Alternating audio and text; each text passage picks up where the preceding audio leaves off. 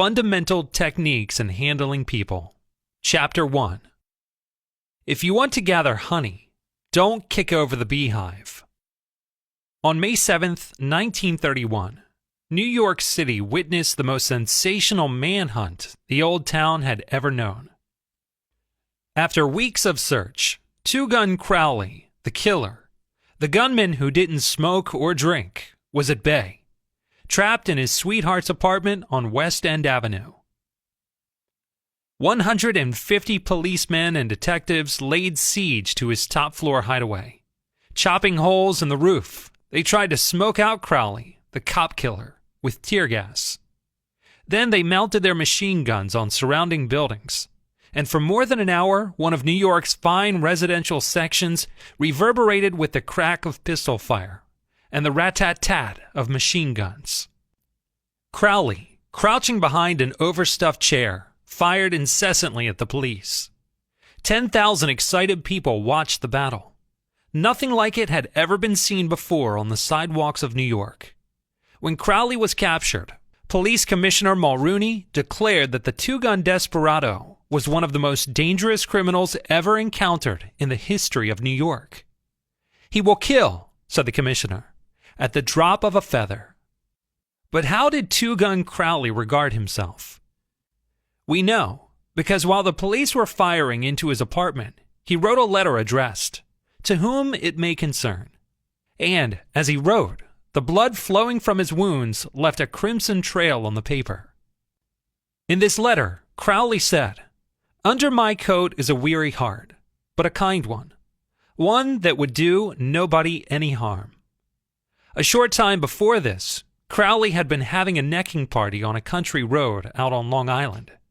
Suddenly, a policeman walked up to the parked car and said, "Let me see your license." Without saying a word, Crowley drew his gun and cut the policeman down with a shower of lead.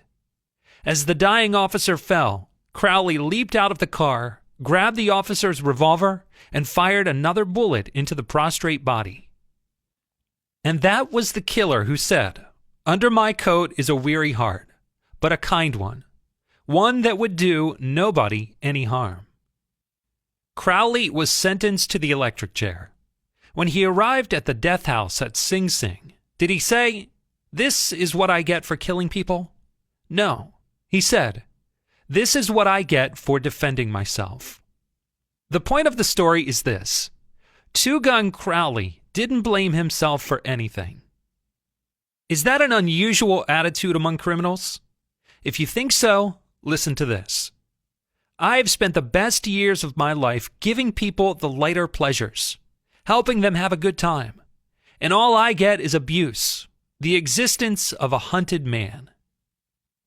That's Al Capone speaking. Yes, America's erstwhile public enemy number one, the most sinister gang leader who ever shot up Chicago. Capone doesn't condemn himself. He actually regards himself as a public benefactor, an unappreciated and misunderstood public benefactor. And so did Dutch Schultz before he crumpled up under gangster bullets in Newark. Dutch Schultz, one of New York's most notorious rats, said in a newspaper interview that he was a public benefactor, and he believed it. I have had some interesting correspondence with Warden Laws of Sing Sing on this subject, and he declares that few of the criminals in Sing Sing regard themselves as bad men. They are just as human as you and I. So they rationalize, they explain. They can tell you why they had to crack a safe or be quick on the trigger finger. Most of them attempt by a form of reasoning, fallacious or logical, to justify their antisocial acts even to themselves, consequently stoutly maintaining that they should never have been imprisoned at all. If Al Capone, Two-Gun Crowley, Dutch Schultz, the desperate men behind prison walls don't blame themselves for anything, what about the people with whom you and I come in contact? The late John Wanamaker once confessed, "I learned 30 years ago that it is foolish to scold. I have enough trouble overcoming my own limitations without fretting over the fact that God has not seen fit to distribute evenly the gift of intelligence." Wanamaker learned this lesson early, But I personally had to blunder through this old world for a third of a century before it even began to dawn upon me that 99 times out of 100, no man ever criticizes himself for anything, no matter how wrong he may be. Criticism is futile because it puts a man on the defensive and usually makes him strive to justify himself. Criticism is dangerous because it wounds a man's precious pride, hurts his sense of importance, and arouses his resentment. The German army won't let a soldier file a complaint and make a criticism immediately after a thing has happened. He has to sleep on his grudge first and cool off. If he files his complaint immediately, he is punished. By the Eternals, there ought to be a law like that in civil life too. A law for whining parents and nagging wives and scolding employers, and the whole obnoxious parade of fault-finders. You will find examples of the futility of criticism bristling on 1,000 pages of history. Take, for example, the famous quarrel between Theodore Roosevelt and President Taft, a quarrel that split the Republican Party, put Woodrow Wilson in the White House, and wrote bold, luminous lines across the World War and altered the flow of history. Let's review the facts quickly. When Theodore Roosevelt stepped out of the White House in 1908, he made Taft president, and then went off to Africa to shoot lions. When he returned, he exploded. He denounced Taft for his conservatism, tried to secure the nomination for a third term himself, formed the Bull Moose Party, and all but demolished the GOP. In the election that followed, William Howard Taft and the Republican Party carried only 2 states, Vermont and Utah. The most disastrous defeat the old party had ever known. Theodore Roosevelt blamed Taft, but did President Taft blame himself? Of course not. With tears in his eyes, Taft said, "I don't see how I could have done any differently from what I have." Who was to blame? Roosevelt or Taft? Frankly, I don't know, and I don't care. The point I'm trying to make is that all of Theodore Roosevelt's criticism didn't persuade Taft that he was wrong. It merely made Taft strive to justify himself and to reiterate with tears in his eyes, "I don't see how I could have done any differently from what I have."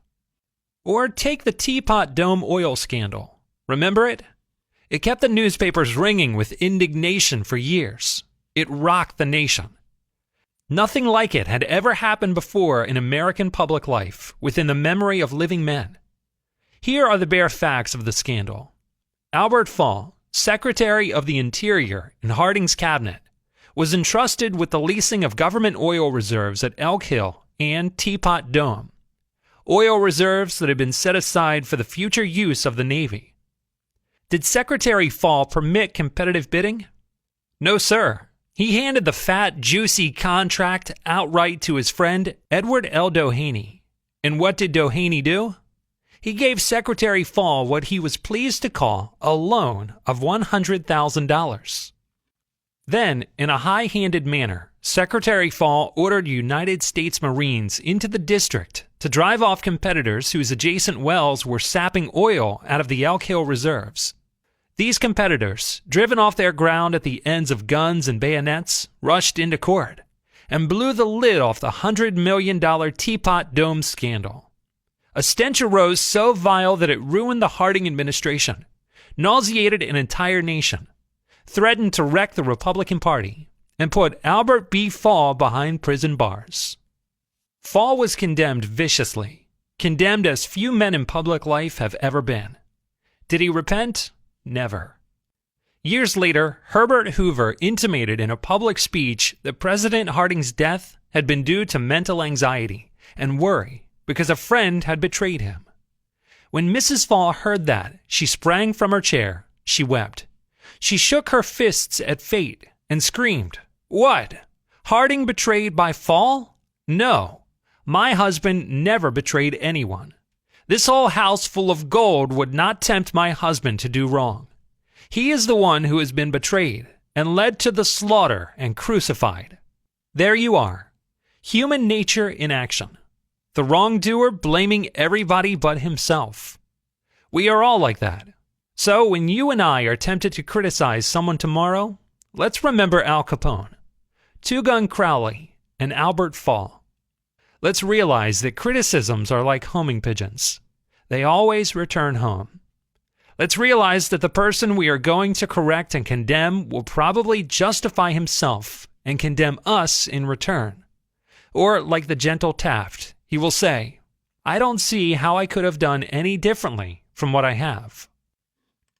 On Saturday morning, April 15th, 1865, Abraham Lincoln lay dying in a hall bedroom of a cheap lodging house directly across the street from Ford's Theater, where Booth had shot him. Lincoln's long body lay stretched diagonally across a sagging bed that was too short for him. A cheap reproduction of Rosa Bonheur's famous painting, The Horse Fair, hung above the bed, and a dismal gas jet flickered yellow light. As Lincoln lay dying, Secretary of War Stanton said, "There lies the most perfect ruler of men that the world has ever seen." What was the secret of Lincoln's success in dealing with men? I studied the life of Abraham Lincoln for 10 years and devoted all of 3 years to writing and rewriting a book entitled Lincoln the Unknown. I believe I have made as detailed and exhaustive a study of Lincoln's personality and home life as it is possible for any human being to make. I made a special study of Lincoln's method of dealing with men. Did he indulge in criticism? Oh yes. As a young man in the Pigeon Creek Valley of Indiana, he not only criticized, but he wrote letters and poems, ridiculing people, and dropped these letters on the country roads where they were sure to be found. One of these letters aroused resentments that burned for a lifetime. Even after Lincoln had become a practicing lawyer in Springfield, Illinois, he attacked his opponents openly in letters published in the newspapers. But he did this just once too often. In the autumn of 1842, he ridiculed a vain, pugnacious Irish politician by the name of James Shields. Lincoln lampooned him through an anonymous letter published in the Springfield Journal. The town roared with laughter. Shields, sensitive and proud, boiled with indignation. He found out who wrote the letter, leaped on his horse, started after Lincoln, and challenged him to fight a duel. Lincoln didn't want to fight. He was opposed to dueling, but he couldn't get out of it and save his honor. He was given the choice of weapons. Since he had very long arms, he chose cavalry broadswords, took lessons in sword fighting from a West Point graduate, and on the appointed day, he and Shields met on a sandbar in the Mississippi River, prepared to fight to the death. But at the last minute, their seconds interrupted and stopped the duel. That was the most lurid personal incident in Lincoln's life. It taught him an invaluable lesson in the art of dealing with people. Never again did he write an insulting letter. Never again did he ridicule anyone. And from that time on, he almost never criticized anybody for anything. Time after time during the Civil War, Lincoln put a new general at the head of the Army of the Potomac, and each one in turn, McClellan, Pope, Burnside, Hooker, Meade, blundered tragically and drove Lincoln to pacing the floor in despair. Half the nation savagely condemned these incompetent generals, but Lincoln, with malice towards none, with charity for all, held his peace. One of his favorite quotations was, "Judge not, that ye be not judged." And when Mrs. Lincoln and others spoke harshly of the Southern people, Lincoln replied, "Don't criticize them. They are just what we would be under similar circumstances." Yet if any man ever had occasion to criticize, surely it was Lincoln. Let's take just one illustration. The Battle of Gettysburg was fought during the first 3 days of July 1863. During the night of July 4th, Lee began to retreat southward while storm clouds deluged the country with rain. When Lee reached the Potomac with his defeated army, he found a swollen, impassable river in front of him, and a victorious Union army behind him. Lee was in a trap. He couldn't escape. Lincoln saw that. Here was a golden, heaven-sent opportunity, the opportunity to capture Lee's army and end the war immediately. So, with a surge of high hope, Lincoln ordered Meade not to call a council of war, but to attack Lee immediately. Lincoln telegraphed his orders and then sent a special messenger to Meade, demanding immediate action. And what did General Meade do? He did the very opposite of what he was told to do. He called a council of war in direct violation of Lincoln's orders. He hesitated. He procrastinated. He telegraphed all manner of excuses. He refused point blank to attack Lee. Finally, the waters receded and Lee escaped over the Potomac with his forces. Lincoln was furious. "What does this mean?" Lincoln cried to his son Robert. "What does this mean? We had them within our grasp, and had only to stretch forth our hands and they were ours. Yet nothing that I could say or do could make the army move.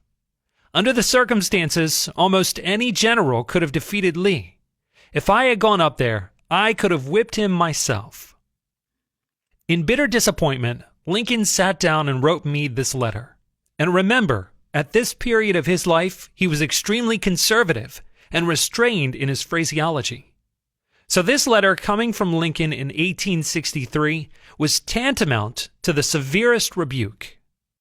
"My dear General, I do not believe you appreciate the magnitude of the misfortune involved in Lee's escape.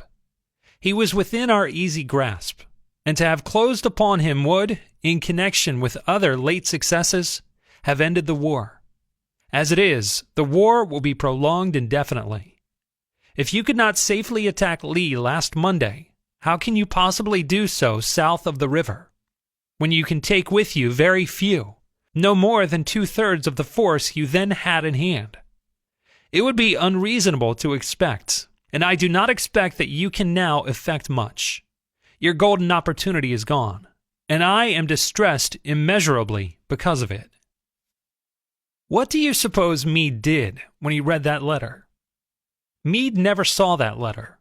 Lincoln never mailed it. It was found among Lincoln's papers after his death. My guess is, and this is only a guess, that after writing that letter, Lincoln looked out of the window and said to himself, "Just a minute, maybe I ought not to be so hasty. It is easy enough for me to sit here in the quiet of the White House and order Meade to attack. But if I had been up at Gettysburg, and if I had seen as much blood as Meade has seen during the last week, and if my ears had been pierced with the screams and shrieks of the wounded and dying, maybe I wouldn't be so anxious to attack either. If I had Meade's timid temperament, perhaps I would have done just what he has done. Anyhow, it is water under the bridge now. If I send this letter, it will relieve my feelings, but it will make Meade try to justify himself. It will make him condemn me. It will arouse hard feelings, impair all his further usefulness as a commander, and perhaps force him to resign from the army." So, as I have already said, Lincoln put the letter aside, for he had learned by bitter experience that sharp criticisms and rebukes almost invariably end in futility. Theodore Roosevelt said that when he, as president, was confronted by some perplexing problem, he used to lean back and look up at a large painting of Lincoln that hung above his desk in the White House and ask himself, "What would Lincoln do if he were in my shoes? How would he solve this problem?" The next time we are tempted to give somebody "Hail Columbia," let's pull a $5 bill out of your pocket, look at Lincoln's picture on the bill, and ask, how would Lincoln handle this problem if he had it? Do you know someone you would like to change and regulate and improve? Good, that is fine.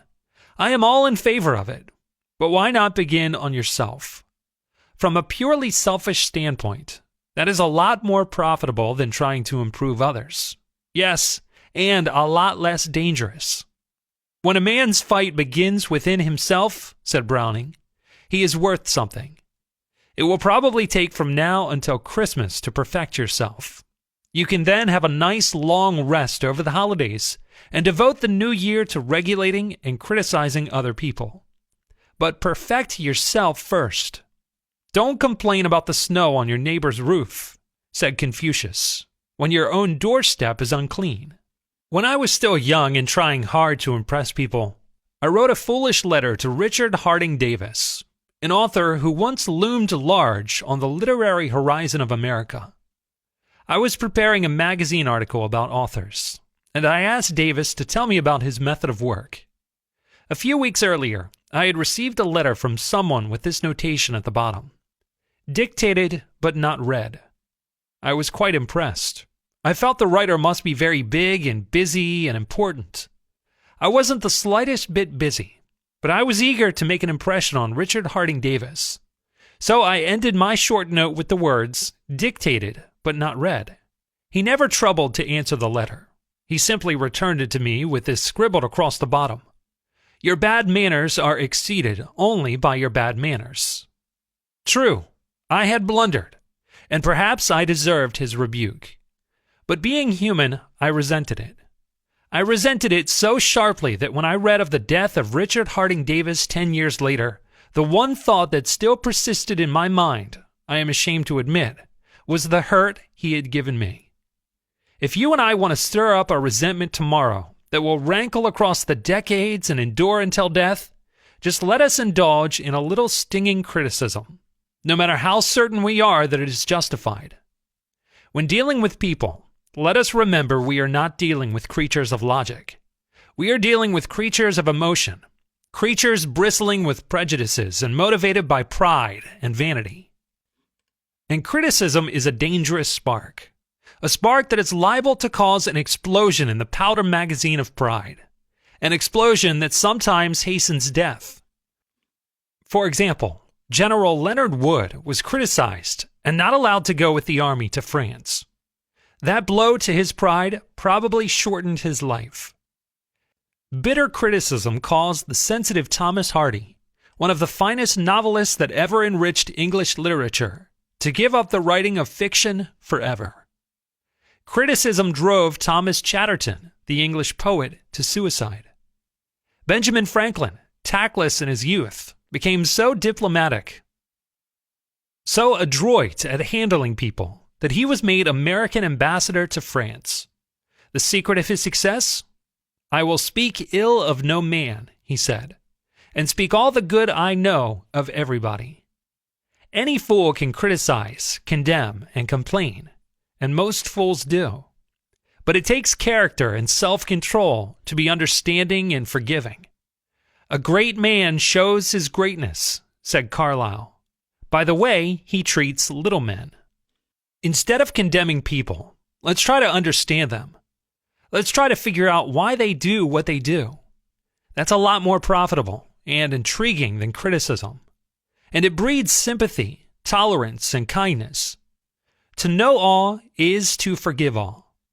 As Dr. Johnson said, God himself, sir, does not propose to judge man until the end of his days. Why should you and I? Chapter 2. The Big Secret of Dealing with People. There is only one way under high heaven to get anybody to do anything. Did you ever stop to think of that? Yes, just one way, and that is by making the other person want to do it. Remember, there is no other way. Of course, you can make a man want to give you his watch by sticking a revolver in his ribs. You can make an employee give you cooperation until your back is turned by threatening to fire him. You can make a child do what you want it to do by a whip or a threat. But these crude methods have sharply undesirable repercussions. The only way I can get you to do anything is by giving you what you want. What do you want? The famous Dr. Sigmund Freud of Vienna, one of the most distinguished psychologists of the 20th century, says that everything you and I do springs from two motives: the sex urge and the desire to be great. Professor John Dewey, America's most profound philosopher, phrases it a bit differently. Dr. Dewey says the deepest urge in human nature is the desire to be important. Remember that phrase, the desire to be important. It is significant. You are going to hear a lot about it in this book. What do you want?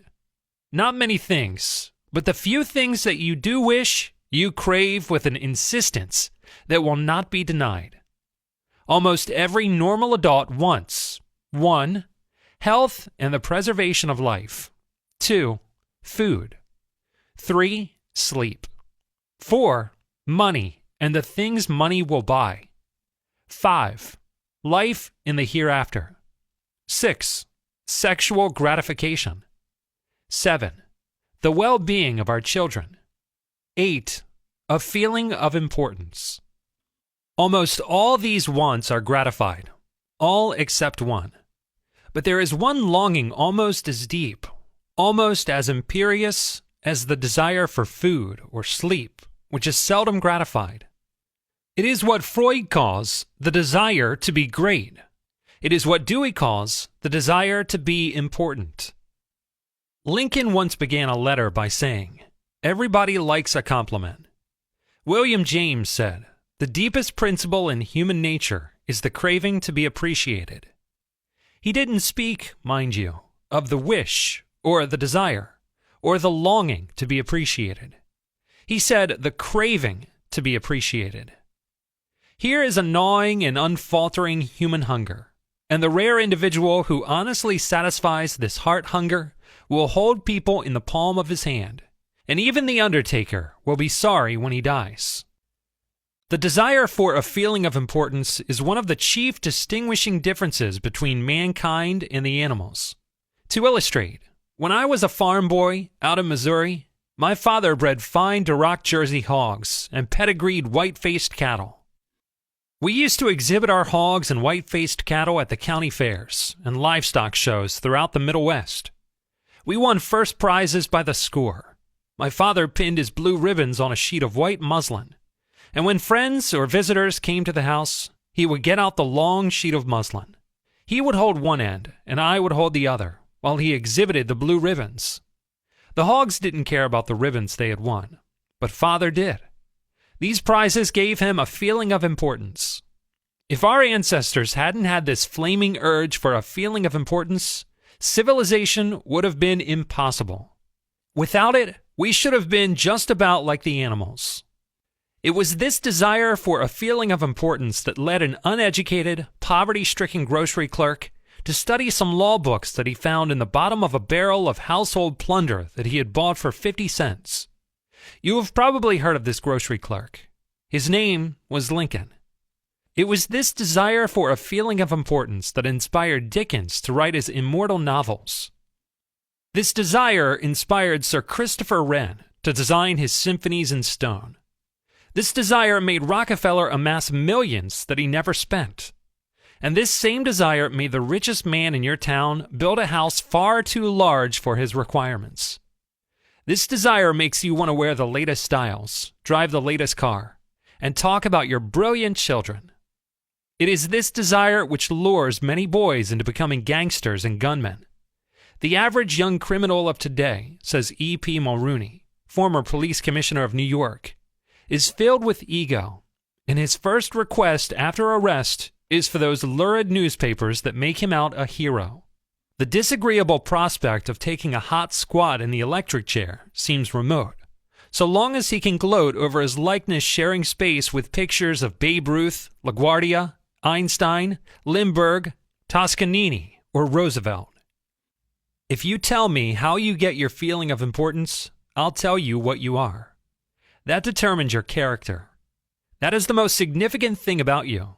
For example, John D. Rockefeller gets his feeling of importance by giving money to erect a modern hospital in Peking, China, to care for millions of poor people whom he has never seen and never will see.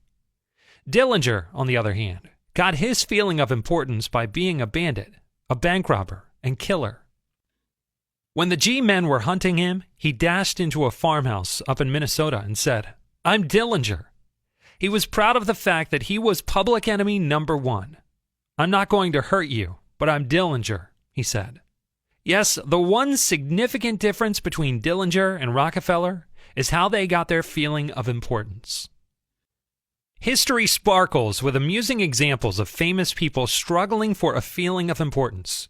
Even George Washington wanted to be called His Mightiness, the President of the United States. And Columbus pleaded for the title Admiral of the Ocean and Viceroy of India.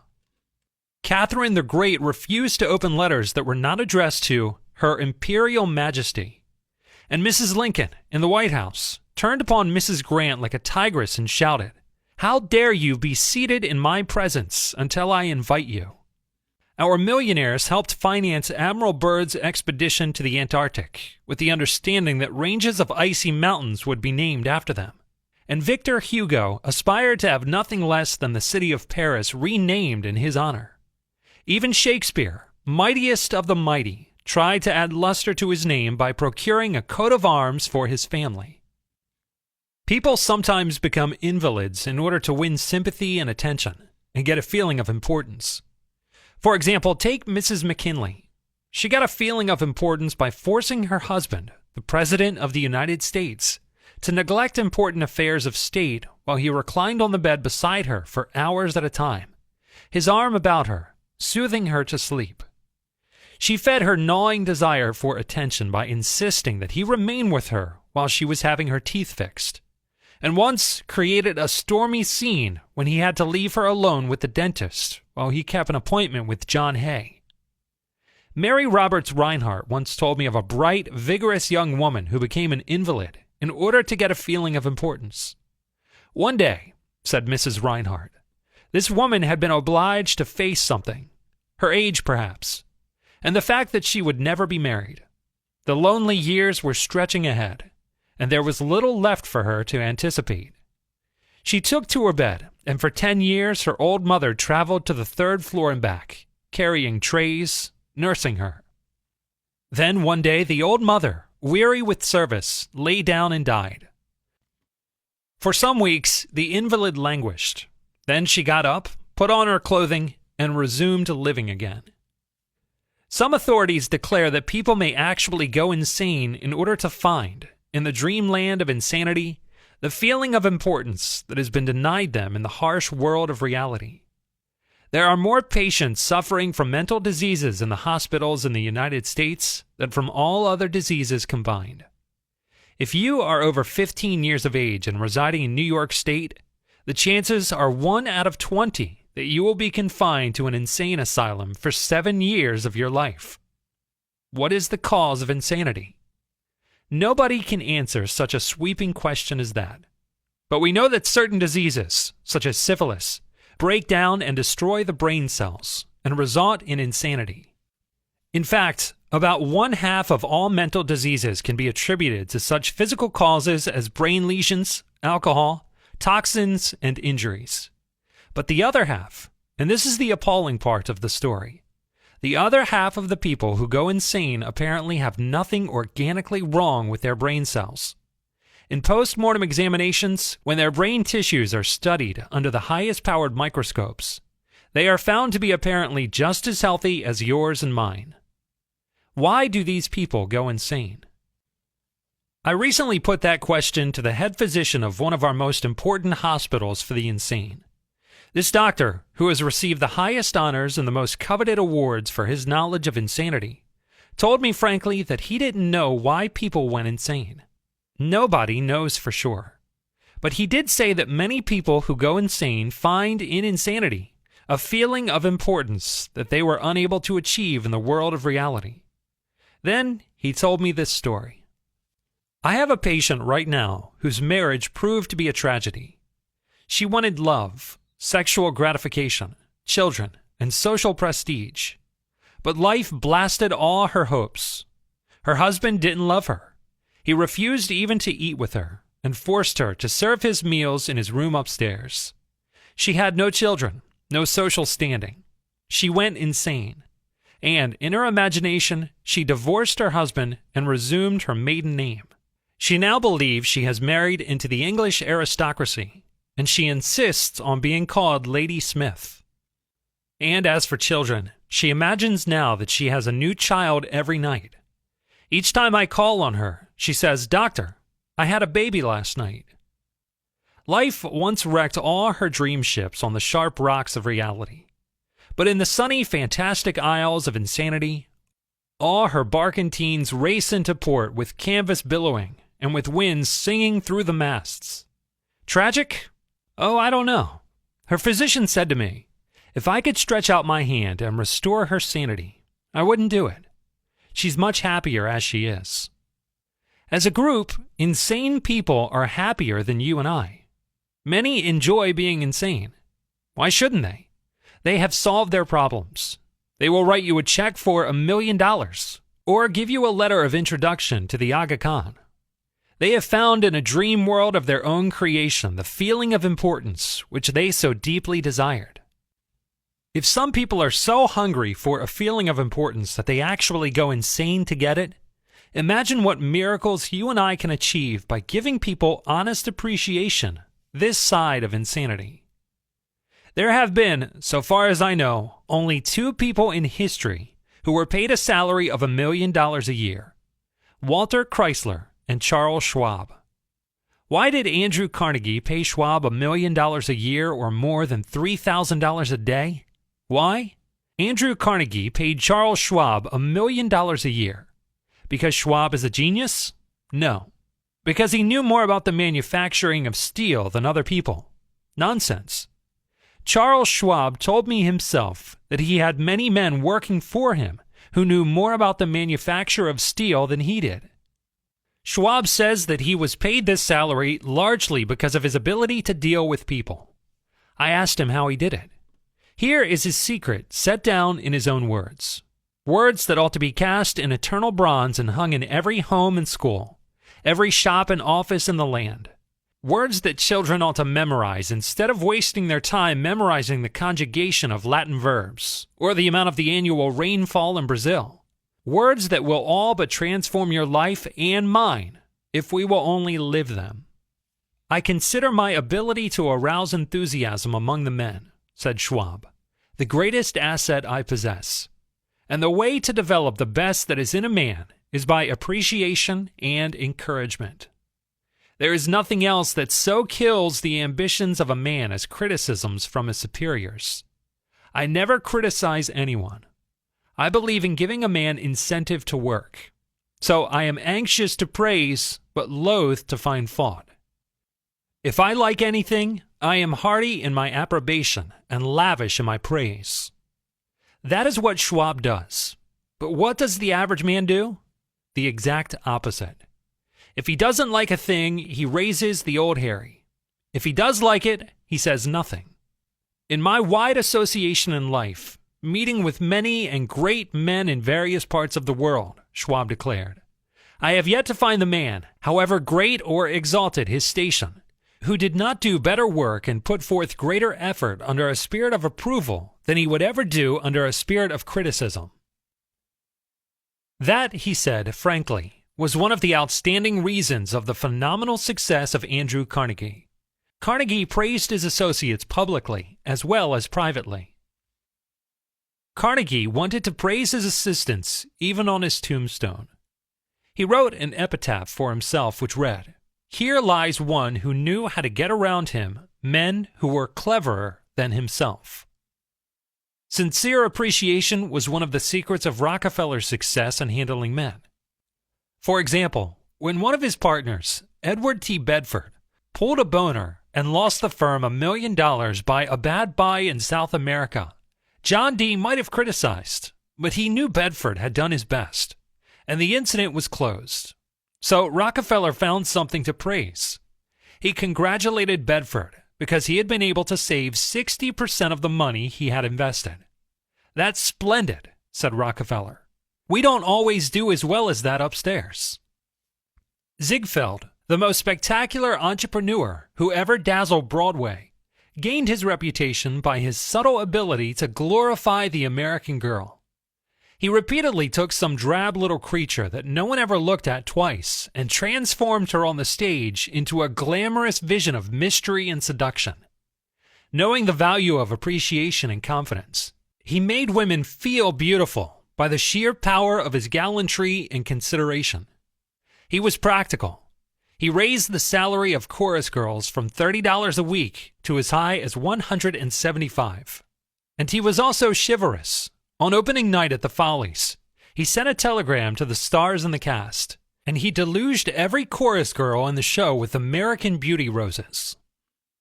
I once succumbed to the fad of fasting and went for 6 days and nights without eating. It wasn't difficult. I was less hungry at the end of the 6th day than I was at the end of the 2nd. Yet I know and you know People who would think they had committed a crime if they let their families or employees go for 6 days without food. But they will let them go for 6 days and 6 weeks and sometimes 60 years without giving them the hearty appreciation that they crave almost as much as they crave food. When Alfred Lunt played the stellar role in Reunion in Vienna, he said, "There is nothing I need so much as nourishment for my self-esteem." We nourish the bodies of our children and friends and employees, but how seldom do we nourish their self-esteem? We provide them with roast beef and potatoes to build energy, but we neglect to give them kind words of appreciation that would sing in their memories for years like the music of the morning stars. Some readers are saying right now as they read these lines, "Old stuff, soft soap, bear oil, flattery. I've tried that stuff. It doesn't work. Not with intelligent people." Of course, flattery seldom works with discerning people. It is shallow, selfish, and insincere. It ought to fail, and it usually does.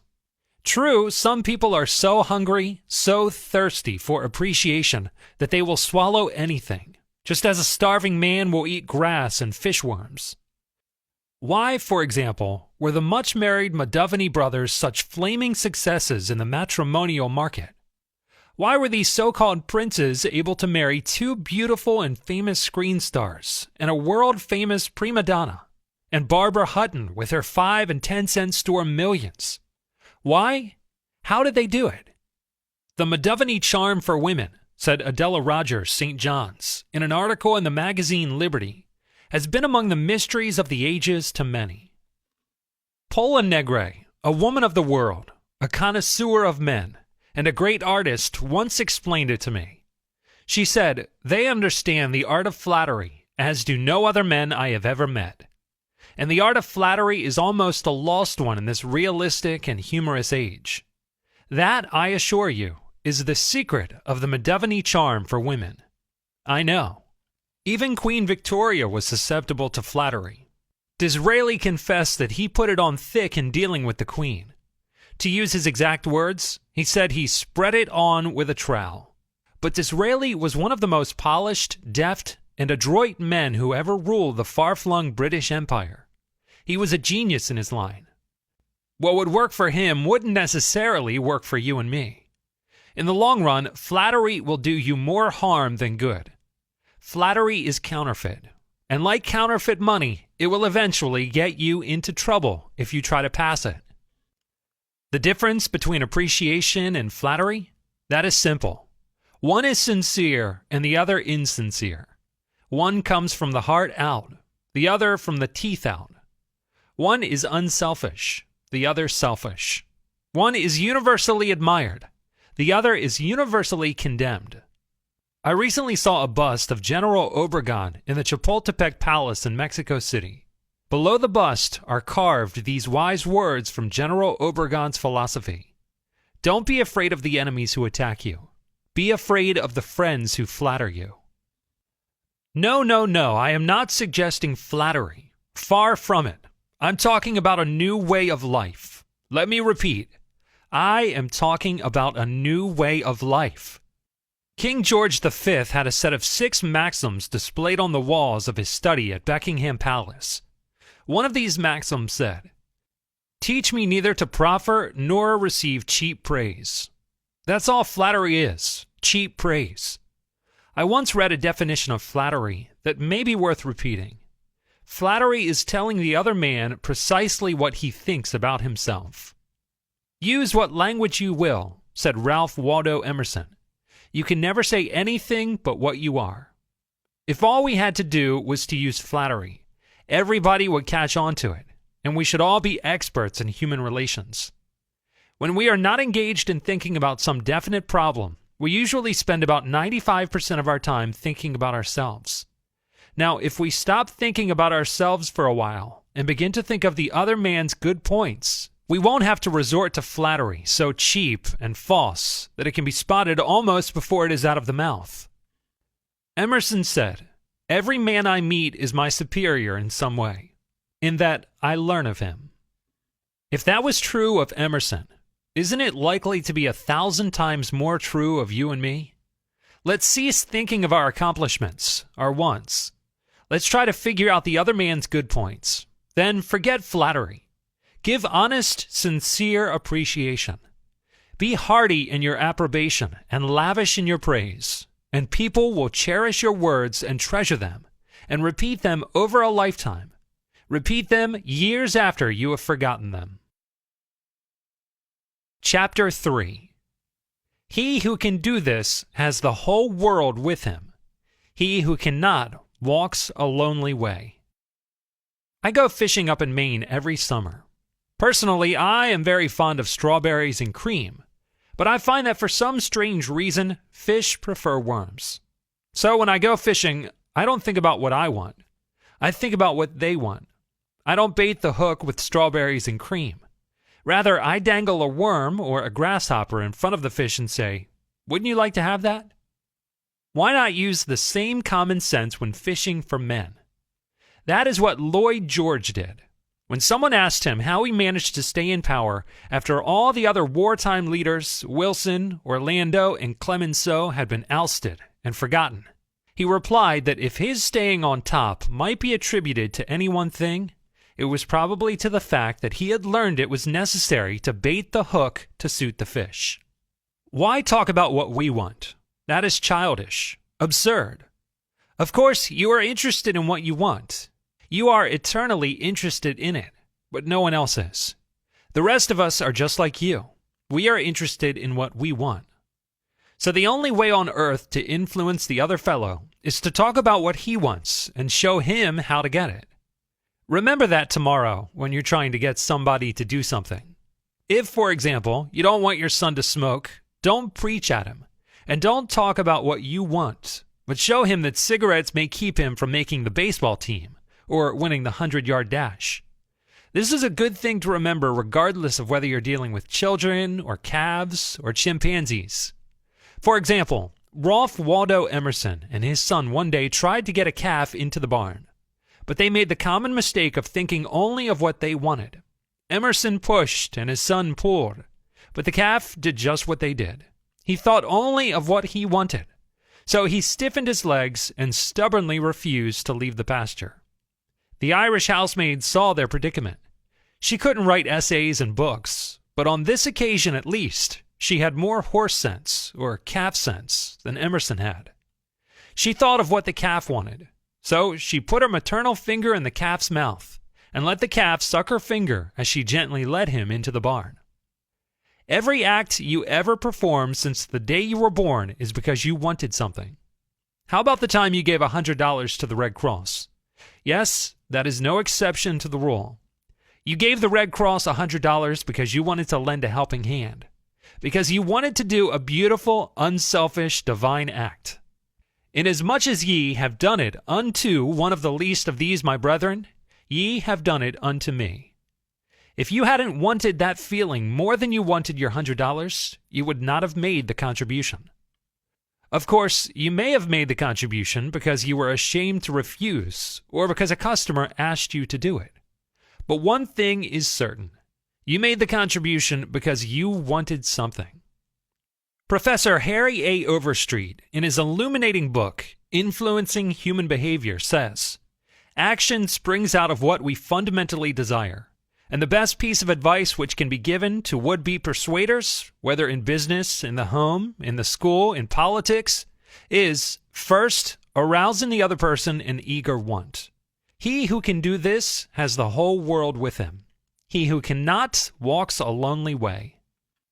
Andrew Carnegie, the poverty-stricken Scotch lad who started to work at 2 cents an hour and finally gave away $365 million, he learned early in life that the only way to influence people is to talk in terms of what the other person wants.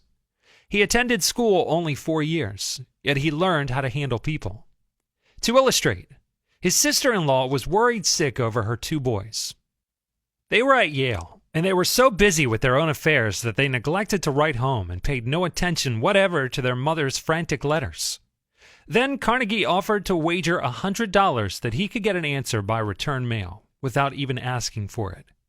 Someone called his bet, so he wrote his nephews a chatty letter, mentioning casually in a postscript that he was sending each one a $5 bill. He neglected, however, to enclose the money. Back came replies by return mail thanking dear Uncle Andrew for his kind note. And you can finish the sentence yourself. Tomorrow, you will want to persuade somebody to do something. Before you speak, pause and ask, how can I make him want to do it? That question will stop us from rushing in heedlessly to see people with futile chatter about our desires. I rent the grand ballroom of a certain New York hotel for 20 nights in each season in order to hold a series of lectures. At the beginning of one season, I was suddenly informed that I should have to pay almost 3 times as much rent as formerly. This news reached me after the tickets had been printed and distributed and all announcements had been made. Naturally, I didn't want to pay the increase, but what was the use of talking to the hotel about what I wanted? They were interested only in what they wanted. So a couple of days later, I went in to see the manager. I was a bit shocked when I got your letter, I said, but I don't blame you at all. If I had been in your position, I should probably have written a similar letter to myself. Your duty as the manager of this hotel is to make all the profit possible. If you don't do that, you will be fired, and you ought to be fired. Now, let's take a piece of paper and write down the advantages and the disadvantages that will accrue to you if you insist on this increase in rent. Then I took a letterhead and ran a line through the center and headed one column advantages and the other column disadvantages. I wrote down under the head of advantages these words, ballroom free. Then I went on to say, you will have the advantage of having the ballroom free to rent for dances and conventions. That is a big advantage, for affairs like that will pay you much more than you can get from a series of lectures. If I tie your ballroom up for 20 nights during the course of the season, it is sure to mean a loss of some very profitable business to you. Now, let's consider the disadvantages. First, instead of increasing your income from me, you're going to decrease it. In fact, you're going to wipe it out, because I cannot pay the rent you are asking. I shall be forced to hold these lectures at some other place. There's another disadvantage to you also. These lectures attract crowds of educated and cultured people to your hotel. That is good advertising for you, isn't it? In fact, if you spent $5,000 advertising in the newspapers, you couldn't bring as many people to look at your hotel as I can bring by these lectures. That is worth a lot to a hotel, isn't it? As I talked, I wrote these 2 disadvantages under the proper heading and handed the sheet of paper to the manager, saying, I wish you would carefully consider both the advantages and disadvantages that are going to accrue to you, and then give me your final decision. I received a letter the next day, informing me that my rent would be increased only 50% instead of 300%. Mind you, I got this reduction without saying a word about what I wanted. I talked all the time about what the other person wanted, and how he could get it. Suppose I had done the human, natural thing. Suppose I had stormed into his office and said, what do you mean by raising my rent 300% when you know the tickets have been printed and the announcements made? 300%! Ridiculous! Absurd! I won't pay it! What would have happened then? An argument would have begun to steam and boil and sputter, and you know how arguments end. Even if I had convinced him that he was wrong, his pride would have made it difficult for him to back down and give in. Here is one of the best bits of advice ever given about the fine art of human relationships. If there is any one secret of success, said Henry Ford, it lies in the ability to get the other person's point of view and see things from his angle as well as from your own. That is so good, I want to repeat it. If there is any one secret of success, it lies in the ability to get the other person's point of view and see things from his angle as well as from your own. That is so simple, so obvious, that anyone ought to see the truth of it at a glance. Yet 90% of the people on this earth ignore it 90% of the time. An example? Look at the letters that come across your desk tomorrow morning, and you will find that most of them violate this high canon of common sense. Take this one, a letter written by the head of the radio department of an advertising agency, with offices scattered across the continent. This letter was sent to the managers of local radio stations throughout the country. I have set down, in parentheses, my reactions to each paragraph. Mr. John Blank, Blankville, Indiana. Dear Mr. Blank, the company desires to retain its position in advertising agency leadership in the radio field. Who cares about what your company desires? I'm not worried about my own problems. The bank is foreclosing the mortgage on my house. The bugs are destroying the hollyhocks. The stock market tumbled yesterday. I missed the 8:15 this morning. I wasn't invited to the Joneses' dance last night. The doctor tells me I have high blood pressure and neuritis and dandruff. And then what happens? I come down to my office this morning worried, open my mail, and here is some little whippersnapper off in New York yapping about what his company wants. Bah! If he only realized what sort of impression his letter makes, he would get out of the advertising business and start manufacturing sheep dip. This agency's national advertising accounts were bulwark of the first network. Our subsequent clearances of station time have kept us at the top of agencies year after year. You are big and rich and right at the top, are you? So what? I don't give two hoops in Hades. If you're as big as General Motors and General Electric and the general staff of the U.S. Army all combined, if you had as much sense as a half-witted hummingbird, you would realize that I am interested in how big I am, not how big you are. All this talk about your enormous success makes me feel small and unimportant. We desire to service our accounts with the last word on radio station information. You desire? You desire? You unmitigated ass. I'm not interested in what you desire, or what Mussolini desires, or what Bing Crosby desires. Let me tell you once and for all that I am interested in what I desire, and you haven't said a word about that yet in this absurd letter of yours. Will you, therefore, put the company on your preferred list of weekly station information? Every single detail that will be useful to an agency in an intelligently booking time. Preferred list? You have your nerve. You make me feel insignificant by your big talk about your company. And then you ask me to put you on a preferred list. And you don't even say please when you ask it. A prompt acknowledgement of this letter, giving us your latest doings, will be mutually helpful. You fool. You mail me a cheap, multi-graphed letter, a form letter scattered far and wide like the autumn leaves, and you have the gall to ask me when I'm worried about the mortgage and the hollyhocks and my blood pressure to sit down and dictate a personal note acknowledging your multi-graphed form letter. And you ask me to do it promptly. What do you mean promptly? Don't you know I am just as busy as you are? Or at least I like to think I am. And while we're on that subject, who gave you the lordly right to order me around? You say it will be mutually helpful. At last, you have begun to see my viewpoint, but you are vague about how it will be to my advantage. Very truly yours, John Blank, Manager, Radio Department. P.S. The enclosed reprint from the Blankville Journal will be of interest to you, and you may want to broadcast it over your station.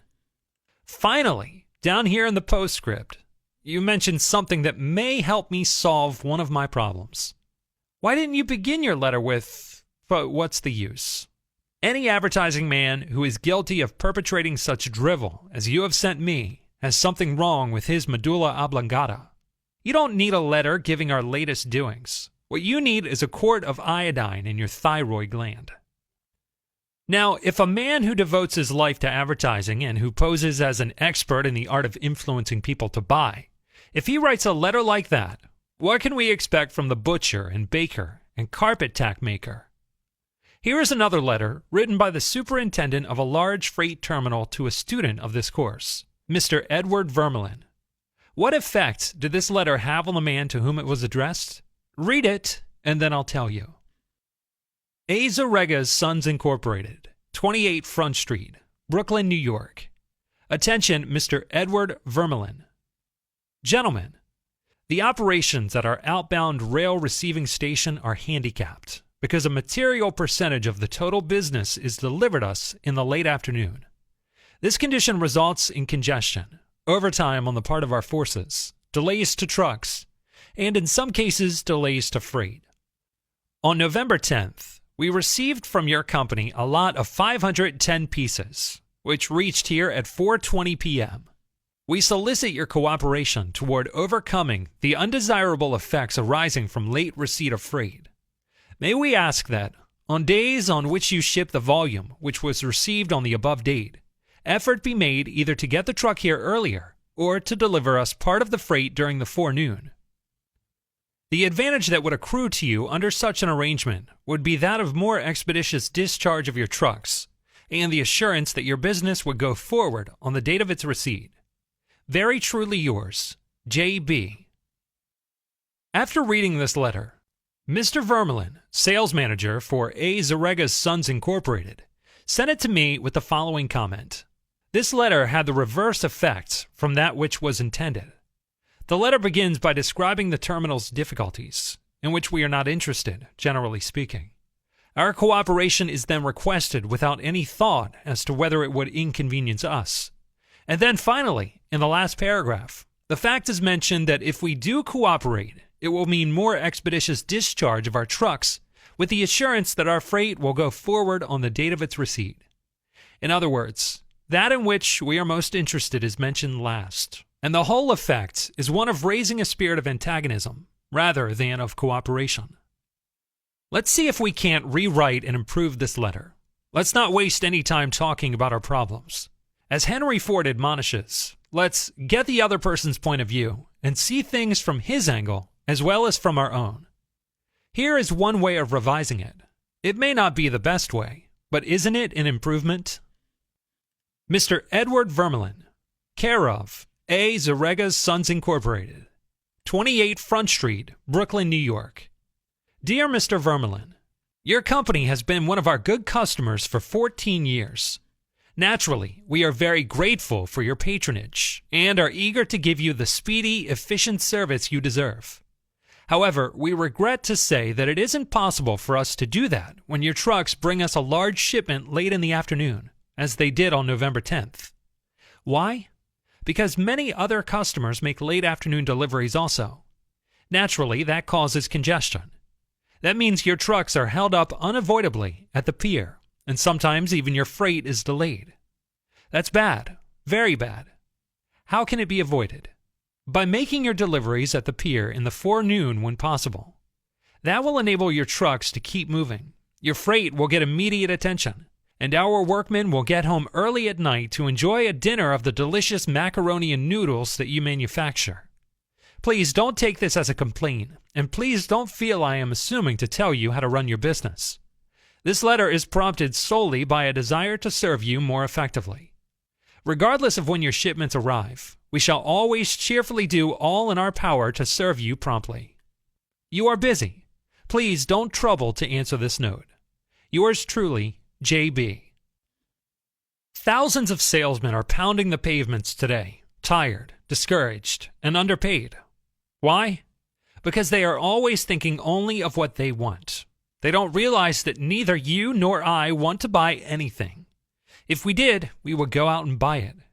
But both of us are eternally interested in solving our problems. And if a salesman can show us how his services or his merchandise will help us solve our problems, he won't need to sell us. We'll buy.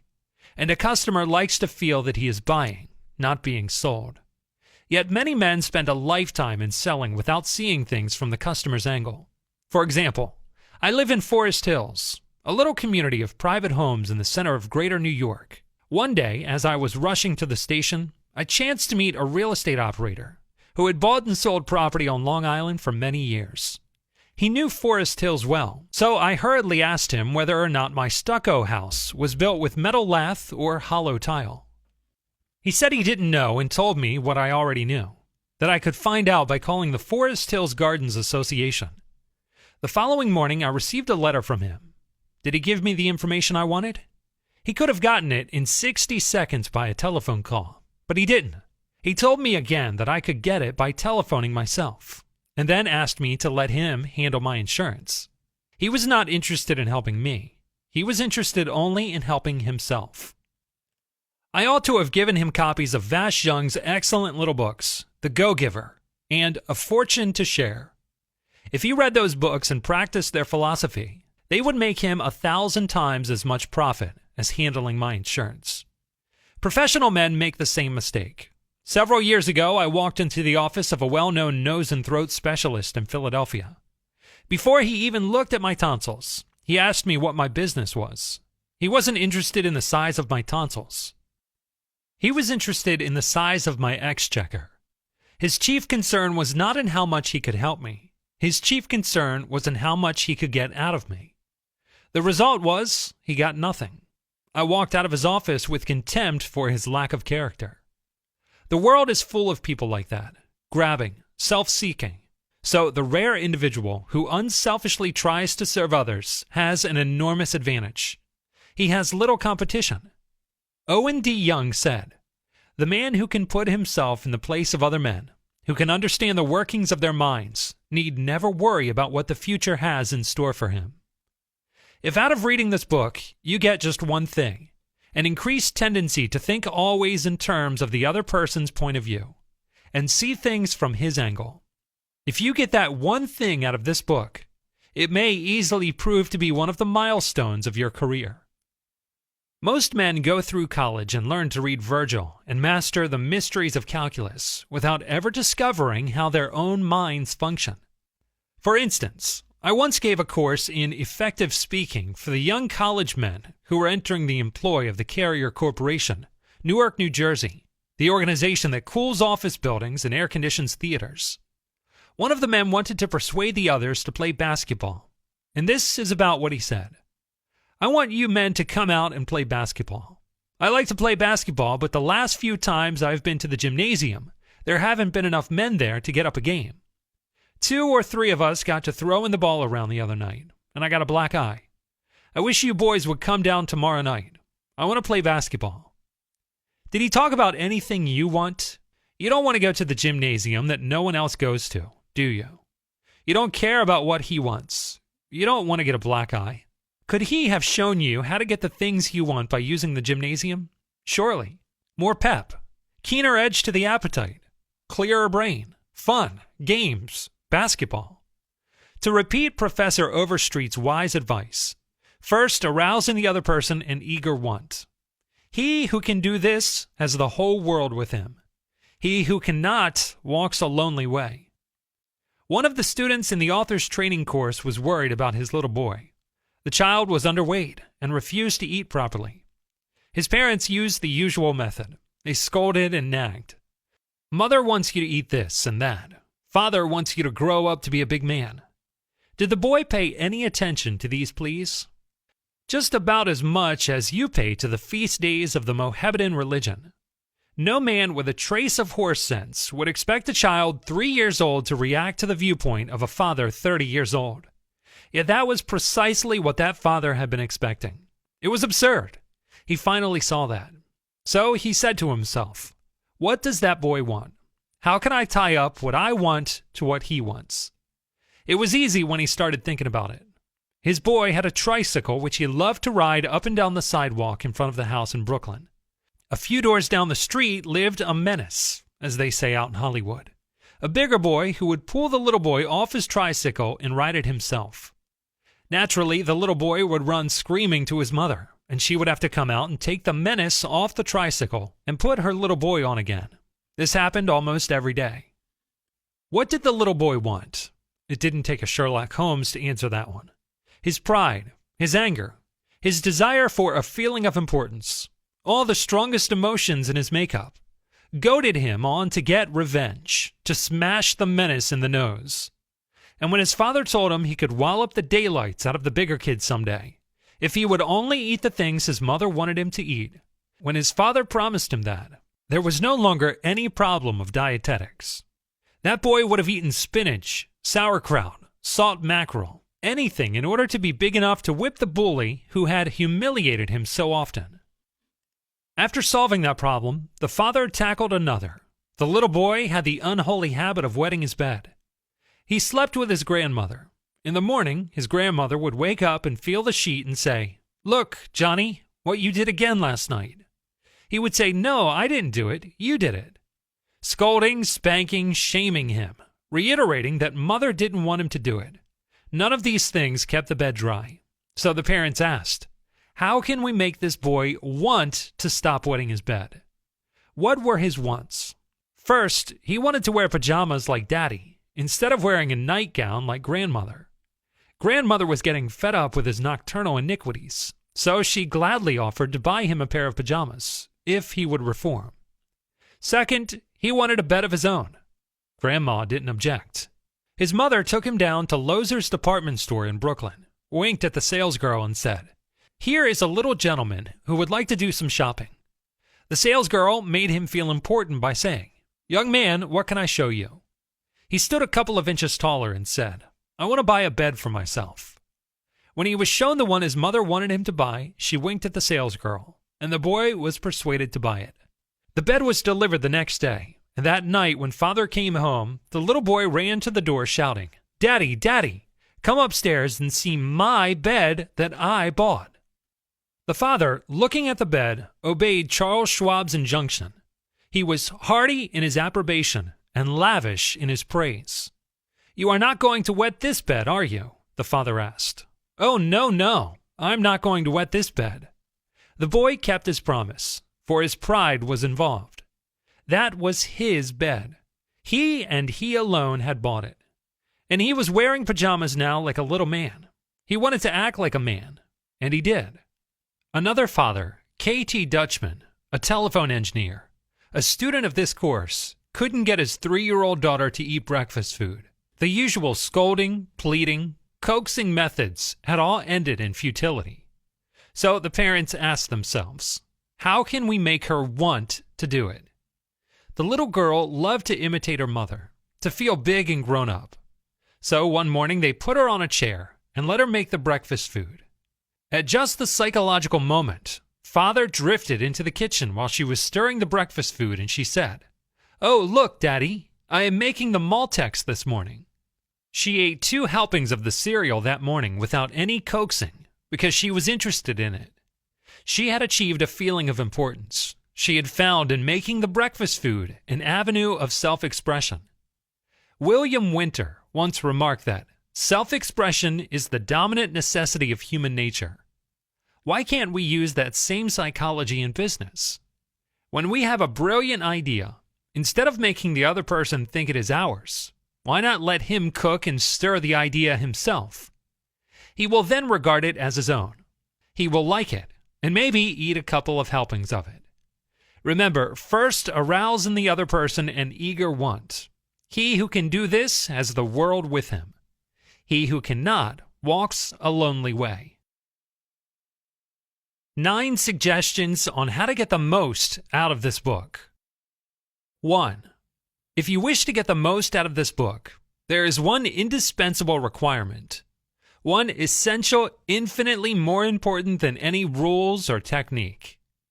Unless you have this one fundamental requisite, 1,000 rules on how to study will avail little. But if you do have this cardinal endowment, then you can achieve wonders without reading any suggestions for getting the most out of a book. What is this magic requirement? Just this: a deep, driving desire to learn, a vigorous determination to increase your ability to deal with people.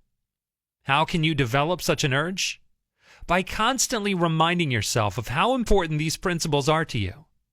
Picture to yourself how their mastery will aid you in your race for richer social and financial rewards.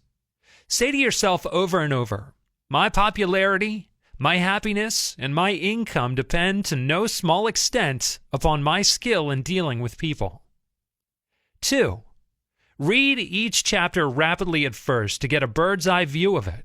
You will probably be tempted then to rush on to the next one, but don't, unless you are reading merely for entertainment.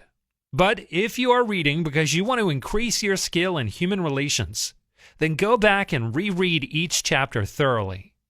In the long run, this will mean saving time and getting results. 3. Stop frequently in your reading to think over what you are reading. Ask yourself just how and when you can apply each suggestion. That kind of reading will aid you far more than racing ahead like a whippet chasing a rabbit. 4. Read with a red crayon, pencil, or fountain pen in your hand. And when you come across a suggestion that you feel you can use, draw a line beside it. If it is a 4-star suggestion, then underscore every sentence, or mark it with XXXX. Marking and underscoring a book make it more interesting and far easier to review rapidly. 5. I know a man who has been office manager for a large insurance concern for 15 years. He reads every month all the insurance contracts his company issues. Yes, he reads the same contracts over month after month, year after year. Why? Because experience has taught him that is the only way he can keep their provisions clearly in mind. I once spent almost 2 years writing a book on public speaking, and yet I find I have to keep going back over it from time to time in order to remember what I wrote in my own book. The rapidity with which we forget is astonishing. So if you want to get a real, lasting benefit out of this book, don't imagine that skimming through it once will suffice. After reading it thoroughly, you ought to spend a few hours reviewing it every month. Keep it on your desk in front of you every day. Glance through it often. Keep constantly impressing yourself with the rich possibilities for improvement that still lie in the offing. Remember that the use of these principles can be made habitual and unconscious only by a constant and vigorous campaign of review and application. There is no other way. 6. Bernard Shaw once remarked, "If you teach a man anything, he will never learn." Shaw was right. Learning is an active process. We learn by doing. So if you desire to master the principles you are studying in this book, do something about them. Apply these rules at every opportunity. If you don't, you will forget them quickly. Only knowledge that is used sticks in your mind. You will probably find it difficult to apply these suggestions all the time.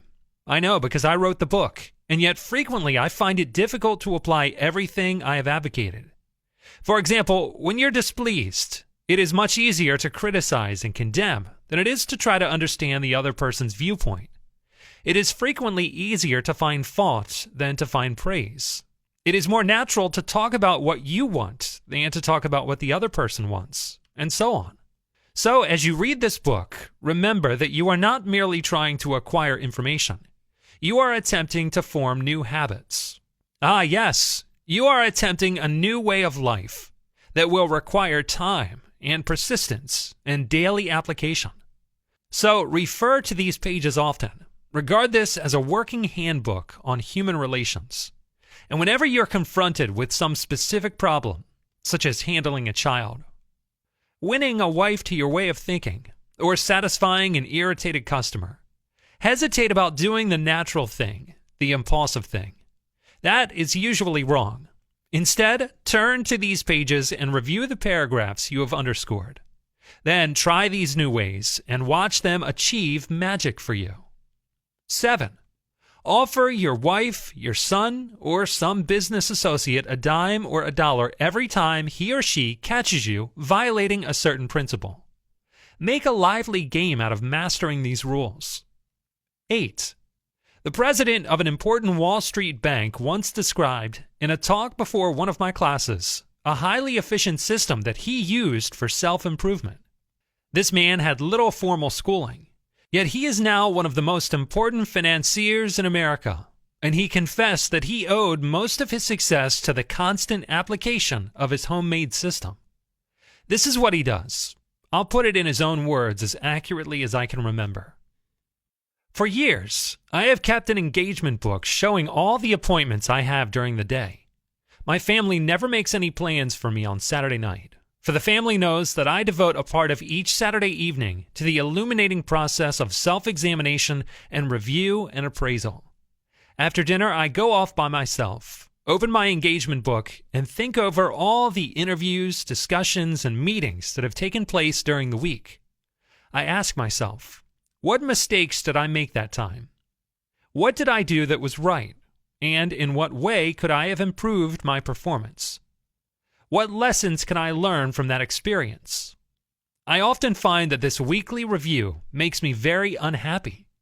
I am frequently astonished at my own blunders. Of course, as the years have gone by, these blunders have become less frequent. Sometimes now I am inclined to pat myself on the back a little after one of these sessions.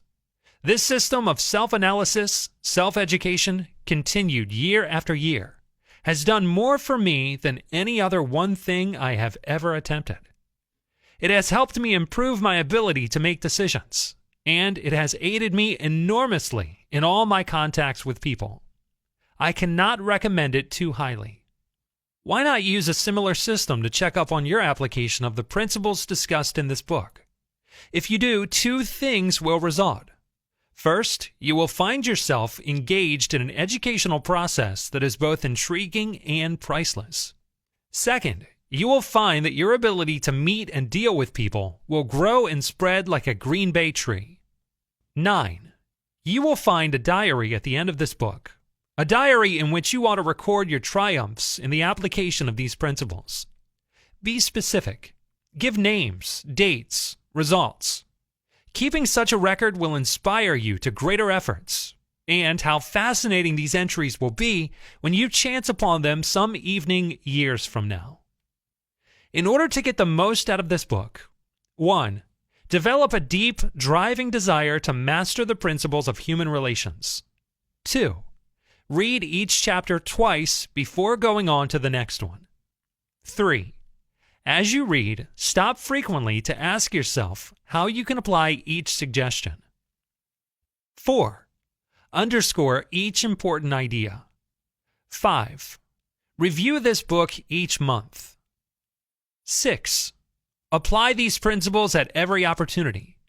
Use this volume as a working handbook to help you solve your daily problems. 7. Make a lively game out of your learning by offering some friend a dime or $1 every time he catches you violating one of the principles. 8. Check up each week on the progress you are making. Ask yourself what mistakes you have made, what improvement, what lessons you have learned for the future. 9. Keep a diary in the back of this book showing how and when you have applied these principles. Part 2. 6 ways to make people like you. Chapter 1. Do this, and you'll be welcome anywhere. Why read this book to find out how to win friends? Why not study the technique of the greatest winner of friends the world has ever known? Who is he? You may meet him tomorrow coming down the street. When you get within 10 feet of him, he will begin to wag his tail. If you stop and pat him, he will almost jump out of his skin to show you how much he likes you. And you know that behind this show of affection on his part, there are no ulterior motives. He doesn't want to sell you any real estate, and he doesn't want to marry you. Did you ever stop to think that a dog is the only animal that doesn't have to work for a living? A hen has to lay eggs, a cow has to give milk, and a canary has to sing. But a dog makes his living by giving you nothing but love. When I was 5 years old, my father bought a little yellow-haired pup for 50 cents. He was the light and joy of my childhood. Every afternoon about 4:30, he would sit in the front yard with his beautiful eyes staring steadfastly at the path. And as soon as he heard my voice or saw me swinging my dinner pail through the buckbrush, he was off like a shot, racing breathlessly up the hill to greet me with leaps of joy and barks of sheer ecstasy. Tippy was my constant companion for 5 years. Then, one tragic night, I shall never forget it, he was killed within 10 feet of my head. Killed by lightning. Tippy's death was the tragedy of my boyhood. You never read a book on psychology, Tippy. You didn't need to. You knew by some divine instinct that one can make more friends in 2 months by becoming genuinely interested in other people than one can in 2 years by trying to get other people interested in him. Let me repeat that. You can make more friends in 2 months by becoming interested in other people than you can in 2 years by trying to get other people interested in you. Yet I know and you know people who blunder through life trying to wigwag other people into becoming interested in them. Of course, it doesn't work. People are not interested in you. They are not interested in me. They are interested in themselves, morning, noon, and after dinner. The New York Telephone Company made a detailed study of telephone conversations to find out which word is the most frequently used. You've guessed it. It is the personal pronoun I. I. I. It was used 3,990 times in 500 telephone conversations. I. When you see a group photograph that you're in, whose picture do you look for first? If you think people are interested in you, answer this question. If you died tonight, how many people would come to your funeral? Why should people be interested in you unless you are first interested in them? Reach for your pencil now and write your reply here. If we merely try to impress people and get people interested in us, we will never have many true, sincere friends. Friends, real friends, are not made that way. Napoleon tried it, and in his last meeting with Josephine, he said, "Josephine, I have been as fortunate as any man ever was on this earth, and yet at this hour, you are the only person in the world on whom I can rely." And historians doubt whether he could rely even on her. The late Alfred Adler, the famous Viennese psychologist, wrote a book entitled What Life Should Mean to You. In that book he says, "It is the individual who is not interested in his fellow men who has the greatest difficulties in life and provides the greatest injury to others. It is from among such individuals that all human failures spring." You may read scores of erudite tomes on psychology without coming across a statement more significant for you and for me. I dislike repetition, but Adler's statement is so rich with meaning that I am going to repeat it in italics. It is the individual who is not interested in his fellow men who has the greatest difficulties in life and provides the greatest injury to others. It is from among such individuals that all human failures spring. I once took a course in short story writing at New York University, and during that course, the editor of Collier's talked to our class. He said he could pick up any one of the dozens of stories that drifted across his desk every day, and after reading a few paragraphs, he could feel whether or not the author liked people. If the author doesn't like people, he said, people won't like his stories. This hard-boiled editor stopped twice in the course of his talk on fiction writing and apologized for preaching a sermon. "I am telling you," he said, "the same things your preacher would tell you. But remember, you have to be interested in people if you want to be a successful writer of stories." If that is true of writing fiction, you can be sure it is trebly true of dealing with people face to face.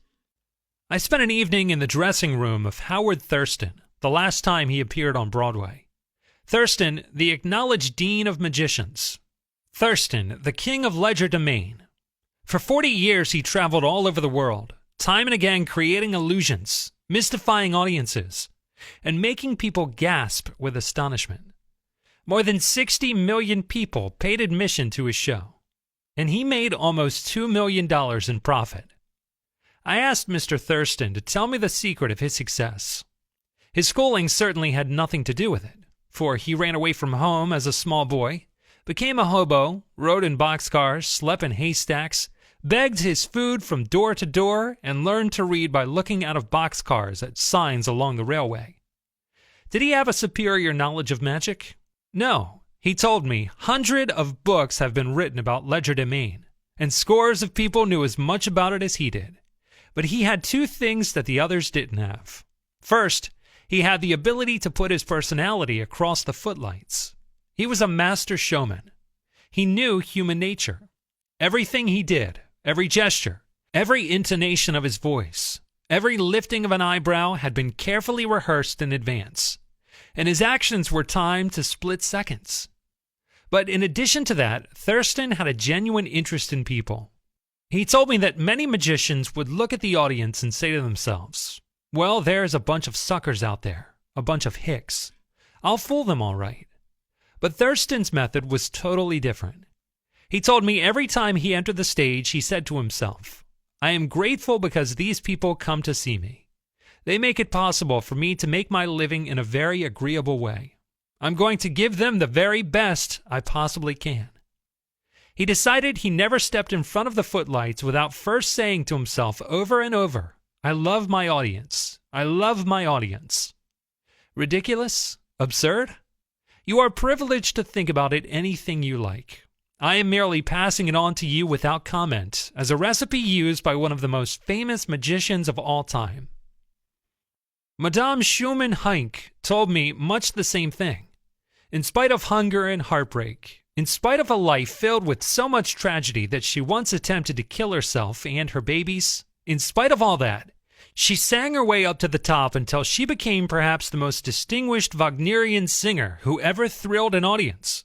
And she too confessed that one of the secrets of her success is that fact that she is intensely interested in people. That too was one of the secrets of Theodore Roosevelt's astonishing popularity. Even his servants loved him. His colored valet, James E. Amos, wrote a book about him entitled Theodore Roosevelt, Hero to His Valet. In that book, Amos relates this illuminating incident. My wife one time asked the president about a bobwhite. She had never seen one, and he described it to her fully. Sometime later, the telephone at our cottage rang. Amos and his wife lived in a little cottage on the Roosevelt estate at Oyster Bay. My wife answered it, and it was Mr. Roosevelt himself. He had called her, he said, to tell her that there was a bobwhite outside her window, and that if she would look out, she might see it. Little things like that were so characteristic of him. Whenever he went by our cottage, even though we were out of sight, we would hear him call out, "Oh, Annie," or "Oh, James." It was just a friendly greeting as he went by. How could employees keep from liking a man like that? How could anyone keep from liking him? Roosevelt called at the White House one day when the president and Mrs. Taft were away. His honest liking for humble people was shown by the fact that he greeted all the old White House servants by name, even the scullery maids. When he saw Alice, the kitchen maid, writes Archie Budd, he asked her if she still made cornbread. Alice told him that she sometimes made it for the servants, but no one ate it upstairs. "They show bad taste," Roosevelt boomed, "and I'll tell the president so when I see him." Alice brought a piece to him on a plate, and he went over to the office eating it as he went and greeting gardeners and laborers as he passed. He addressed each person just as he was wont to address him in the past. They still whisper about it to each other. And Ike Hoover said with tears in his eyes, "It is the only happy day we have had in nearly 2 years, and not one of us would exchange it for a $100 bill." It was this same intense interest in the problems of other people that made Dr. Charles W. Eliot one of the most successful presidents who ever directed a university. And you will recall that he presided over the destinies of Harvard from 4 years after the close of the Civil War until 5 years before the outbreak of the World War. Here is an example of the way Dr. Eliot worked. One day, a freshman, L.R.G. Crandon, went to the president's office to borrow $50 from the Students' Loan Fund. The loan was granted. "Then I made my heartfelt thanks and started to leave." I am quoting Crandon's own words now. When President Eliot said, "Pray be seated." Then he proceeded to my amazement to say, in effect, "I am told that you cook and eat in your room. Now, I don't think that is all bad for you if you get the right food and enough of it. When I was in college, I did the same thing. Did you ever make veal loaf? That, if made from sufficiently mature and sufficiently cooked veal, is one of the best things you could have, because there's no waste. This is the way I used to make it." He then told me how to pick the veal, how to cook it slowly, with such evaporation that the soup would turn into jelly later. Then how to cut it up and press it with one pan inside another and eat it cold. I have discovered from personal experience that one can win the attention and time and cooperation of even the most sought-after people in America by becoming genuinely interested in them. Let me illustrate. Years ago, I conducted a course in fiction writing at Brooklyn Institute of Arts and Sciences, and we wanted Kathleen Norris, Fannie Hurst, Ida Tarbell, Albert Payson Terhune, Rupert Hughes, and other distinguished and busy authors to come over to Brooklyn and give us the benefit of their experiences. So we wrote them, saying we admired their work and were deeply interested in getting their advice and learning the secrets of their success. Each of these letters was signed by about 150 students. We said we realized that they were busy, too busy to prepare a lecture. So we enclosed a list of questions for them to answer about themselves and their methods of work. They liked that. Who wouldn't like it? So they left their homes and traveled over to Brooklyn to give us a helping hand. By using the same method, I persuaded Leslie M. Shaw, Secretary of the Treasury in Theodore Roosevelt's cabinet, George W. Wickersham, Attorney General in Taft's cabinet, William Jennings Bryan, Franklin D. Roosevelt, and many other prominent men to come and talk to the students of my courses in public speaking. All of us, be we butcher or baker or the king upon his throne, all of us like people who admire us. Take the German Kaiser, for example. At the close of the World War, he was probably the most savagely and universally despised man on this earth. Even his own nation turned against him when he fled over into Holland to save his neck. The hatred against him was so intense that millions of people would have loved to have torn him limb from limb and burned him at the stake. In the midst of all this forest fire of fury, one little boy wrote the Kaiser a simple, sincere letter glowing with kindliness and admiration. This little boy said that no matter what the others thought, he would always love Wilhelm as his emperor. The Kaiser was deeply touched by his letter and invited the little boy to come and see him. The boy came, and so did his mother, and the Kaiser married her. That little boy didn't need to read a book on how to win friends and influence people. He knew how instinctively. If we want to make friends, let's put ourselves out to do things for other people, things that require time, energy, unselfishness, and thoughtfulness. When the Duke of Windsor was Prince of Wales, he was scheduled to tour South America, and before he started out on that tour, he spent months studying Spanish so that he could make public talks in the language of the country, and the South Americans loved him for it. For years, I've made it a point to find out the birthdays of my friends. How? Although I haven't the foggiest bit of faith in astrology, I begin by asking the other party whether he believes the date of one's birth has anything to do with character and disposition. I then ask him to tell me the month and day of his birth. If he says November 24th, for example, I keep repeating to myself, November 24th, November 24th. The minute his back is turned, I write down his name and birthday, and later transfer it to a birthday book. At the beginning of each year, I have these birthday dates scheduled in my calendar pad, so they come to my attention automatically. When the natal day arrives, there is my letter or telegram. What a hit it makes. I am frequently the only person on earth who remembers. If we want to make friends, let's greet people with animation and enthusiasm. When somebody calls you on the telephone, use the same psychology. Say hello in tones that bespeak how pleased you are to have the person call. The New York Telephone Company conducts a school to train its operators to say, "Number, please," in a tone that means, "Good morning, I am happy to be of service to you." Let's remember that when we answer the telephone tomorrow. Does this philosophy work in business? Does it? I could cite scores of illustrations, but we have time for only two. Charles R. Walters, of one of the large banks in New York City, was assigned to prepare a confidential report on a certain corporation. He knew of only one man who possessed the facts he needed so urgently. Mr. Walters went to see that man, the president of a large industrial company. As Mr. Walters was ushered into the president's office, a young woman stuck her head through a door and told the president that she didn't have any stamps for him that day. "I am collecting stamps for my 12-year-old son," the president explained to Mr. Walters. Mr. Walters stated his mission and began asking questions. The president was vague, general, nebulous. He didn't want to talk, and apparently nothing could persuade him to talk. The interview was brief and barren. "Frankly, I didn't know what to do," Mr. Walters said as he related the story to the class. Then I remembered what his secretary had said to him. Stamps, 12-year-old son. And I also recalled that the foreign department of our bank collected stamps. Stamps taken from letters pouring in from every continent, washed by the 7 seas. The next afternoon, I called on this man and sent in word that I had some stamps for his boy. Was I ushered in with enthusiasm? Yes, sir. He couldn't have shaken my hand with more enthusiasm if I had been running for Congress. He radiated smiles and goodwill. "My George will love this one," he kept saying as he fondled the stamps. "And look at this. This is a treasure. We spent half an hour talking stamps and looking at a picture of his boy, and he then devoted more than an hour of his time to giving me every bit of information I wanted, without my even suggesting that he do it. He told me all he knew, and then called in his subordinates and questioned them. He telephoned some of his associates. He loaded me down with facts, figures, reports, and correspondence. In the parlance of newspapermen, I had a scoop. Here is another illustration.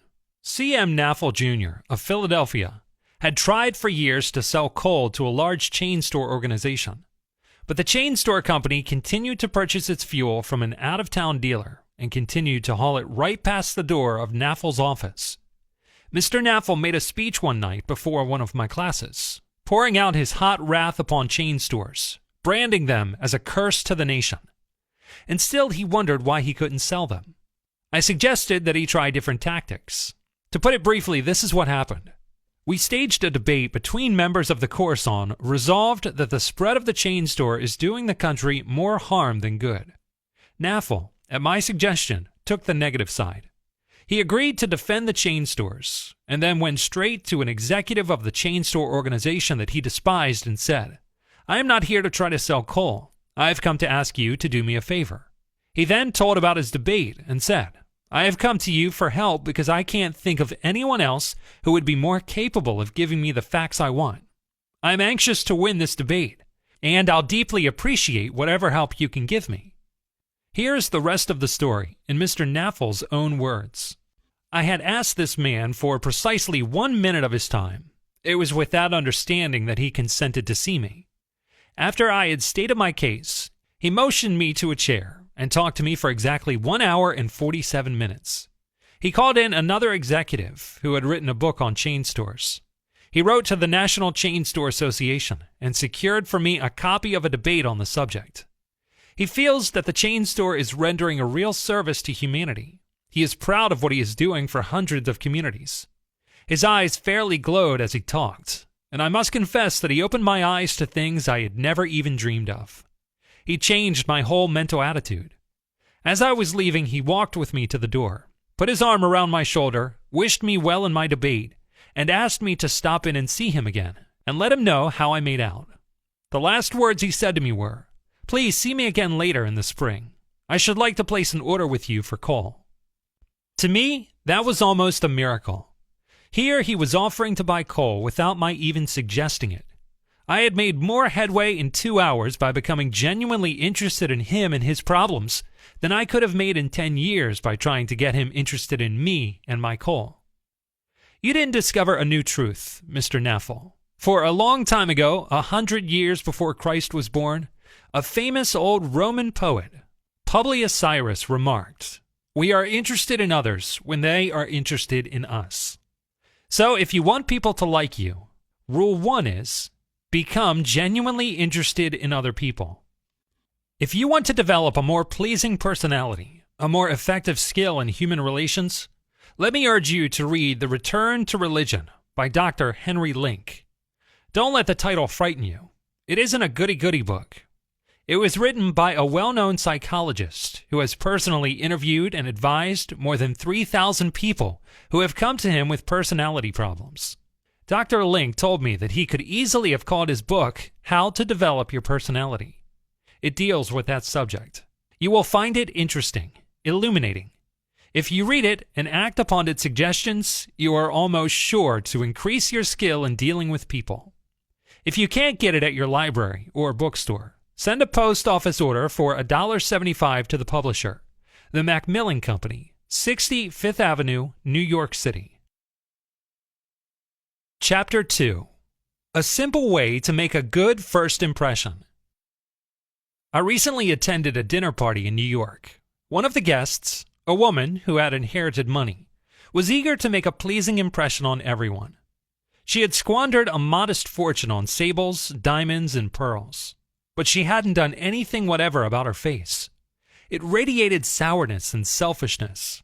She didn't realize what every man knows, namely, that the expression a woman wears on her face is far more important than the clothes she wears on her back.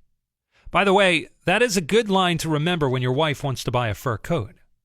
Charles Schwab told me his smile had been worth $1 million, and he was probably understating the truth.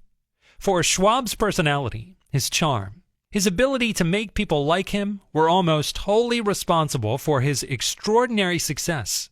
And one of the most delightful factors in his personality is his captivating smile. I once spent an afternoon with Maurice Chevalier, and frankly, I was disappointed. Glum, taciturn, he was sharply different from what I expected. Until he smiled. Then it seemed as if the sun had broken through a cloud. If it hadn't been for his smile, Maurice Chevalier would probably still be a cabinet maker back in Paris, following the trade of his father and brothers. Actions speak louder than words, and a smile says, "I like you. You make me happy. I am glad to see you." That is why dogs make such a hit. They are so glad to see us that they almost jump out of their skins. So naturally, we are glad to see them. An insincere grin? No, that doesn't fool anybody. We know it is mechanical, and we resent it. I am talking about a real smile, a heartwarming smile, a smile that comes from within, the kind of a smile that will bring a good price in the marketplace. The employment manager of a large New York department store told me he would rather hire a sales girl who hadn't finished grade school if she had a lovely smile than to hire a doctor of philosophy with a sober face. The chairman of the board of directors of one of the largest rubber companies in the United States told me that, according to his observations, a man rarely succeeds at anything unless he has fun doing it. This industrial leader doesn't put much faith in the old adage that hard work alone is the magic key that will unlock the door to our desires. I have known men, he said, who succeeded because they had a rip-roaring good time conducting their business. Later, I saw those men begin to work at the job. It grew dull. They lost all joy in it, and they failed. You must have a good time meeting people if you expect them to have a good time meeting you. I have asked thousands of businessmen to smile at someone every hour of the day for a week, and then come to class and talk about the results. How has it worked? Let's see. Here is a letter from William B. Steinhardt, a member of the New York Curb Exchange. His case isn't isolated. In fact, it is typical of hundreds of others. I have been married for over 18 years, writes Mr. Steinhardt, and in all that time I seldom smiled at my wife or spoke 24 words to her from the time I got up until I was ready to leave for business. I was one of the worst grouches who ever walked down Broadway. Since you asked me to make a talk about my experience with smiles, I thought I would try it for a week. So the next morning, while combing my hair, I looked at my glum mug in the mirror and said to myself, "Bill, you are going to wipe the scowl off that sourpuss of yours today. You are going to smile. And you are going to begin right now." As I sat down to breakfast, I greeted my wife with a "Good morning, my dear," and smiled as I said it. You warned me that she might be surprised. Well, you underestimated her reaction. She was bewildered. She was shocked. I told her that in the future, she could expect this as a regular occurrence, and I have kept it up every morning now for 2 months. This changed attitude of mine has brought more happiness in our home during these 2 months than there was during the last year. As I leave for my office now, I greet the elevator boy in the apartment house with a "good morning" and a smile. I greet the doorman with a smile. I smile at the cashier in the subway booth when I ask for change. As I stand on the floor of the Curb Exchange, I smile at men who never saw me smile until recently. I soon found that everybody was smiling back at me. I treat those who come to me with complaints or grievances in a cheerful manner. I smile as I listen to them, and I find that adjustments are accomplished much easier. I find that smiles are bringing me dollars, many dollars, every day. I make my office with another broker. One of his clerks is a likable young chap, and I was so elated about the results I was getting that I told him recently about my new philosophy of human relations. He then confessed that when I first came to make my office with his firm, he thought me a terrible grouch, and only recently changed his mind. He said I was really human when I smiled. I have also eliminated criticism from my system. I give appreciation and praise now instead of condemnation. I have stopped talking about what I want. I am now trying to see the other person's viewpoint. And these things have literally revolutionized my life. I am a totally different man, a happier man, a richer man, richer in friendships and happiness, the only things that matter much after all. Remember, this letter was written by a sophisticated, worldly wise stockbroker who makes his living buying and selling stocks for his own account on the New York Curb Exchange, a business so difficult that 99 out of every 100 who attempt it fail. You don't feel like smiling? Then what? 2 things. First, force yourself to smile. If you are alone, force yourself to whistle or hum a tune or sing. Act as if you were already happy, and that will tend to make you happy. Here's the way the late Professor William James of Harvard put it. Action seems to follow feeling, but really action and feeling go together. And by regulating the action, which is under the more direct control of the will, we can indirectly regulate the feeling, which is not. Thus, the sovereign voluntary path to cheerfulness, if our cheerfulness be lost, is to sit up cheerfully and to act and speak as if cheerfulness were already there. Everybody in the world is seeking happiness, and there is one sure way to find it. That is by controlling your thoughts. Happiness doesn't depend on outward conditions. It depends on inner conditions. It isn't what you have, or who you are, or where you are, or what you are doing that makes you happy or unhappy. It is what you think about. For example, 2 people may be in the same place, doing the same thing. Both may have about an equal amount of money and prestige, and yet one may be miserable and the other happy. Why? Because of a different mental attitude. I saw just as many happy faces among the Chinese coolies sweating and toiling in the devastating heat of China for 7 cents a day as I see on Park Avenue. Nothing is good or bad, said Shakespeare, but thinking makes it so. Abe Lincoln once remarked that most folks are about as happy as they make up their minds to be. He was right. I recently saw a vivid illustration of that truth. I was walking up the stairs of the Long Island station in New York. Directly in front of me, 30 or 40 crippled boys on canes and crutches were struggling up the stairs. One boy had to be carried up. I was astonished at their laughter and gaiety. I spoke about it to one of the men in charge of the boys. "Oh, yes," he said. "When a boy realizes that he is going to be a cripple for life, he is shocked at first. But after he gets over the shock, he usually resigns himself to his fate and then becomes happier than normal boys." I felt like taking my hat off to those boys. They taught me a lesson I hope I shall never forget. I spent an afternoon with Mary Pickford during the time when she was preparing to get a divorce from Douglas Fairbanks. The world probably imagined at the time that she was distraught and unhappy, but I found her to be one of the most serene and triumphant persons I had ever met. She radiated happiness. Her secret? She has revealed it in a little book of 35 pages, a book you might enjoy. Go to your public library and ask for a copy of Why Not Try God by Mary Pickford. Franklin Bettger, former third baseman for the St. Louis Cardinals and now one of the most successful insurance men in America, told me that he figured out years ago that a man with a smile is always welcome. So, before entering a man's office, he always pauses for an instant and thinks of the many things he has to be thankful for, works up a great big honest-to-goodness smile, and then enters the room with the smile just vanishing from his face. This simple technique, he believes, has had much to do with his extraordinary success in selling insurance.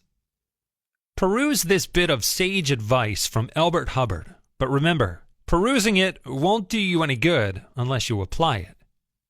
Whenever you go out of doors, draw the chin in, carry the crown of your head high, and fill the lungs to the utmost. Drink in the sunshine. Greet your friends with a smile, and put soul into every hand clasp. Do not fear being misunderstood, and do not waste a minute thinking about your enemies. Try to fix firmly in your mind what you would like to do, And then, without veering of direction, you will move straight to the goal. Keep your mind on the great and splendid things you would like to do. And then, as the days go gliding by, you will find yourself unconsciously seizing upon the opportunities that are required for the fulfillment of your desire, just as the coral insect takes from the running tide the element it needs. Picture in your mind the able, earnest, useful person you desire to be, and the thought you hold is hourly transforming you into that particular individual. Thought is supreme. Preserve a right mental attitude, the attitude of courage, frankness, and good cheer. To think rightly is to create. All things come through desire, and every sincere prayer is answered. We become like that on which our hearts are fixed. Carry your chin in and the crown of your head high. We are the gods in the chrysalis. The ancient Chinese are a wise lot, wise in the ways of the world. And they have a proverb that you and I ought to cut out and paste inside our hats. It goes like this: a man without a smiling face must not open a shop. And speaking of shops, Frank Irving Fletcher, in one of his advertisements for Oppenheim, Collins and Company, gave us this bit of homely philosophy: the value of a smile at Christmas. It costs nothing, but creates much. It enriches those who receive, without impoverishing those who give. It happens in a flash, and the memory of it sometimes lasts forever. None are so rich they can get along without it, and none so poor, but are richer for its benefits. It creates happiness in the home, fosters goodwill in a business, and is the countersign of friends. It is rest to the weary, daylight to the discouraged, sunshine to the sad, and nature's best antidote for trouble. Yet it cannot be bought, begged, borrowed, or stolen, for it is something that is no earthly good to anybody till it is given away. And if in the last-minute rush of Christmas buying some of our salespeople should be too tired to give you a smile, may we ask you to leave one of yours. For nobody needs a smile so much as those who have none left to give. So, if you want people to like you, Rule 2 is smile. Chapter 3. If you don't do this, you are headed for trouble. Back in 1898, a tragic thing happened in Rockland County, New York. A child had died, and on this particular day, the neighbors were preparing to go to the funeral. Jim Farley went out to the barn to hitch up his horse. The ground was covered with snow. The air was cold and snappy. The horse hadn't been exercised for days. And as he was led out to the watering trough, he wheeled playfully, kicked both his heels high into the air, and killed Jim Farley. So the little village of Stony Point had 2 funerals that week instead of 1. Jim Farley left behind him a widow and 3 boys, and a few $100s in insurance. His oldest boy, Jim, was 10, and he went to work in a brickyard, wheeling sand and pouring it into the molds and turning the brick on edge to be dried by the sun. This boy Jim never had a chance to get much education. But with his Irish geniality, he had a flair for making people like him. So he went into politics, and as the years went by, he developed an uncanny ability for remembering people's names. He never saw the inside of a high school, but before he was 46 years of age, 4 colleges had honored him with degrees. He had become chairman of the Democratic National Committee and Postmaster General of the United States. I once interviewed Jim Farley and asked him the secret of his success. He said, "Hard work." And I said, "Don't be funny." He then asked me what I thought was the reason for his success. I replied, "I understand you can call 10,000 people by their first names." "No, you are wrong," he said. "I can call 50,000 people by their first names." Make no mistake about it, that ability helped Mr. Farley put Franklin D. Roosevelt in the White House. During the years that Jim Farley traveled as a salesman for a gypsum concern, and during the years that he held office as town clerk in Stony Point, he built up a system for remembering names. In the beginning, it was a very simple one. Whenever he met a new acquaintance, he found out his complete name, the size of his family, the nature of his business, and the color of his political opinions. He got all these facts well in mind as part of the picture. And the next time he met that man, even if it was a year later, he was able to slap him on the back, inquire about the wife and kids, and ask him about the hollyhocks in the backyard. No wonder he developed a following. For months before Roosevelt's campaign for president began, Jim Farley wrote hundreds of letters a day to people all over the western and northwestern states. Then he hopped onto a train and in 19 days covered 20 states and 12,000 miles, traveling by buggy, train, automobile, and skiff. He would drop into town, meet his people at lunch or breakfast, tea or dinner, and give them a heart-to-heart talk. Then he'd dash off again on another leg of his journey. As soon as he arrived back east, he wrote to one man in each town he had visited, asking for a list of all the guests to whom he had talked. The final list contained thousands and thousands of names, yet each person on that list was paid the subtle flattery of getting a personal letter from James Farley. These letters began, Dear Bill, or Dear Joe, and they were always signed Jim.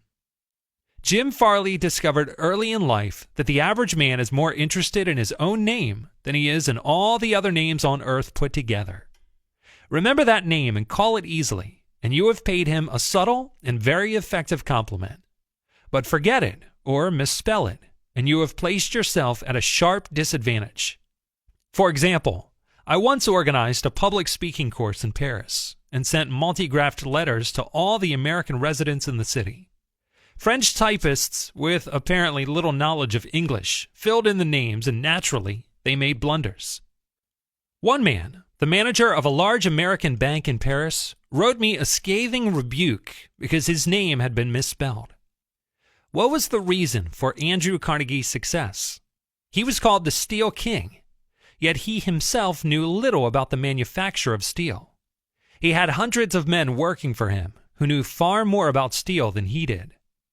But he knew how to handle men, and that is what made him rich. Early in life, he showed a flair for organization, a genius for leadership. By the time he was 10, he too had discovered the astonishing importance people place on their own names, and he used that discovery to win cooperation. To illustrate, when he was a boy back in Scotland, he got hold of a rabbit, a mother rabbit. Presto! He soon had a whole nest of little rabbits and nothing to feed them. But he had a brilliant idea. He told the boys in the neighborhood that if they would go out and pull enough clover and dandelions to feed the rabbits, he would name the bunnies in their honor. The plan worked like magic, and Carnegie never forgot it. Years later, he made millions by using that same psychology in business. For example, he wanted to sell steel rails to the Pennsylvania Railroad. J. Edgar Thompson was the president of the Pennsylvania Railroad then. So, Andrew Carnegie built a huge steel mill in Pittsburgh and called it the Edgar Thompson Steel Works. Here is a riddle. See if you can guess it. When the Pennsylvania Railroad needed steel rails, where do you suppose J. Edgar Thompson bought them? From Sears Roebuck? No, you're wrong. Guess again. When Carnegie and George Pullman were battling each other for supremacy in the sleeping car business, the Steel King again remembered the lesson of the rabbits. The Central Transportation Company, which Andrew Carnegie controlled, was fighting with the company Pullman owned. Both were struggling to get the sleeping car business of the Union Pacific Railroad, bucking each other, slashing prices, and destroying all chance of profit. Both Carnegie and Pullman had gone to New York to see the board of directors of the Union Pacific. Meeting one evening in the St. Nicholas Hotel, Carnegie said, "Good evening, Mr. Pullman. Aren't we making a couple of fools of ourselves?" "What do you mean?" Pullman demanded. Then Carnegie expressed what he had on his mind, a merger of their two interests. He pictured in glowing terms the mutual advantages of working with instead of against each other. Pullman listened attentively, but he was not wholly convinced. Finally, he asked, "What would you call the new company?" And Carnegie replied promptly, "Why, the Pullman Palace Car Company, of course."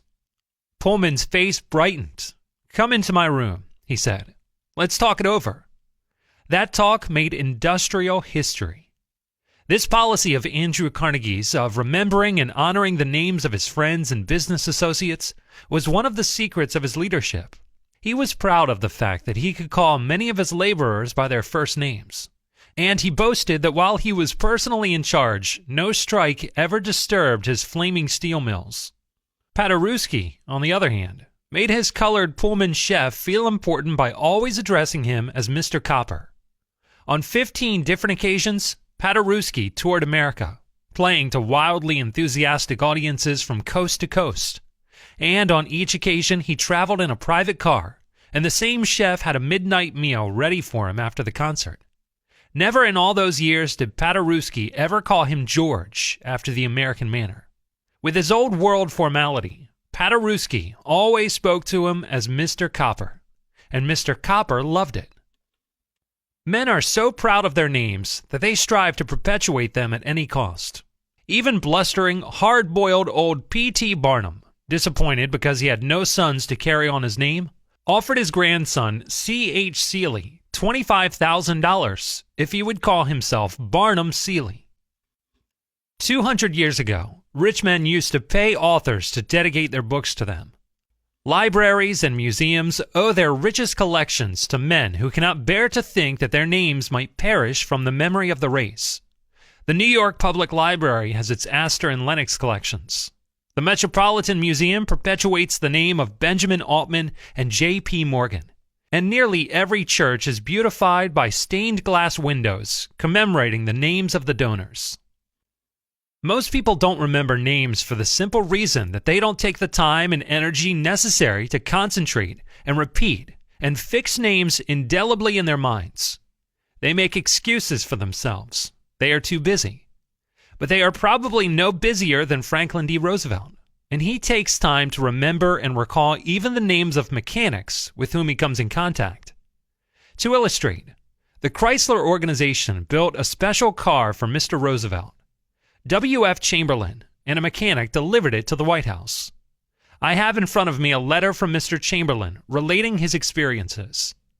I taught President Roosevelt how to handle a car with a lot of unusual gadgets, but he taught me a lot about the fine art of handling people. When I called at the White House, Mr. Chamberlain writes, the president was extremely pleasant and cheerful. He called me by name, made me feel comfortable, and particularly impressed me with the fact that he was vitally interested in the things I had to show him and tell him. The car was so designed that it could be operated entirely by hand. A crowd gathered around to look at the car, and he remarked, I think it is marvelous. All you have to do is touch a button, and it moves away, and you can drive it without effort. I think it is grand. I don't know what makes it go. I'd love to have the time to tear it down and see how it works.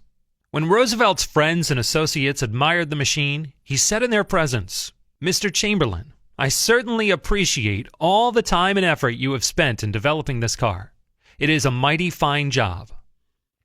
He admired the radiator, the special rear vision mirror and clock, the special spotlight, the kind of upholstery, the sitting position of the driver's seat, the special suitcases in the trunk with his monogram on each suitcase. In other words, he took notice of every detail to which he knew I had given considerable thought. He made a point of bringing these various pieces of equipment to the attention of Mrs. Roosevelt, Miss Perkins, the Secretary of Labor, and his secretary. He even brought the old colored porter into the picture by saying, George, you want to take particularly good care of the suitcases.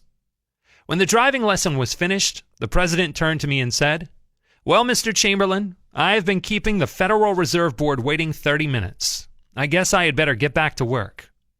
I took a mechanic with me down to the White House. He was introduced to Roosevelt when he arrived. He didn't talk to the president, and Roosevelt heard his name only once. He was a shy chap, and he kept in the background. But before leaving us, the president looked for the mechanic, shook his hand, called him by name, and thanked him for coming down to Washington. And there was nothing perfunctory about his thanks. He meant what he said. I could feel that. A few days after returning to New York, I got an autographed photograph of President Roosevelt and a little note of thanks again expressing his appreciation for my assistance. How he finds time to do it is a mystery to me. Franklin D. Roosevelt knows that one of the simplest, most obvious, and most important ways of gaining goodwill is by remembering names and making people feel important. Yet, how many of us do it?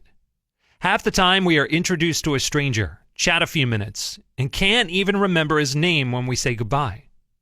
One of the first lessons a politician learns is this: to recall a voter's name is statesmanship. To forget it is oblivion.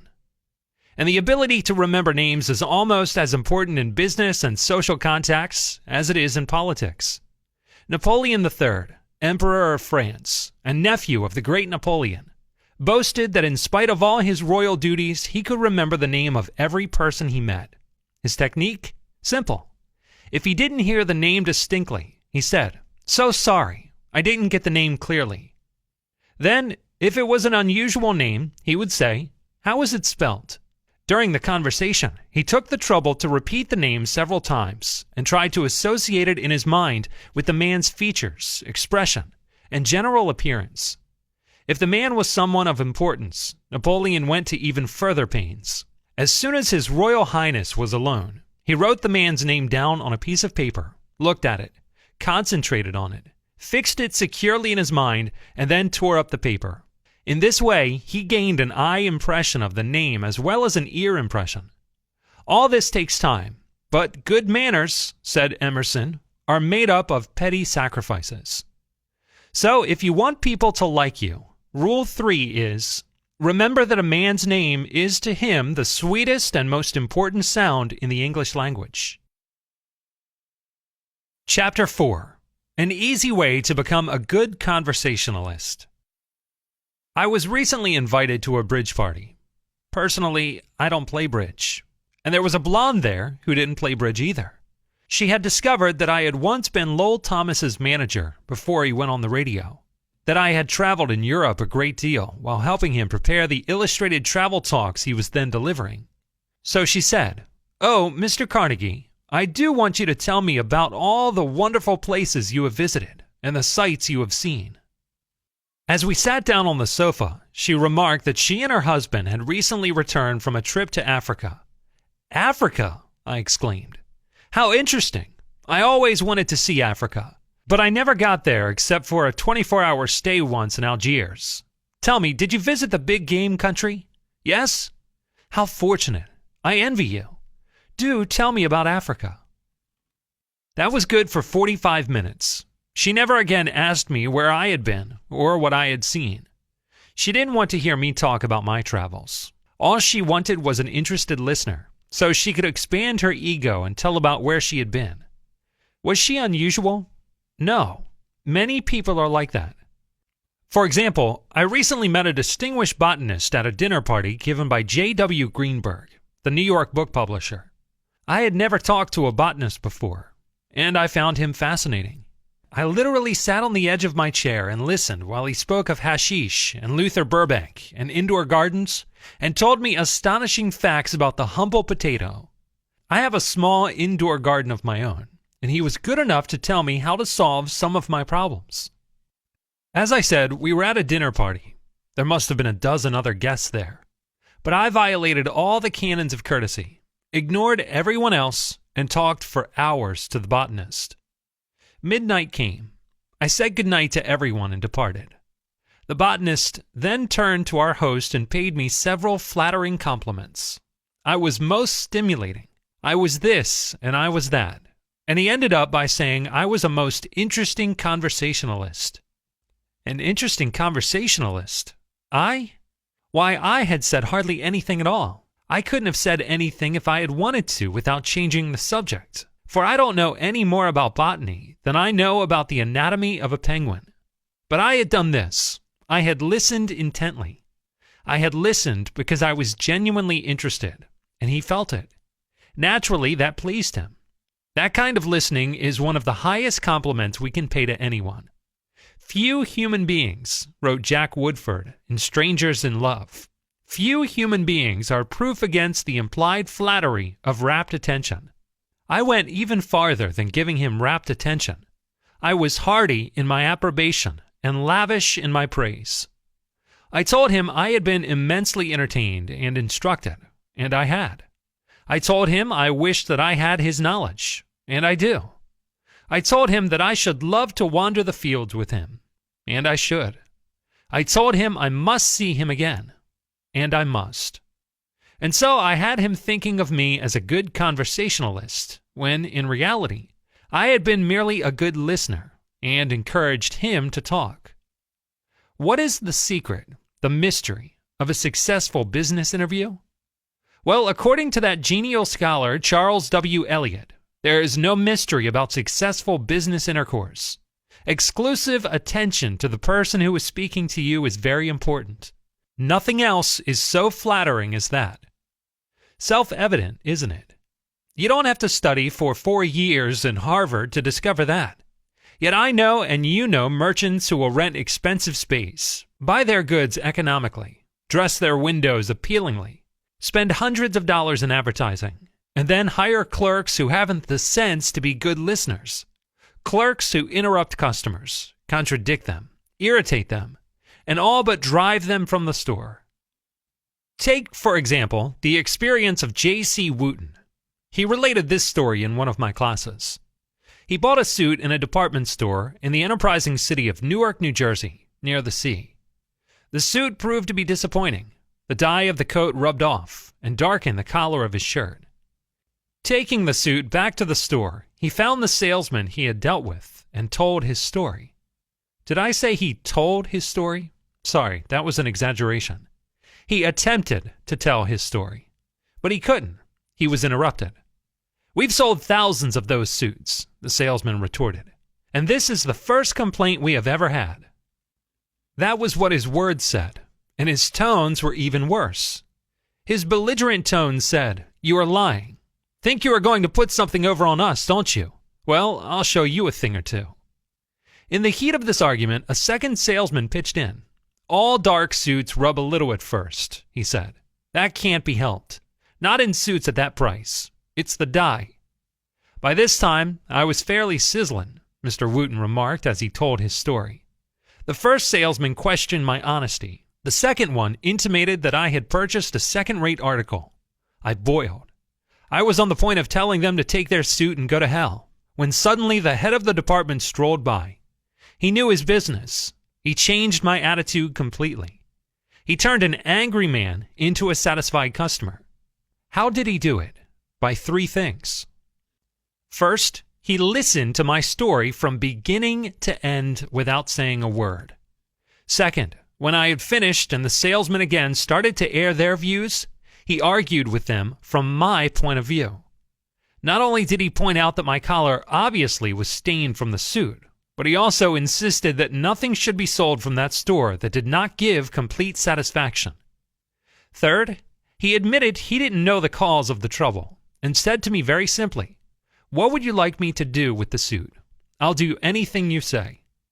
Only a few minutes before I had been ready to tell them to keep their confounded suit. But now I answered, "I want only your advice. I want to know whether the condition is temporary and if anything can be done about it." He suggested that I try the suit for another week. If it isn't satisfactory then, he promised, bring it in and we'll give you one that is. We are so sorry to have caused you this inconvenience. I walked out of the store satisfied. The suit was all right at the end of the week, and my confidence in that department store was completely restored. Small wonder that manager was head of his department. And as for his subordinates, they will remain, I was about to say they would remain clerks all their lives. No, they will probably be demoted to the wrapping department, where they never will come in contact with customers. The chronic kicker, even the most violent critic, will frequently soften and be subdued in the presence of a patient, sympathetic listener.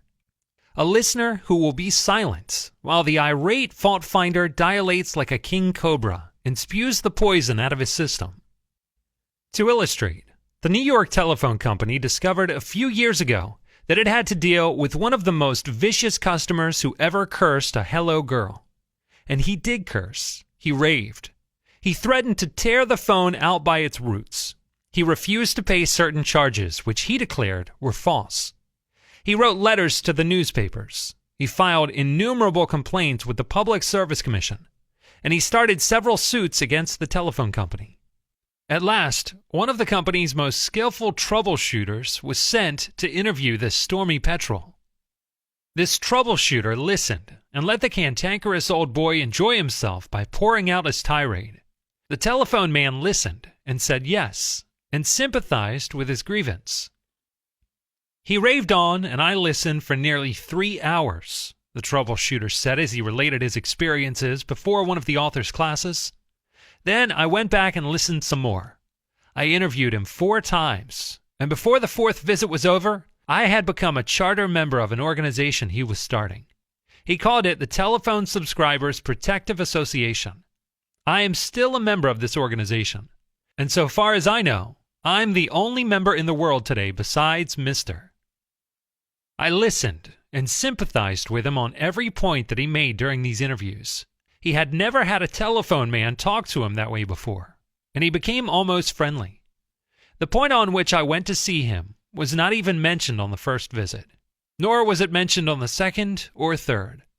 But upon the 4th interview, I closed the case completely, had all bills paid in full, and for the first time in the history of his difficulties with the telephone company, he withdrew his complaints to the commission.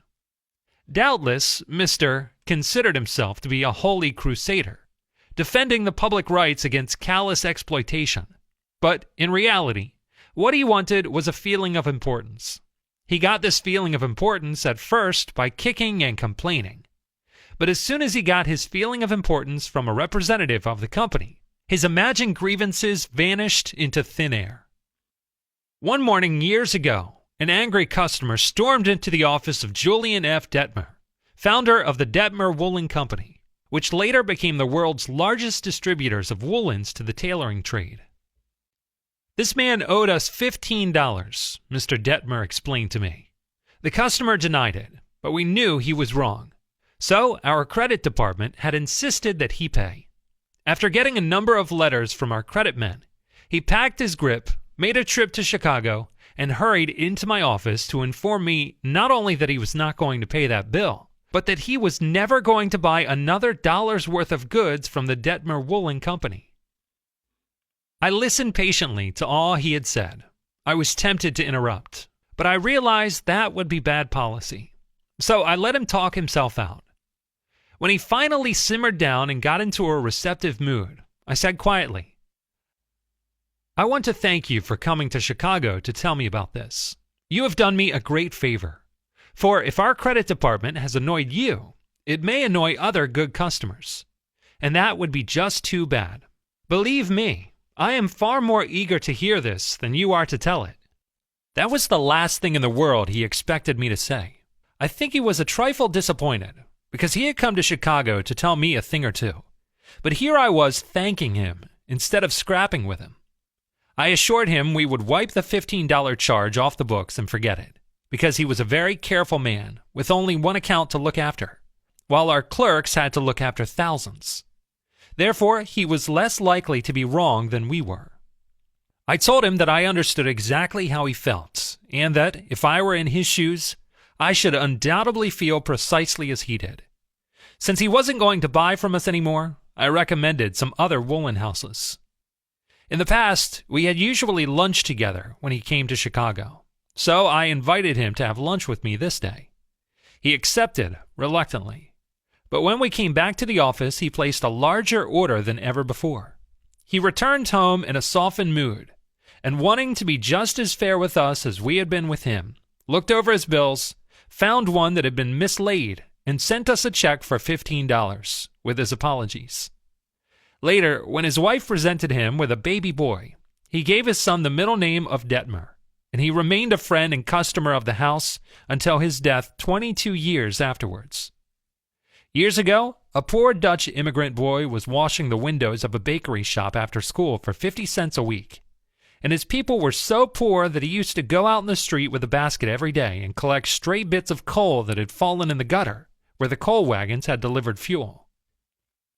That boy, Edward Bach, never got more than 6 years' schooling in his life. Yet eventually he made himself one of the most successful magazine editors in the history of American journalism. How did he do it? That is a long story, but how he got his start can be told briefly. He got his start by using the principles advocated in this chapter. He left school when he was 13 and became an office boy for the Western Union at $6.25 a week. But he didn't for one moment give up the idea of an education. Instead, he started to educate himself. He saved his car fares and went without lunch until he had enough money to buy an encyclopedia of American biology. And then he did an unheard of thing. He read the lives of famous men and wrote them, asking for additional information about their childhoods. He was a good listener. He encouraged famous people to talk about themselves. He wrote General James A. Garfield, who was then running for president, and asked if it was true that he was once a tow boy on a canal. And Garfield replied. He wrote General Grant asking about a certain battle, and Grant drew a map for him and invited this 14-year-old boy to dinner and spent the evening talking to him. He wrote Emerson and encouraged Emerson to talk about himself.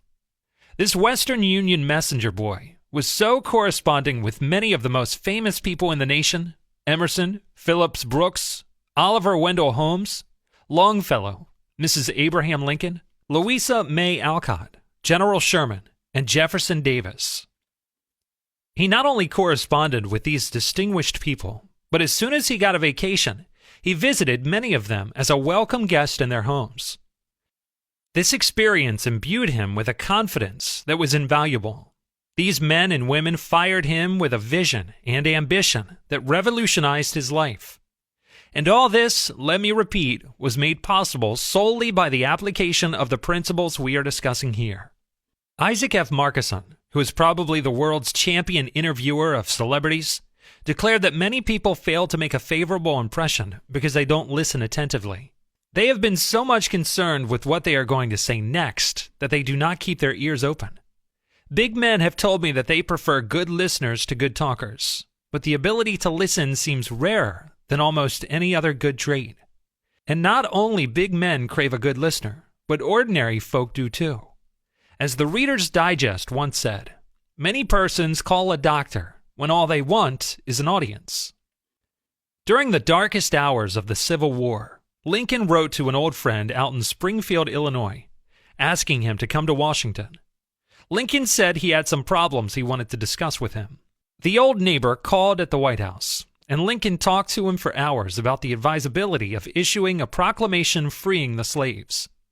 Lincoln went over all the arguments for and against such a move, and then read letters and newspaper articles, some denouncing him for not freeing the slaves, and others denouncing him for fear he was going to free them. After talking for hours, Lincoln shook hands with his old neighbor, said goodnight, and sent him back to Illinois without even asking for his opinion. Lincoln had done all the talking himself. That seemed to clarify his mind. He seemed to feel easier after the talk, the old friend said. Lincoln hadn't wanted advice. He had wanted merely a friendly, sympathetic listener to whom he could unburden himself. That's what we all want when we are in trouble. That is frequently all the irritated customer wants, and the dissatisfied employee, or the hurt friend.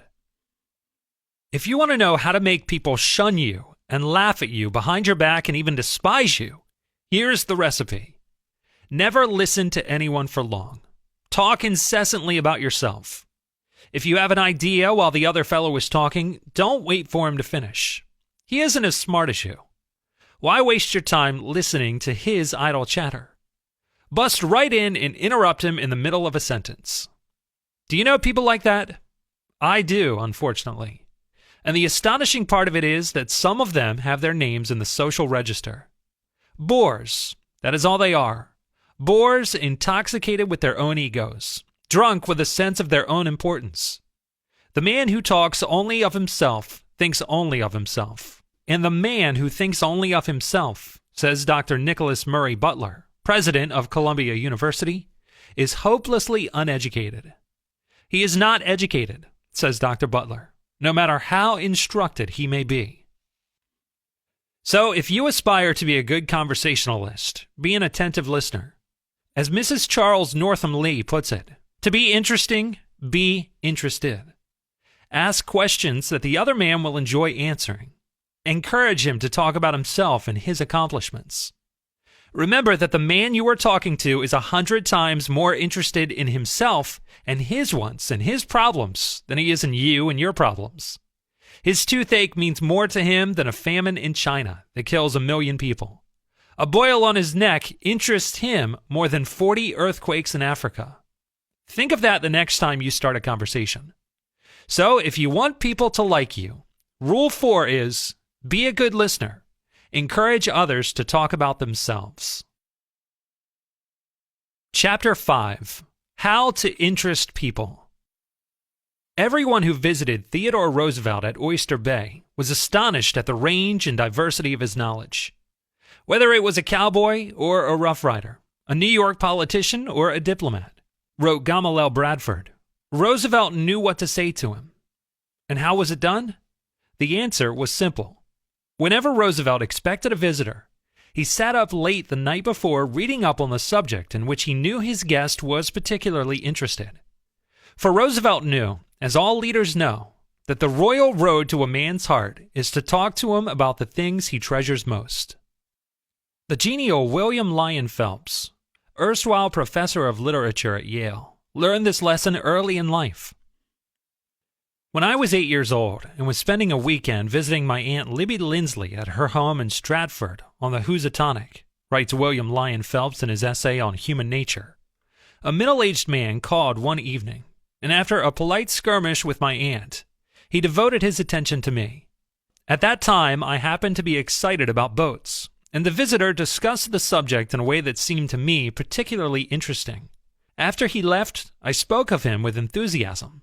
What a man, and how tremendously interested in boats. My aunt informed me he was a New York lawyer, that he cared nothing whatever about boats, took not the slightest interest in the subject. But why then did he talk all the time about boats? Because he is a gentleman. He saw you were interested in boats, and he talked about the things he knew would interest and please you. He made himself agreeable. And William Lyon Phelps adds, I never forgot my aunt's remark. As I write this chapter, I have before me a letter from Edward L. Shalluf, a man active in Boy Scout work. One day I found I needed a favor, writes Mr. Shalluf. A big Scout jamboree was coming off in Europe, and I wanted the president of one of the largest corporations in America to pay the expenses of one of my boys for the trip. Fortunately, just before I went to see this man, I heard that he had drawn a check for $1 million, and that after it was canceled, he had it framed. So the first thing I did when I entered his office was to ask to see that check. A check for $1 million. I told him I never knew that anybody had ever written such a check, and that I wanted to tell my boys that I had actually seen a check for $1 million. He gladly showed it to me. I admired it, and asked him to tell me all about how it happened to be drawn. You notice, don't you, that Mr. Shalluf didn't begin by talking about the Boy Scouts, or the jamboree in Europe, or what it was he wanted. He talked in terms of what interested the other man. Here's the result. Presently, the man I was interviewing said, "Oh, by the way, what was it you wanted to see me about?" So I told him. To my vast surprise, Mr. Shalluf continues, he not only granted immediately what I asked for, but much more. I had asked him to send only one boy to Europe, but he sent 5 boys and myself, gave me a letter of credit for $1,000, and told us to stay in Europe for 7 weeks. He also gave me letters of introduction to his branch presidents, putting them at our service, and he himself met us in Paris and showed us the town. Since then, he has given jobs to some of the boys whose parents were in want, and he is still active in our group.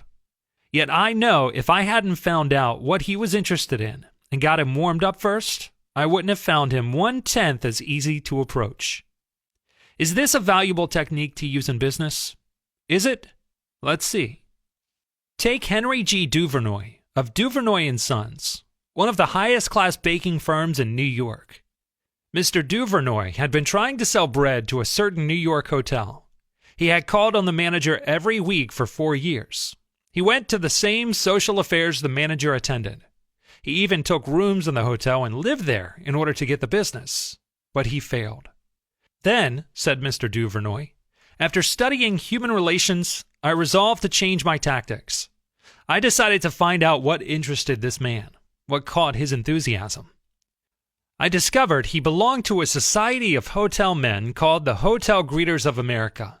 He not only belonged, but his bubbling enthusiasm had made him president of the organization and president of the International Greeters. No matter where its conventions were held, he would be there, even if he had to fly over mountains or cross deserts or seas. So when I saw him the next day, I began talking about the greeters. What a response I got. What a response! He talked to me for half an hour about the greeters, his tones vibrant with enthusiasm. I could plainly see that this society was his hobby, the passion of his life. Before I left his office, he sold me a membership in his organization. In the meantime, I had said nothing about bread, but a few days later, the steward of his hotel phoned me to come over with samples and prices. "I don't know what you did to the old boy," the steward greeted me, "but he sure is sold on you." Think of it. I had been drumming at that man for 4 years, trying to get his business. And I'd still be drumming at him if I hadn't finally taken the trouble to find out what he was interested in and what he enjoyed talking about. So if you want to make people like you, Rule 5 is, talk in terms of the other man's interests. Chapter 6. How to make people like you instantly. I was waiting in line to register a letter in the post office at 33rd Street and 8th Avenue in New York. I noticed that the registry clerk was bored with his job, weighing envelopes, handing out the stamps, making change, issuing receipts, the same monotonous grind year after year. So I said to myself, I am going to try to make that chap like me. Obviously, to make him like me, I must say something nice, not about myself, but about him. So I asked myself, what is there about him that I can honestly admire? That is sometimes a hard question to answer, especially with strangers. But in this case, it happened to be easy. I instantly saw something I admired no end. So while he was weighing my envelope, I remarked with enthusiasm, "I certainly wish I had your head of hair." He looked up, half startled, his face beaming with smiles. "Well, it isn't as good as it used to be," he said modestly. I assured him that although it might have lost some of its pristine glory, nevertheless it was still magnificent. He was immensely pleased. We carried on a pleasant little conversation, and the last thing he said to me was, "Many people have admired my hair." I'll bet that chap went out to lunch that day walking on air. I'll bet he went home that night and told his wife about it. I'll bet he looked in the mirror and said, "It is a beautiful head of hair." I told this story once in public, and a man asked me afterwards, "What did you want to get out of him?" What was I trying to get out of him? What was I trying to get out of him? If we are so contemptibly selfish that we can't radiate a little happiness and pass on a bit of honest appreciation without trying to screw something out of the other person in return, if our souls are no bigger than sour crab apples, we shall meet with the failure we so richly deserve. Oh yes, I did want something out of that chap. I wanted something priceless, and I got it. I got the feeling that I had done something for him without his being able to do anything whatever in return for me. That is a feeling that glows and sings in your memory long after the incident is past. There is one all-important law of human conduct. If we obey that law, we shall almost never get into trouble. In fact, that law, if obeyed, will bring us countless friends and constant happiness. But the very instant we break that law, we shall get into endless trouble. The law is this: always make the other person feel important. Professor John Dewey, as we have already noted, says that the desire to be important is the deepest urge in human nature. And Professor William James says, the deepest principle in human nature is the craving to be appreciated. As I have already pointed out, it is the urge that differentiates us from the animals. It is the urge that has been responsible for civilization itself. Philosophers have been speculating on the rules of human relationships for thousands of years. And out of all that speculation, there has evolved only one important precept. It is not new. It is as old as history. Zoroaster taught it to his fire worshippers in Persia 3,000 years ago. Confucius preached it in China 24 centuries ago. Lao Tzu, the founder of Taoism, taught it to his disciples in the valley of the Han. Buddha preached it on the banks of the holy Ganges 500 years before Christ. The sacred books of Hinduism taught it 1,000 years before that. Jesus taught it among the stony hills of Judea 19 centuries ago. Jesus summed it up in one thought, probably the most important rule in the world. Do unto others as you would have others do unto you. You want the approval of those with whom you come in contact. You want recognition of your true worth. You want a feeling that you are important in your little world. You don't want to listen to cheap, insincere flattery, but you do crave sincere appreciation. You want your friends and associates to be, as Charles Schwab puts it, hearty in their approbation and lavish in their praise. All of us want that. So let's obey the golden rule and give unto others what we would have others give unto us. How? When? Where? The answer is all the time, everywhere. For example, I asked the information clerk in Radio City for the number of Henry Sylvain's office. Dressed in a neat uniform, he prided himself on the way he dispensed knowledge. Clearly and distinctly, he replied, Henry Sylvain, 18th floor, room 1816. I rushed for the elevator, then paused and went back and said, I want to congratulate you on the splendid way you answered my question. You were very clear and precise. You did it like an artist, and that's unusual. Beaming with pleasure, he told me why he made each pause, and precisely why each phrase was uttered as it was. My few words made him carry his necktie a bit higher, and as I shot up to the 18th floor, I got a feeling of having added a trifle to the sum total of human happiness that afternoon. You don't have to wait until you are ambassador to France or chairman of the Clambake Committee of the Elks Club before you use this philosophy of appreciation. You can work magic with it almost every day. If, for example, the waitress brings us mashed potatoes when we ordered French fried, let's say, I'm sorry to your trouble, but I prefer French fried. She'll reply, no trouble at all, and will be glad to do it because you have shown respect for her. Little phrases such as, I'm sorry to trouble you. Would you be so kind as to? Won't you please? Would you mind? Thank you. Little courtesies like that oil the cogs of monotonous grind of everyday life, and incidentally, they are the hallmark of good breeding. Let's take another illustration. Did you ever read any of Hall Caine's novels? The Christian, The Deemster, The Manxmen? Millions of people read his novels. Countless millions. He was the son of a blacksmith. He never had more than 8 years schooling in his life. Yet when he died, he was the richest literary man the world has ever known. The story goes like this. Hall Caine loved sonnets and ballads. So he devoured all of Dante Gabriel Rossetti's poetry. He even wrote a lecture chanting the praises of Rossetti's artistic achievements and sent a copy to Rossetti himself. Rossetti was delighted. Any young man who has such an exalted opinion of my ability, Rossetti probably said to himself, must be brilliant. So Rossetti invited this blacksmith's son to come to London and act as a secretary. That was the turning point in Hall Caine's life. For in his new position, he met the literary artists of the day. Profiting by their advice and inspired by their encouragement, he launched upon a career that emblazoned his name across the sky. His home, Greba Castle, on the Isle of Man, became a mecca for tourists from the far corners of the world.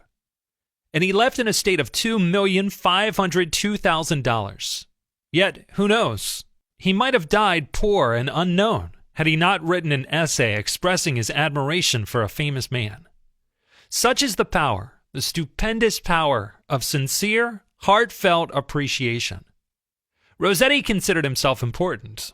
That is not strange. Almost everyone considers himself important, very important. So does every nation. Do you feel that you are superior to the Japanese? The truth is that the Japanese consider themselves far superior to you. A conservative Japanese, for example, is infuriated at the sight of a white man dancing with a Japanese lady. Do you consider yourself superior to the Hindus in India? That is your privilege, but 1,000,000 Hindus feel so infinitely superior to you that they wouldn't befoul themselves by condescending to touch food that your heathen shadow had fallen across and contaminated. Do you feel you are superior to the Eskimos? Again, that is your privilege, but would you really like to know what the Eskimo thinks of you? Well, there are a few native hobos among the Eskimos, worthless bums who refuse to work. The Eskimos call them white men, that being their utmost term of contempt. Each nation feels superior to other nations. That breeds patriotism and wars. The unvarnished truth is that almost every man you meet feels himself superior to you in some way. And a sure way to his heart is to let him realize in some subtle way that you recognize his importance in his little world, and recognize it sincerely. Remember what Emerson said, "Every man I meet is in some way my superior, and in that I can learn of him." And the pathetic part of it is that frequently those who have the least justification for a feeling of achievement bolster up their inner feeling of inadequacy by an outward shouting and tumult and conceit that are offensive and truly nauseating. As Shakespeare put it, "Man, proud man, dressed in a little brief authority, plays such fantastic tricks before high heaven as make the angels weep." I am going to tell you 3 stories of how businessmen in my own courses have applied these principles with remarkable results. Let's take the case first of a Connecticut attorney who prefers not to have his name mentioned because of his relatives. We'll call him Mr. R. Shortly after joining the course, he motored down to Long Island with his wife to visit some of her relatives. She left him to chat with an old aunt of hers, and then rushed off by herself to visit some of her younger relatives. Since he had to make a talk on how he had applied the principles of appreciation, he thought he would begin with the old lady. So he looked around the house to see what he could honestly admire. "This house was built about 1890, wasn't it?" he inquired. "Yes," she replied. "That is precisely the year it was built." "It reminds me of the house in which I was born," he said. "It is beautiful, well built, roomy. You know, they don't build houses like this anymore." "You're right," the old lady agreed. "The young folks nowadays don't care for beautiful homes. All they want is a small apartment and an electric icebox, and then they go off gadding about in their automobiles." "This is a dream house," she said in a voice vibrating with tender memories. "This house was built with love. My husband and I dreamed about it for years before we built it. We didn't have an architect. We planned it all ourselves." She then showed him about the house, and he expressed his hearty admiration for all the beautiful treasures she had picked up in her travels and cherished over a lifetime. Paisley shawls, an old English tea set, Wedgwood china, French beds and chairs, Italian paintings, and silk draperies that had once hung in a French chateau. "After showing me through the house," said Mr. R., "she took me out to the garage. There, jacked up on blocks, was a Packard car, almost new. My husband bought that car shortly before he passed on," she said softly. "I have never ridden in it since his death. You appreciate nice things, and I'm going to give this car to you." "Why, Auntie," he said, "you overwhelm me. I appreciate your generosity, of course, but I couldn't possibly accept it. I'm not even a relative of yours. I have a new car, and you have many relatives that would like to have that Packard." "Relatives," she exclaimed. "Yes, I have relatives who are just waiting till I die so they can get that car, but they are not going to get it." "If you don't want to give it to them, you can very easily sell it to a second-hand dealer," he told her. "Sell it?" she cried. "Do you think I would sell this car? Do you think I could stand to see strangers riding up and down the street in that car? That car that my husband bought for me? I wouldn't dream of selling it. I am going to give it to you. You appreciate beautiful things." He tried to get out of accepting the car, but he couldn't without hurting her feelings. This old lady, left in a big house all alone with her Paisley shawls, her French antiques, and her memories, was starving for a little recognition. She had once been young and beautiful and sought after. She had once built a house warm with love and had collected things from all over Europe to make it beautiful. Now, in the isolated loneliness of old age, she craved a little human warmth, a little genuine appreciation, and no one gave it to her. And when she found it, like a spring in the desert, her gratitude couldn't adequately express itself with anything less than the gift of a Packard car. Let's take another case. Donald M. McMahon, superintendent of Lewis and Valentine, nurserymen and landscape architects in Rye, New York, related this incident. Shortly after I heard the talk on how to win friends and influence people, I was landscaping the estate of a famous attorney. The owner came out to give me a few suggestions about where he wished to plant a mass of rhododendrons and azaleas. I said, "Judge, you have a lovely hobby. I have been admiring your beautiful dogs. I understand you win a lot of blue ribbons every year at the big dog show in Madison Square Garden." The effect of this little expression of appreciation was striking. "Yes," the judge replied. "I do have a lot of fun with my dogs. Wouldn't you like to see my kennel?"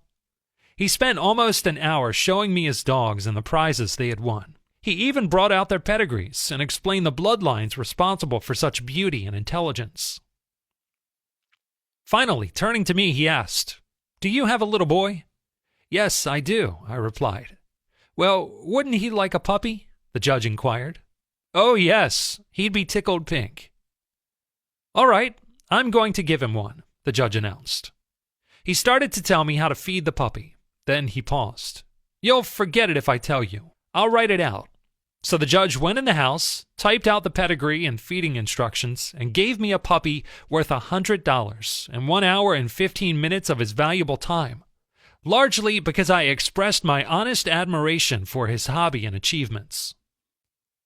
George Eastman, of Kodak fame, invented the transparent film that made motion pictures possible, amassed a fortune of $100 million, and made himself one of the most famous businessmen on earth.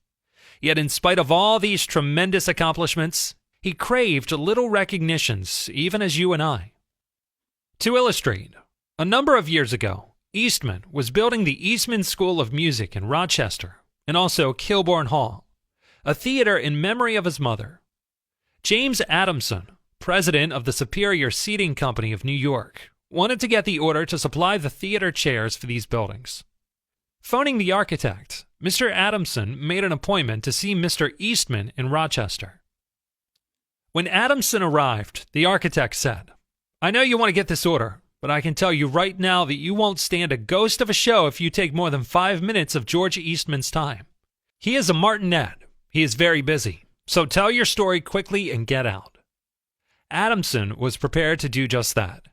When he was ushered into the room, he noticed Mr. Eastman bending over a pile of papers at his desk. Presently, Mr. Eastman looked up, removed his glasses, and walked toward the architect and Mr. Adamson, saying, "Good morning, gentlemen. What can I do for you?" The architect introduced them, and then Mr. Adamson said, "While we have been waiting for you, Mr. Eastman, I have been admiring your office. I wouldn't mind working myself if I had a room like this to work in.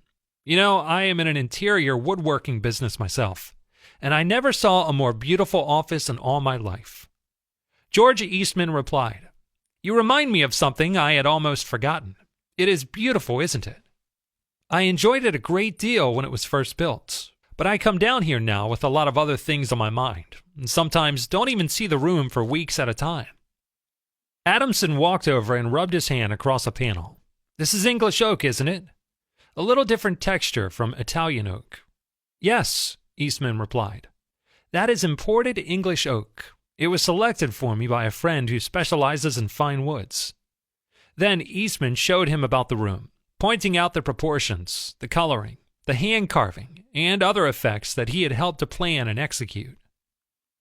While drifting about the room, admiring the woodwork, they paused before a window, and George Eastman, in his modest, soft-spoken way, pointed out some of the institutions through which he was trying to help humanity: the University of Rochester, the General Hospital, the Homeopathic Hospital, the Friendly Home, the Children's Hospital.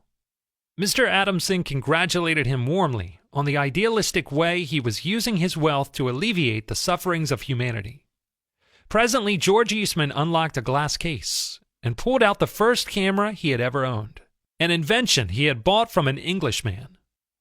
Adamson questioned him at length about his early struggles to get started in business, and Mr. Eastman spoke with real feeling about the poverty of his childhood, told how his widowed mother had kept a boarding house while he clerked in an insurance office for 50 cents a day. The terror of poverty haunted him day and night, and he resolved to make enough money so his mother wouldn't have to work herself to death in a boarding house.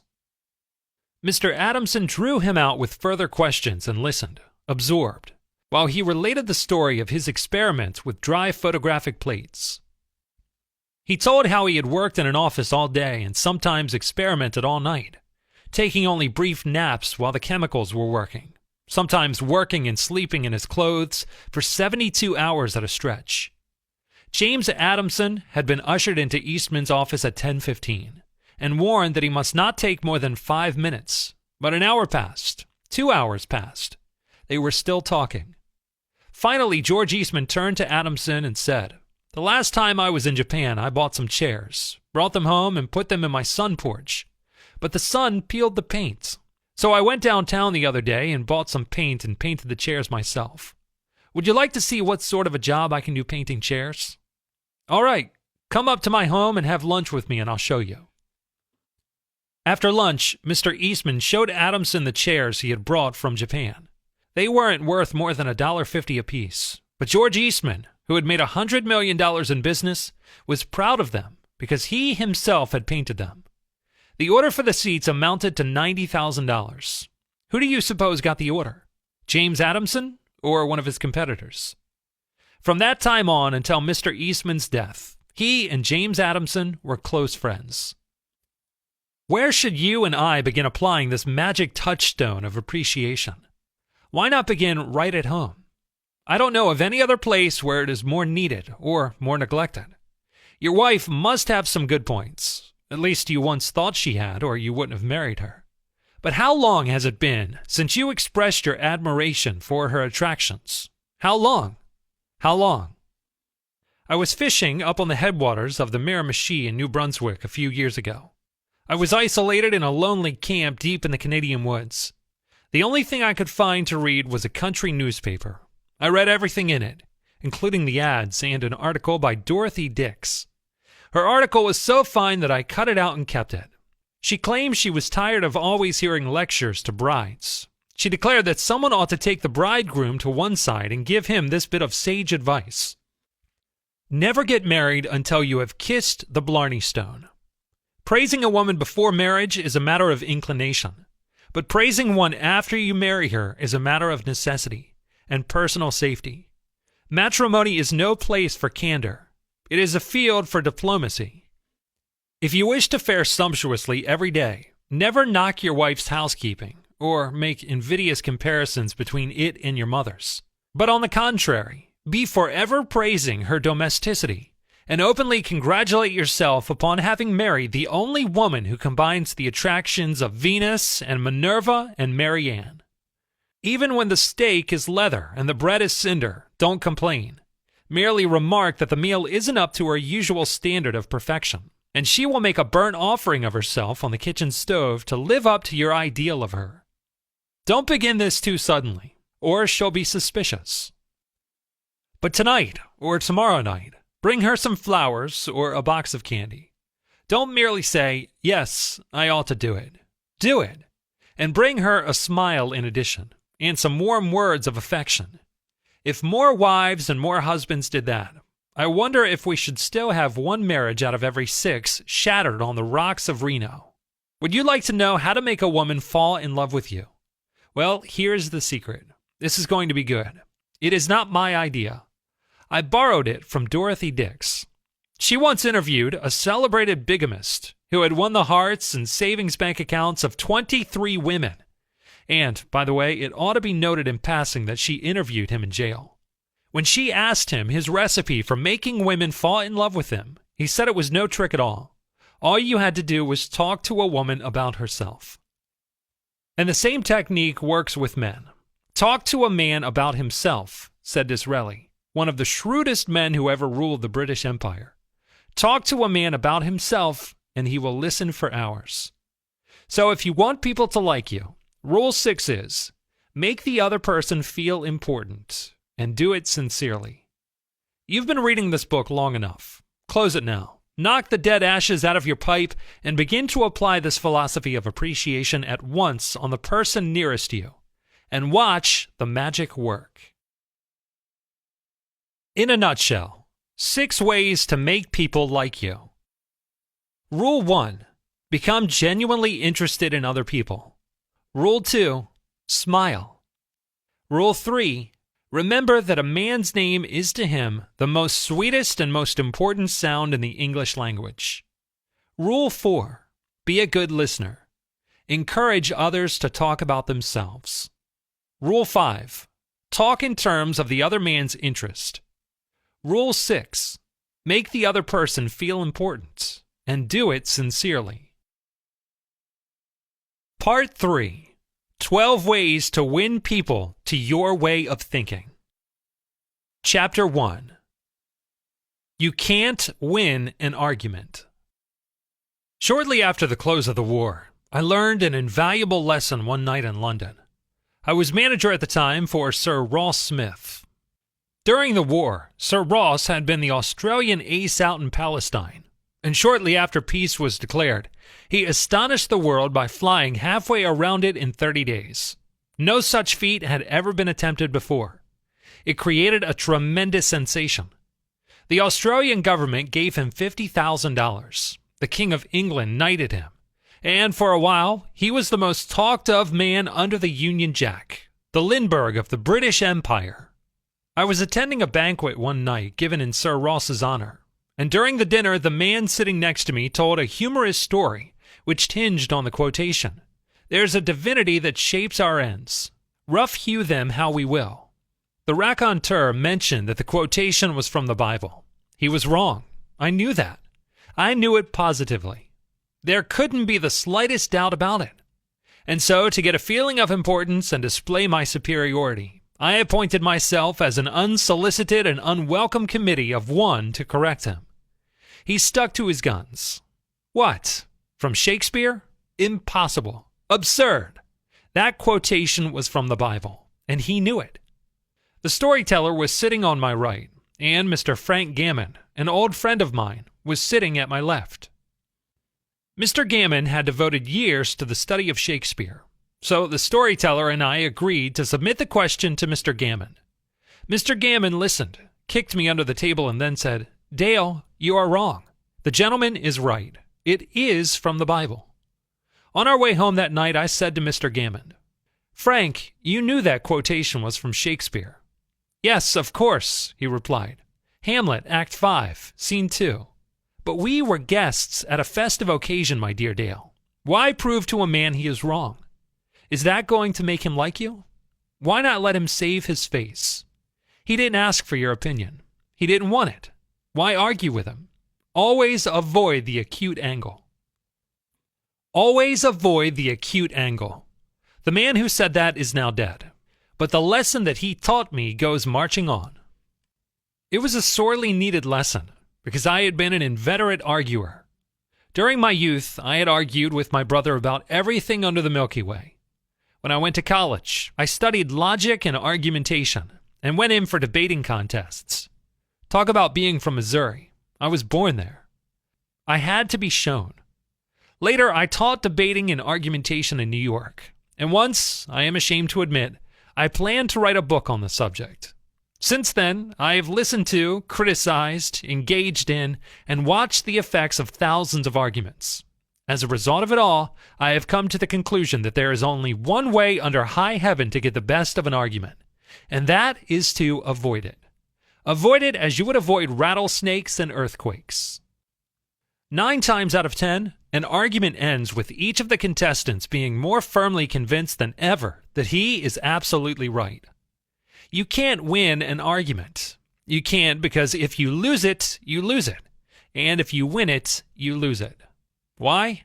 Well, suppose you triumph over the other man and shoot his argument full of holes and prove that he is non compos mentis. Then what? You will feel fine, but what about him? You have made him feel inferior. You have hurt his pride. He will resent your triumph, and a man convinced against his will is of the same opinion still.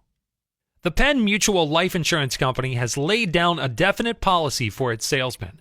Don't argue. Real salesmanship isn't argument. It isn't anything even remotely like argument.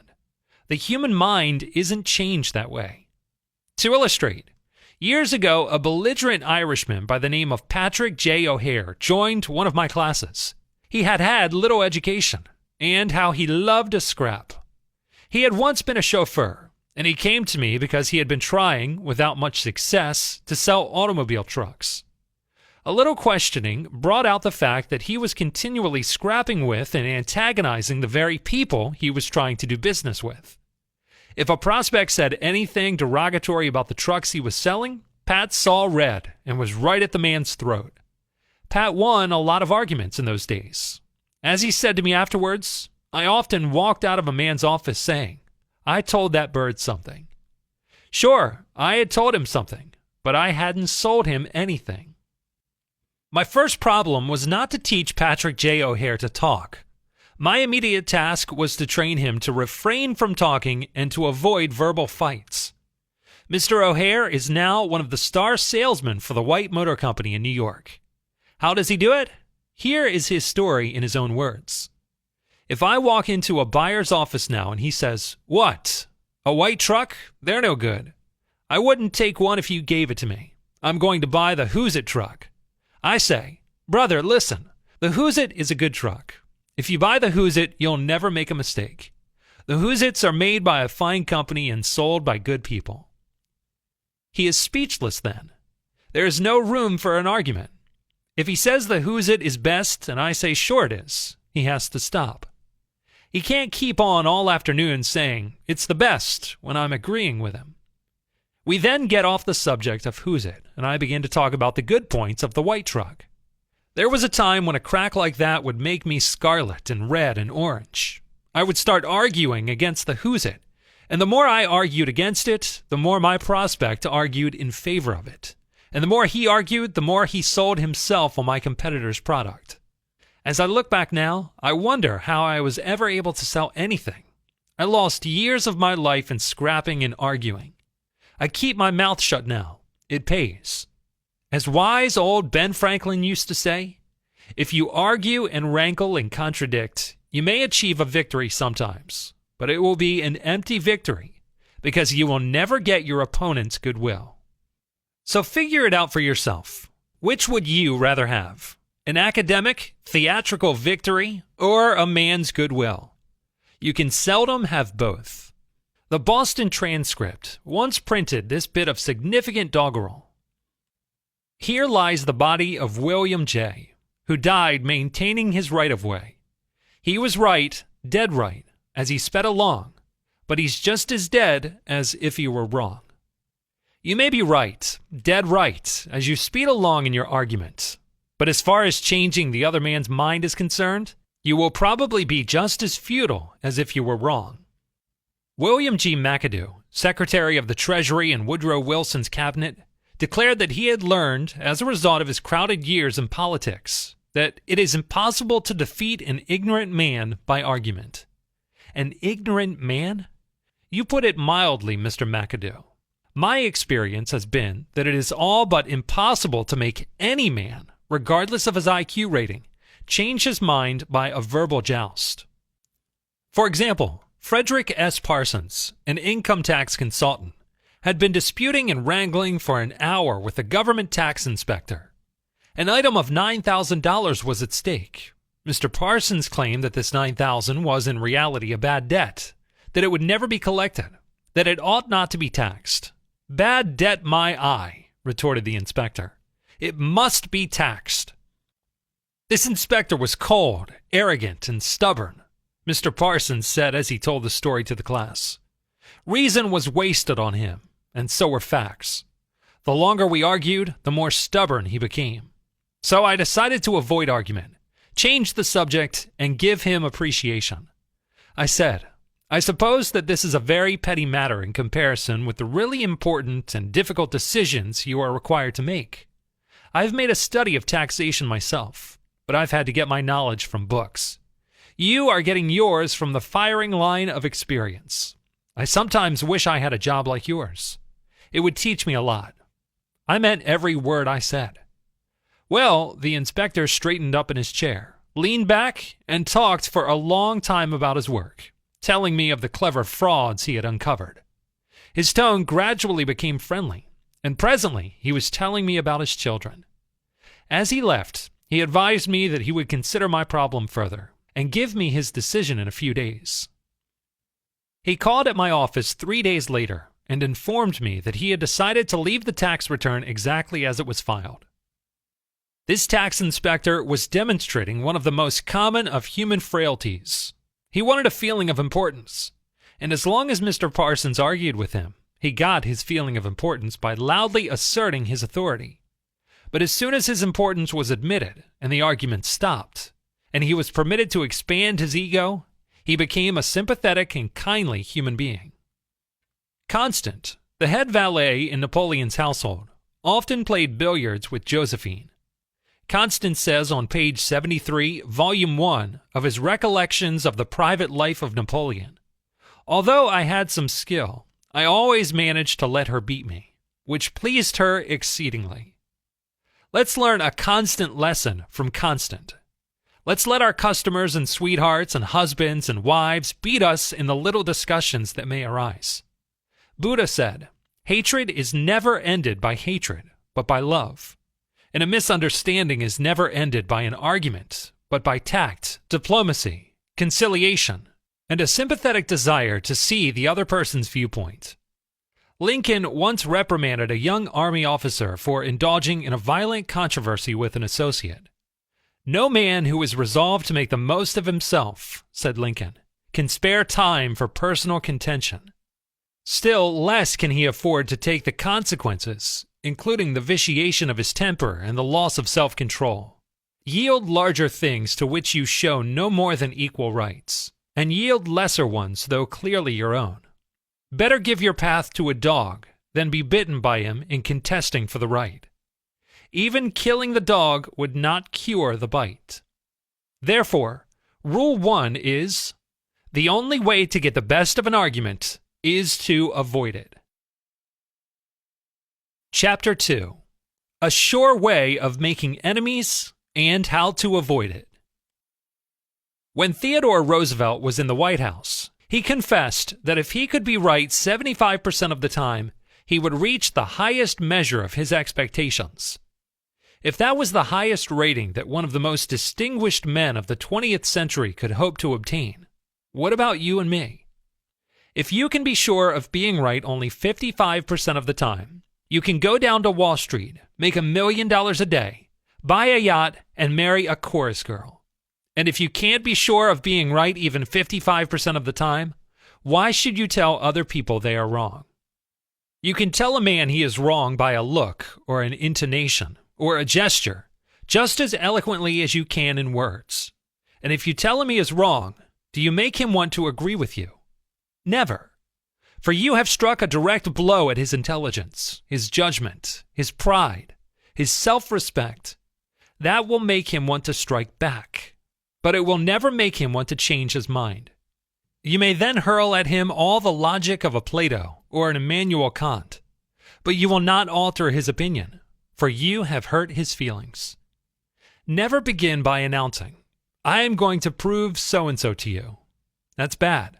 That's tantamount to saying, "I'm smarter than you are. I'm going to tell you a thing or two and make you change your mind." That is a challenge.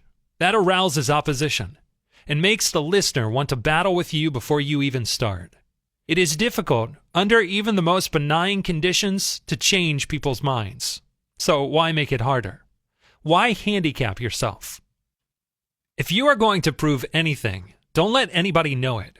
Do it subtly, so adroitly that no one will feel that you are doing it. Men must be taught as if you taught them not, and things unknown proposed as things forgot. As Lord Chesterfield said to his son, "Be wiser than other people, if you can, but do not tell them so." I believe now hardly anything that I believed 20 years ago, except the multiplication chart. And I begin to doubt even that when I read about Einstein. In another 20 years, I may not believe what I have said in this book. I am not so sure now of anything as I used to be. Socrates said repeatedly to his followers in Athens, "One thing only I know, and that is that I know nothing." Well, I can't hope to be any smarter than Socrates, so I have to quit telling people they are wrong. And I find that it pays. If a man makes a statement that you think is wrong, yes, even that you know is wrong, isn't it better to begin by saying, "Well, now look, I thought otherwise, but I may be wrong. I frequently am. And if I am wrong, I want to be put right. Let's examine the facts." There's magic, positive magic in such phrases as, "I may be wrong, I frequently am. Let's examine the facts." Nobody in the heavens above, or on the earth beneath, or in the waters under the earth will ever object to your saying, "I may be wrong, let's examine the facts." That is what a scientist does. I once interviewed Stephenson, the famous explorer and scientist who spent 11 years up beyond the Arctic Circle and who lived on absolutely nothing but meat and water for 6 years. He told me of a certain experiment he had conducted, and I asked him what he tried to prove by it. I shall never forget his reply. He said, "A scientist never tries to prove anything. He attempts only to find the facts." You like to be scientific in your thinking, don't you? Well, no one is stopping you but yourself.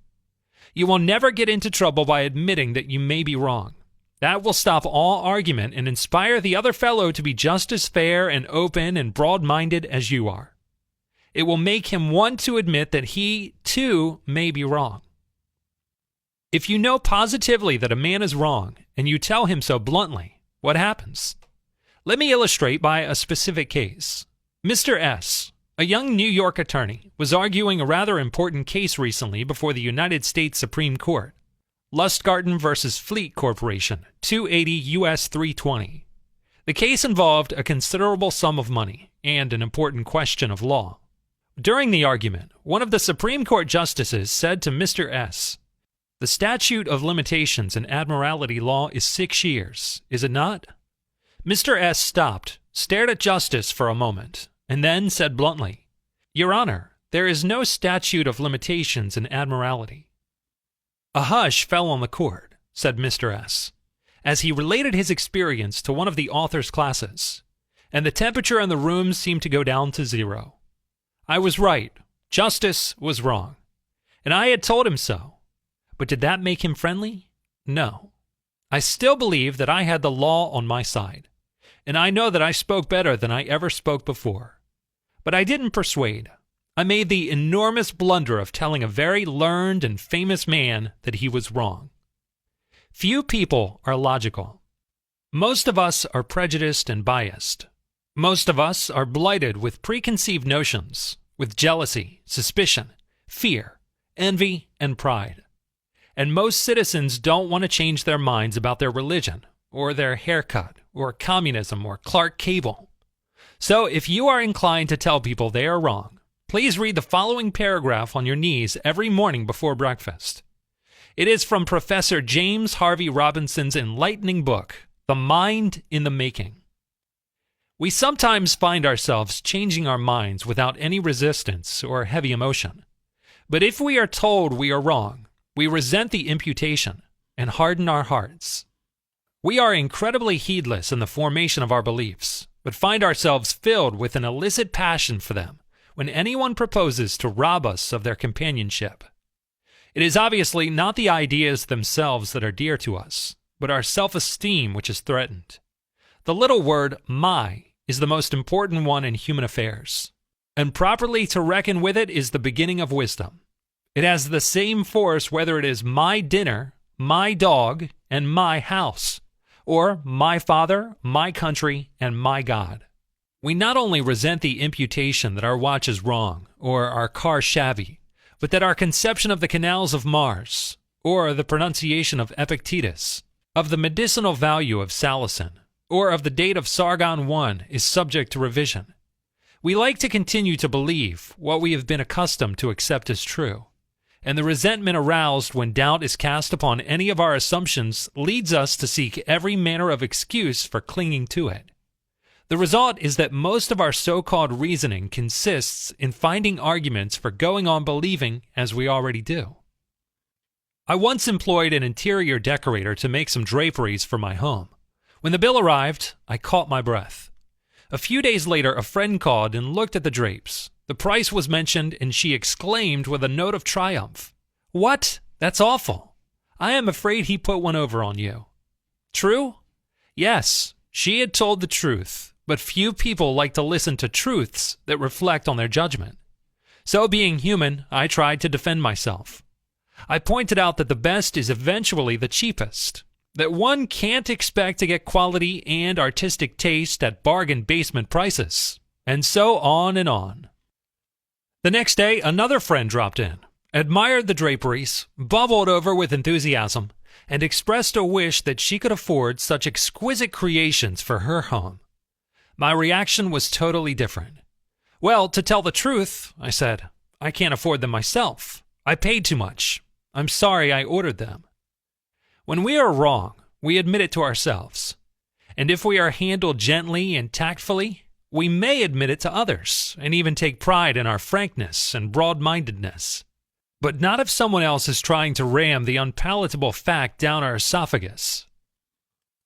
Horace Greeley, the most famous editor in America during the time of the Civil War, disagreed violently with Lincoln's policies.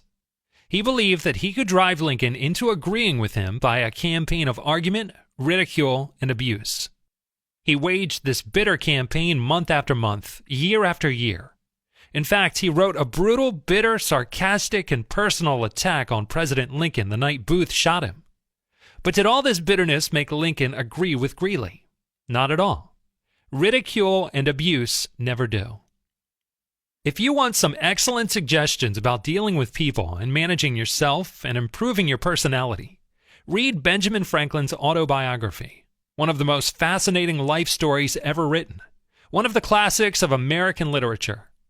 Borrow a copy from your public library or get a copy from your bookstore. If there is no bookstore in your town, you can order one direct from the American Book Company, 88 Lexington Avenue, New York City. Ask for Franklin's autobiography in the Gateway series. The price is 68 cents and enclosed 10 cents for postage. In this biography, Ben Franklin tells how he conquered the iniquitous habit of argument and transformed himself into one of the most able, suave, and diplomatic men in American history. One day, when Ben Franklin was a blundering youth, an old Quaker friend took him aside and lashed him with a few stinging truths. Something like this: "Ben, you are impossible. Your opinions have a slap in them for everyone who differs with you. They have become so expensive that nobody cares for them. Your friends find they enjoy themselves better when you are not around. You know so much that no man can tell you anything. Indeed, no man is going to try, for the effort would lead only to discomfort and hard work. So you are not likely ever to know any more than you do now, which is very little." One of the finest things I know about Ben Franklin is the way that he accepted that smarting rebuke. He was big enough and wise enough to realize it was true, to sense that he was headed for failure and social disaster. So he made a right-about face. He began immediately to change his insolent, bigoted ways. "I made it a rule," said Franklin, "to forbear all direct contradiction to the sentiments of others and all positive assertion of my own.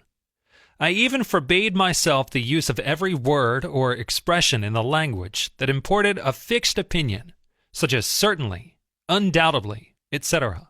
And I adopted, instead of them, I conceive, I apprehend, or I imagine a thing to be so or so, or it so appears to me at present. When another asserted something that I thought an error, I denied myself the pleasure of contradicting him abruptly, and of showing immediately some absurdity in his proposition. Or in answering, I began by observing that in certain cases or circumstances, his opinion would be right, but in the present case there appeared, or seemed to me, some difference, etc. I soon found the advantage of this change in my manner. The conversations I engaged in went on more pleasantly.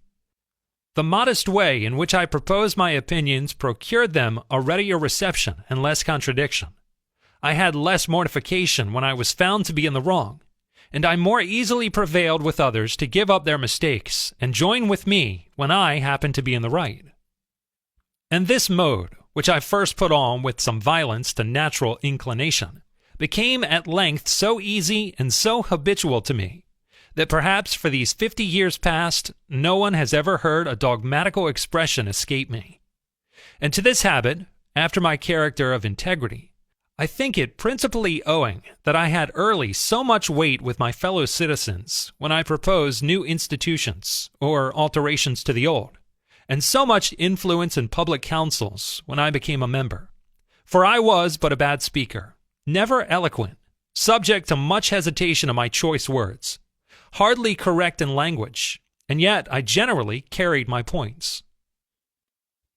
How do Ben Franklin's methods work in business? Let's take two examples. F.J. Mahoney of 114 Liberty Street, New York, sells special equipment for the oil trade.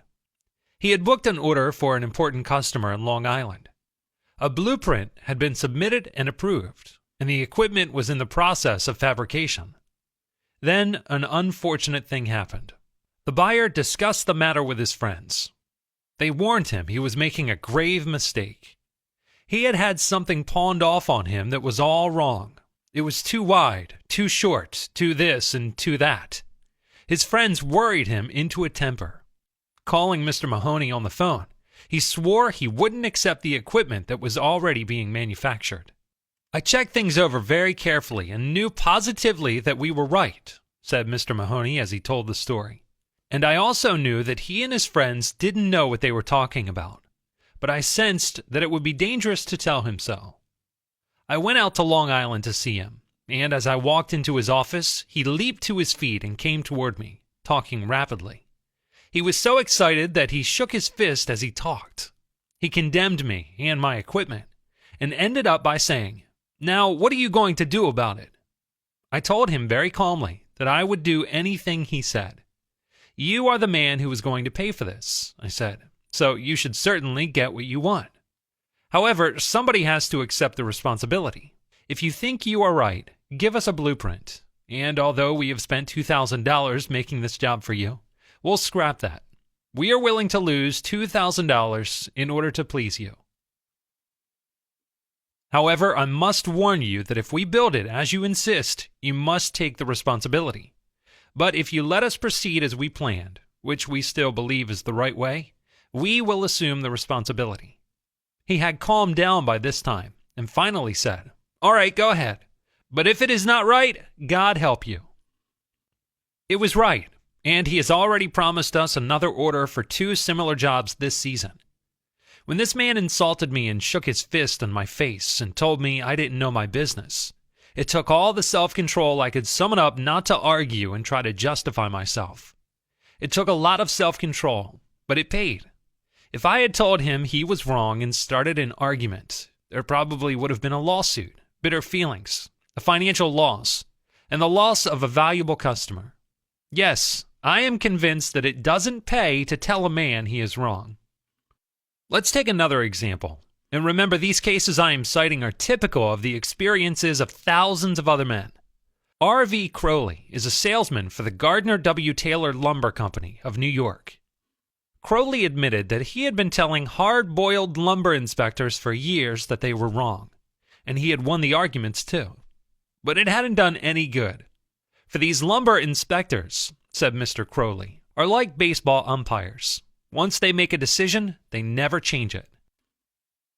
Mr. Crowley saw that his firm was losing thousands of dollars through the arguments he won. So, while taking my course, he resolved to change tactics and abandon arguments. With what results? Here's the story as he told it to the fellow members of his class. One morning, the phone rang in my office. A hot and bothered person at the other end proceeded to inform me that a car of lumber we had shipped into his plant was entirely unsatisfactory. His firm had stopped unloading and requested that we make immediate arrangements to remove the stock from their yard. After about 1/4 of the car had been unloaded, their lumber inspector reported that the lumber was running 55% below grade. Under the circumstances, they refused to accept it. I immediately started for his plant, and on the way turned over in my mind the best way to handle the situation. Ordinarily, under such circumstances, I should have quoted grading rules and tried, as a result of my own experience and knowledge as a lumber inspector, to convince the other inspector that the lumber was actually up to grade, and that he was misinterpreting the rules in his inspection. However, I thought I would apply the principles learned in this training. When I arrived at the plant, I found the purchasing agent and the lumber inspector in a wicked humor, all set for an argument and a fight. We walked out to the car that was being unloaded, and I requested that they continue to unload so that I could see how things were going. I asked the inspector to go right ahead and lay out the rejects, as he had been doing, and to put the good pieces in another pile. After watching him for a while, it began to dawn on me that his inspection actually was much too strict, and that he was misinterpreting the rules. This particular lumber was white pine, and I knew the inspector was thoroughly schooled in hardwoods, but not a competent, experienced inspector on white pine. White pine happened to be my own strong suit, but did I offer any objection to the way he was grading the lumber? None whatever. I kept on watching and gradually began to ask questions as to why certain pieces were not satisfactory. I didn't for one instant insinuate that the inspector was wrong. I emphasized that my only reason for asking was in order that we could give his firm exactly what they wanted in future shipments. By asking questions in a very friendly, cooperative spirit and insisting continually that they were right in laying out boards not satisfactory to their purpose, I got him warmed up and the strained relations between us began to thaw and melt away. An occasional carefully put remark on my part gave birth to the idea in his mind that possibly some of these rejected pieces were actually within the grade that they had bought, and that their requirements demanded a more expensive grade. I was very careful, however, not to let him think I was making an issue of this point. Gradually, his whole attitude changed. He finally admitted to me that he was not experienced on white pine and began to ask me questions about each piece as it came out of the car. I would explain why such a piece came within the grade specified, but kept on insisting that we did not want him to take it if it was unsuitable for their purpose. He finally got to the point where he felt guilty every time he put a piece in the rejected pile, and at last he saw that the mistake was on their part for not having specified as good a grade as they needed. The ultimate outcome was that he went through the entire carload again after I left, accepted the whole lot, and we received a check in full. In that one instance alone, a little tact and the determination to refrain from telling the other man he was wrong saved my company $150 in actual cash, and it would be hard to place a money value on the goodwill that was saved. By the way, I am not revealing anything new in this chapter. 19 centuries ago, Jesus said, "Agree with thine adversary quickly." In other words, don't argue with your customer or your husband or your adversary. Don't tell him he is wrong. Don't get him stirred up. But use a little diplomacy. And 2,200 years before Christ was born, old King Aktoy of Egypt gave his son some shrewd advice that is sorely needed today. Old King Aktoy said one afternoon between drinks 4,000 years ago, "Be diplomatic. It will help you gain your point." So, if you want to win people to your way of thinking, rule 2 is, show respect for the other man's opinions. Never tell a man he is wrong. Chapter 3. If you're wrong, admit it. I live almost in the geographical center of greater New York, yet within a minute's walk of my house, there is a wild stretch of virgin timber, where the blackberry thickets foam white in the springtime, where the squirrels nest and rear their young, and the horseweeds grow as tall as a horse's head. This unspoiled woodland is called Forest Park, and it is a forest, probably not much different in appearance from what it was the afternoon Columbus discovered America. I frequently go walking in this park with Rex, my little Boston bulldog. He is a friendly, harmless little hound, and since we rarely meet anyone in the park, I take Rex along without a leash or a muzzle. One day, we encountered a mounted policeman in the park, a policeman itching to show his authority. "What do you mean by letting that dog run loose in the park without a muzzle and leash?" he reprimanded me. "Don't you know it is against the law?" "Yes, I know it is," I replied softly, "but I didn't think he would do any harm out here." "You didn't think. You didn't think. The law doesn't give a tinker's damn about what you think. That dog might kill a squirrel or bite a child. Now, I'm going to let you off this time, but if I catch this dog out here again without a muzzle and a leash, you'll have to tell it to the judge." I meekly promised to obey. And I did obey, for a few times. But Rex didn't like the muzzle, and neither did I. So we decided to take a chance. Everything was lovely for a while, and then we struck a snag. Rex and I raced over the brow of a hill one day, and there, suddenly, to my dismay, I saw the majesty of the law, astride a bay horse. Rex was out in front, heading straight for the officer. I was in for it. I knew it. So I didn't wait until the policeman started talking. I beat him to it. I said, "Officer, you've caught me red-handed. I'm guilty. I have no alibis, no excuses. You warned me last week that if I brought this dog out here again without a muzzle, you would find me." "Well, now," the policeman responded in a soft tone, "I know it's a temptation to let a little dog like that have a run out here when nobody is around." "Sure, it's a temptation," I replied, "but it is against the law." "Well, a little dog like that isn't going to harm anybody," the policeman remonstrated. "No, but he may kill squirrels," I said. "Well, now, I think you're taking this a bit too seriously," he told me. "I'll tell you what you do. You just let him run over the hill there where I can't see him, and we'll forget all about it." That policeman, being human, wanted a feeling of importance. So when I began to condemn myself, the only way he could nourish his self-esteem was to take the magnanimous attitude of showing mercy. But suppose I had tried to defend myself. Well, did you ever argue with a policeman? But instead of breaking lances with him, I admitted that he was absolutely right and I was absolutely wrong. I admitted it quickly, openly, and with enthusiasm. The affair terminated graciously by my taking his side and his taking my side. Lord Chesterfield himself could hardly have been more gracious than this mounted policeman, who only a week previously had threatened to have the law on me. If we know we are going to get the old Harry anyhow, isn't it far better to beat the other fellow to it and do it ourselves?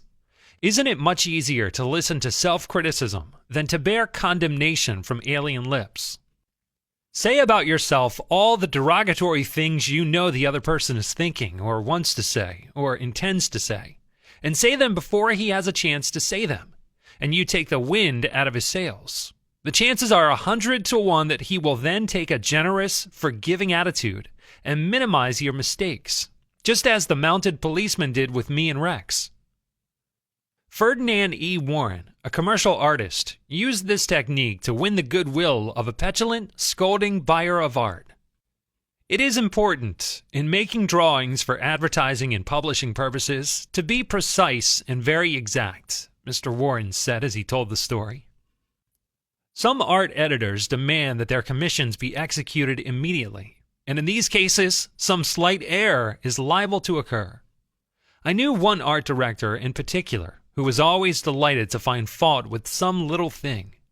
I have often left his office in disgust, not because of the criticism, but because of his method of attack. Recently, I delivered a rush job to this editor, and he phoned me to call at his office immediately. He said something was wrong. When I arrived, I found just what I had anticipated and dreaded. He was hostile, gloating over his chance to criticize. He demanded with heat why I had done so-and-so. My opportunity had come to apply the self-criticism I had been studying about. So I said, "Mr. So-and-so, if what you say is true, I am at fault, and there is absolutely no excuse for my blunder. I have been doing drawings for you long enough to know better. I am ashamed of myself." Immediately, he started to defend me. "Yes, you're right, but after all, this isn't a serious mistake. It is only—" I interrupted him. "Any mistake," I said, "may be costly, and they are all irritating." He started to break in, but I wouldn't let him. I was having a grand time. For the first time in my life, I was criticizing myself, and I loved it. I should have been more careful, I continued. You give me a lot of work, and you deserve the best. So I'm going to do this drawing all over. No, he protested. I wouldn't think of putting you to all that trouble. He praised my work, assured me that he wanted only a minor change, and that my slight error hadn't cost his firm any money.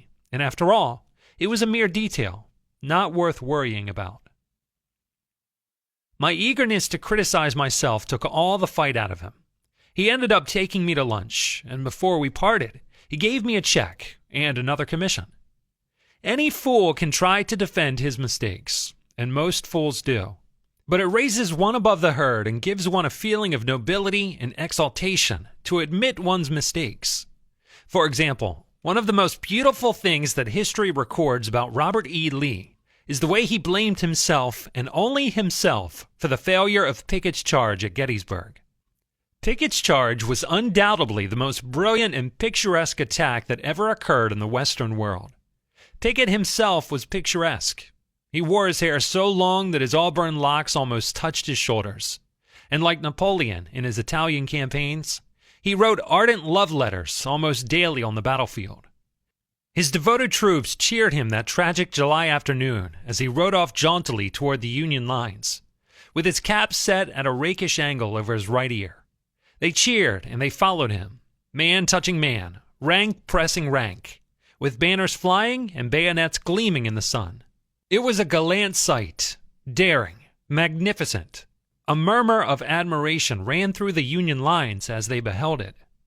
Pickett's troops swept forward at an easy trot, through orchard and cornfield, across a meadow, and over a ravine. All the time the enemy's cannon were tearing ghastly holes in their ranks.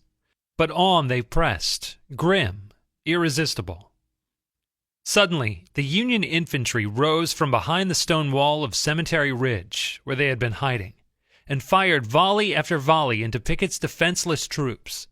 The crest of the hill was a sheet of flame, a slaughterhouse, a blazing volcano. In a few minutes, all of Pickett's brigade commanders except one were down, and 4/5 of his 5,000 men had fallen. Armistead, leading the troops in the final plunge, ran forward, vaulted over the stone wall, and waving his cap on the top of his sword, shouted, "Give 'em the steel, boys!" They did. They leaped over the wall, bayoneted their enemies, smashed skulls with clubbed muskets, and planted the battle flags of the South on Cemetery Ridge. The banners waved there only for a moment, but that moment, brief as it was, recorded the high water mark of the Confederacy. Pickett's charge, brilliant, heroic, was nevertheless the beginning of the end. Lee had failed. He could not penetrate the North, and he knew it. The South was doomed. Lee was so saddened, so shocked, that he sent in his resignation and asked Jefferson Davis, the president of the Confederacy, to appoint a younger and abler man. If Lee had wanted to blame the disastrous failure of Pickett's charge on someone else, he could have found a score of alibis. Some of his division commanders had failed. The cavalry hadn't arrived in time to support the infantry attack. This had gone wrong, and that had gone awry. But Lee was far too noble to blame others. As Pickett's beaten and bloody troops struggled back to the Confederate lines, Robert E. Lee rode out to meet them all alone and greeted them with a self-condemnation that was little short of sublime. "All this has been my fault," he confessed. "I, and I alone, have lost this battle." Few generals in all history have had the courage and character to admit that. Elbert Hubbard was one of the most original authors who ever stirred up a nation, and his stinging sentences often aroused fierce resentments. But Hubbard, with his rare skill for handling people, frequently turned his enemies into friends.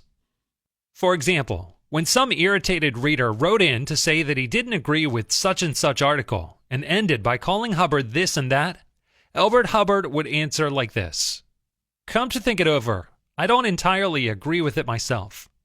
Not everything I wrote yesterday appeals to me today. I am glad to learn what you think on the subject. The next time you are in the neighborhood, you must visit us, and we'll get this subject threshed out for all time. So here is a hand clasp over the miles, and I am yours sincerely.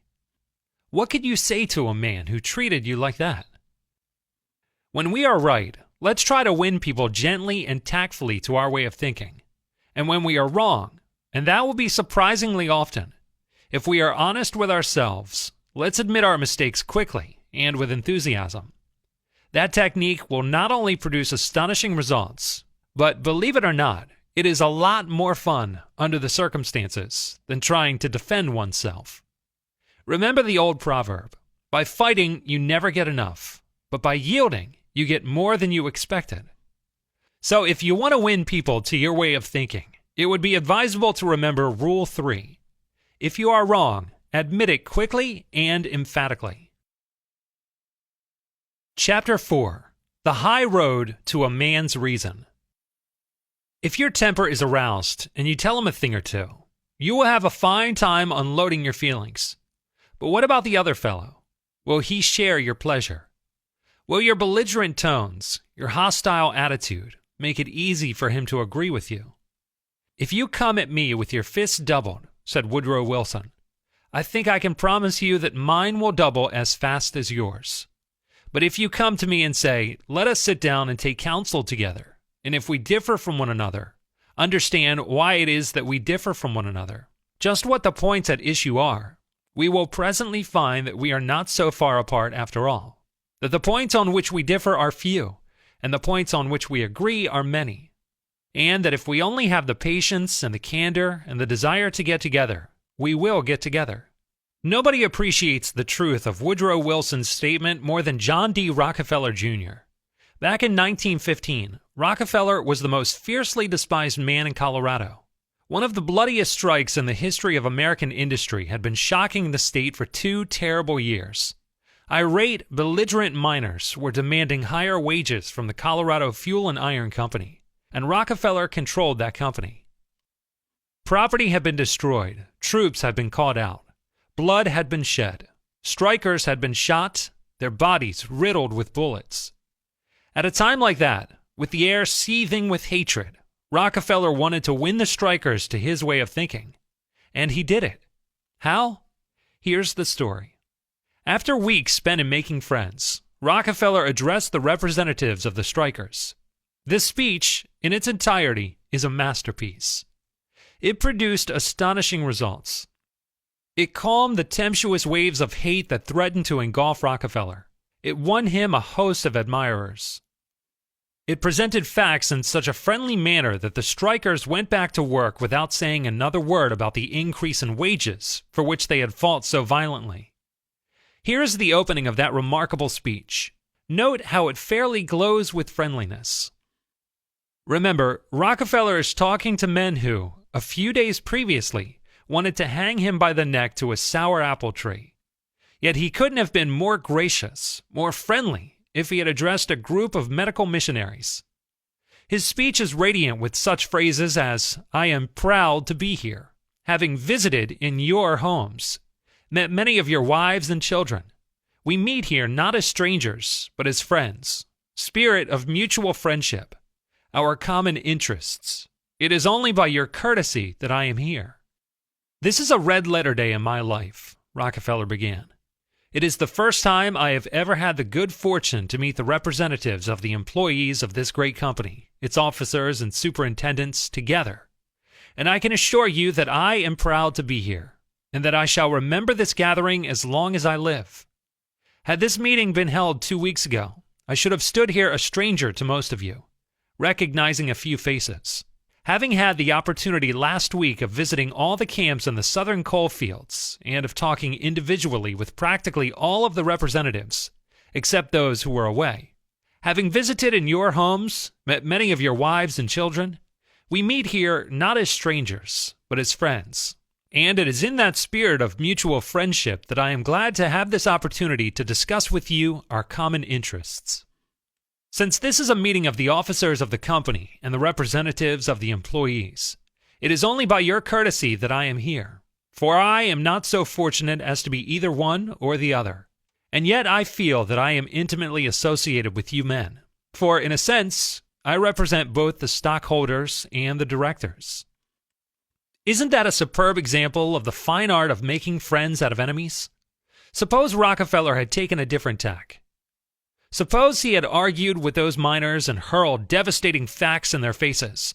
Suppose he had told them by his tones and insinuations that they were wrong. Suppose that by all the rules of logic, he had proved that they were wrong. What would have happened? More anger would have stirred up, more hatred, more revolt. If a man's heart is rankling with discord and ill feeling toward you, you can't win him to your way of thinking with all the logic in Christendom. Scolding parents and domineering bosses and husbands and nagging wives ought to realize that people don't want to change their minds.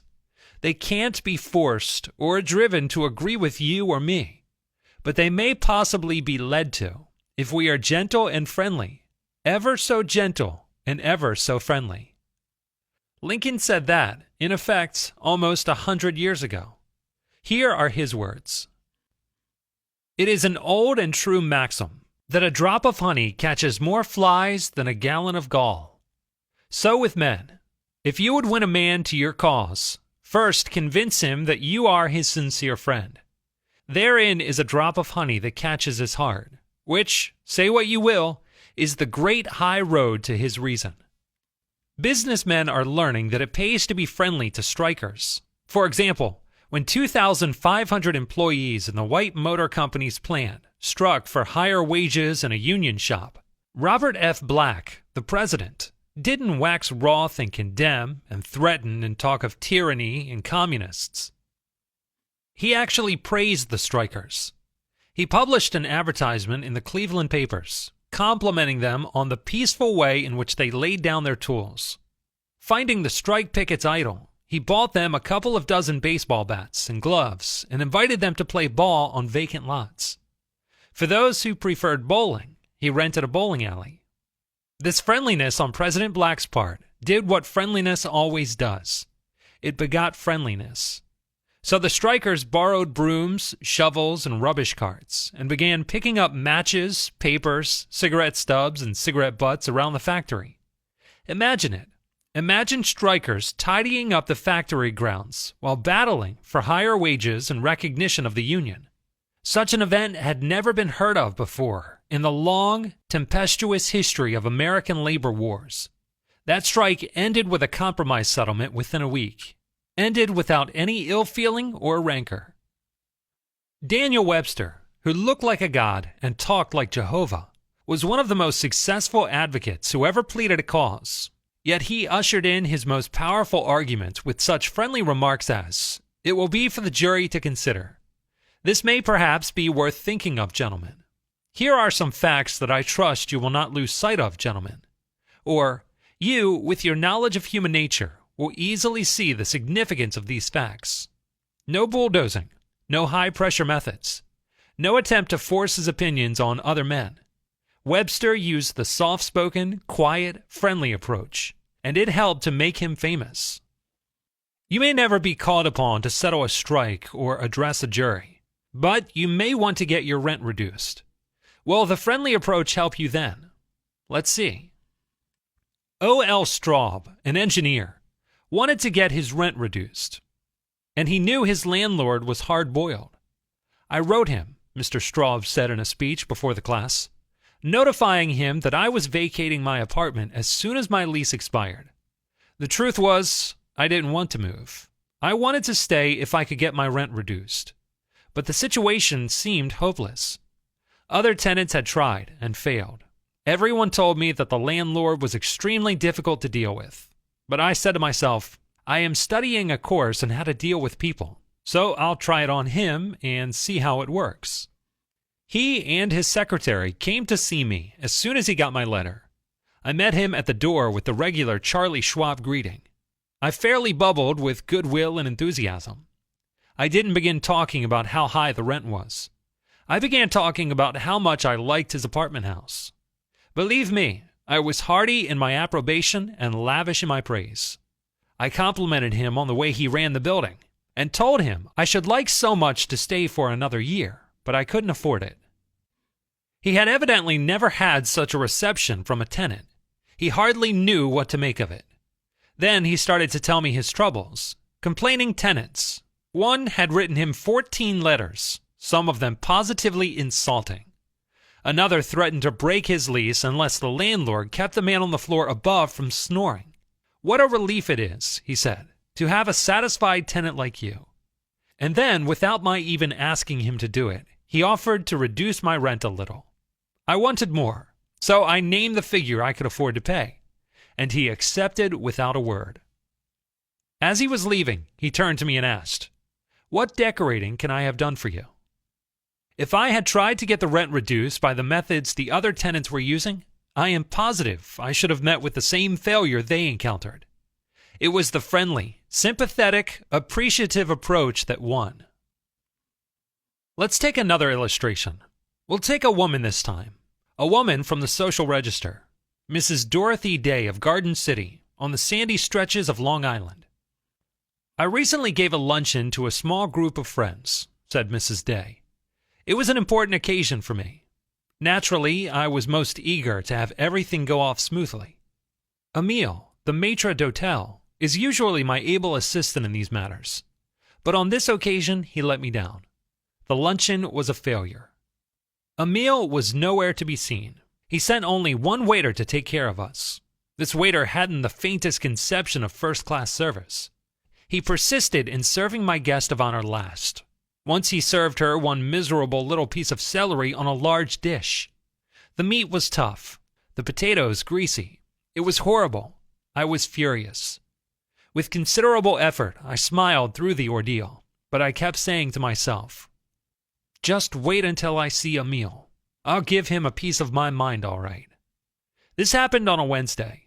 The next night, I heard a lecture on human relationships. As I listened, I realized how futile it would be to give Emile a dressing down. It would make him sullen and resentful. It would kill all desire to help me in the future. I tried to look at it from his standpoint. He hadn't bought the food. He hadn't cooked it. He couldn't help it because some of his waiters were dumb. Perhaps I had been too severe, too hasty in my wrath. So instead of criticizing him, I decided to begin in a friendly way. I decided to open up on him with appreciation. This approach worked beautifully. I saw Emile the following day. He was defensively angry and spoiling for battle. I said, "See here, Emile, I want you to know that it means a great deal to me to have you at my back when I entertain. You are the best maitre d'hotel in New York. Of course, I fully appreciate that you don't buy the food and cook it. You couldn't help what happened on Wednesday." The clouds disappeared. Emile smiled and said, "Exactly, madam.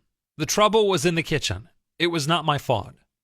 So I continued, "I have planned other parties, Emile, and I need your advice. Do you think we had better give the kitchen another chance?" "Oh, certainly, madam, of course. It might never happen again." The following week I gave another luncheon. Emile and I planned the menu. I cut his tip in half and never mentioned past mistakes. When we arrived, the table was colorful with 24 American Beauty roses. Emile was in constant attendance. He could hardly have showered my party with more attention if I had been entertaining Queen Mary. The food was excellent and hot. The service was perfection. The entree was served by 4 waiters instead of 1. Emile personally served delicious mince to finish it off. As we were leaving, my guest of honor asked, "Have you charmed that maitre d'hotel? I never saw such service, such attention." She was right. I had charmed with the friendly approach and sincere appreciation. Years ago, when I was a barefooted boy walking through the woods to a country school out in northwest Missouri, I read a fable one day about the sun and the wind. They quarreled about which was the stronger, and the wind said, "I'll prove I am. See that old man down there with a coat? I bet I can make him take his coat off quicker than you can." So the sun went behind a cloud, and the wind blew until it was almost a tornado. But the harder it blew, the tighter the old man wrapped his coat around him. Finally, the wind calmed down and gave up, and then the sun came out from behind the cloud and smiled kindly on the old man. Presently, he mopped his brow and pulled off his coat. The sun then told the wind that gentleness and friendliness were always stronger than fury and force. Even while I was a boy reading this fable, the The truth of it was actually being demonstrated in the far-off town of Boston, an historic center of education and culture that I never dreamed of ever living to see. It was being demonstrated in Boston by Dr. A.H.B., a physician, who 30 years later became one of my students. Here is the story as Dr. B related it in one of his talks before the class. The Boston newspapers in those days screamed with fake medical advertising. The ads of professional abortionists and quack physicians who pretended to treat the diseases of men, but who really preyed upon many innocent victims by frightening them with talk about loss of manhood and other terrible conditions. Their treatment consisted in keeping the victim filled with terror and in giving him no useful treatment at all. The abortionists had caused many deaths, but there were few convictions. Most of them paid small fines or got off through political influence. The condition became so terrible that the good people of Boston rose up in holy indignation. Preachers pounded their pulpits, condemned the papers, and implored the help of Almighty God to stop this advertising. Civic organizations, businessmen, women's clubs, churches, young people's societies damned and denounced, all in vain. A bitter fight was waged in the state legislature to make this disgraceful advertising illegal, but it was defeated by graft and political influence. Dr. B was then chairman of the Good Citizenship Committee of the Greater Boston Christian Endeavor Union. His committee had tried everything. It had failed. The fight against these medical criminals seemed hopeless. Then one night after midnight, Dr. B tried something that apparently no one in Boston had ever thought of trying before. He tried kindness, sympathy, appreciation. He tried to make the publishers actually want to stop the advertising. He wrote the publisher of the Boston Herald, telling him how much he admired his paper. He had always read it. The news items were clean, not sensational, and the editorials were excellent. It was a splendid family paper. Dr. B declared that it was, in his opinion, the best paper in New England and one of the finest in America. But, continued Dr. B, a friend of mine has a young daughter.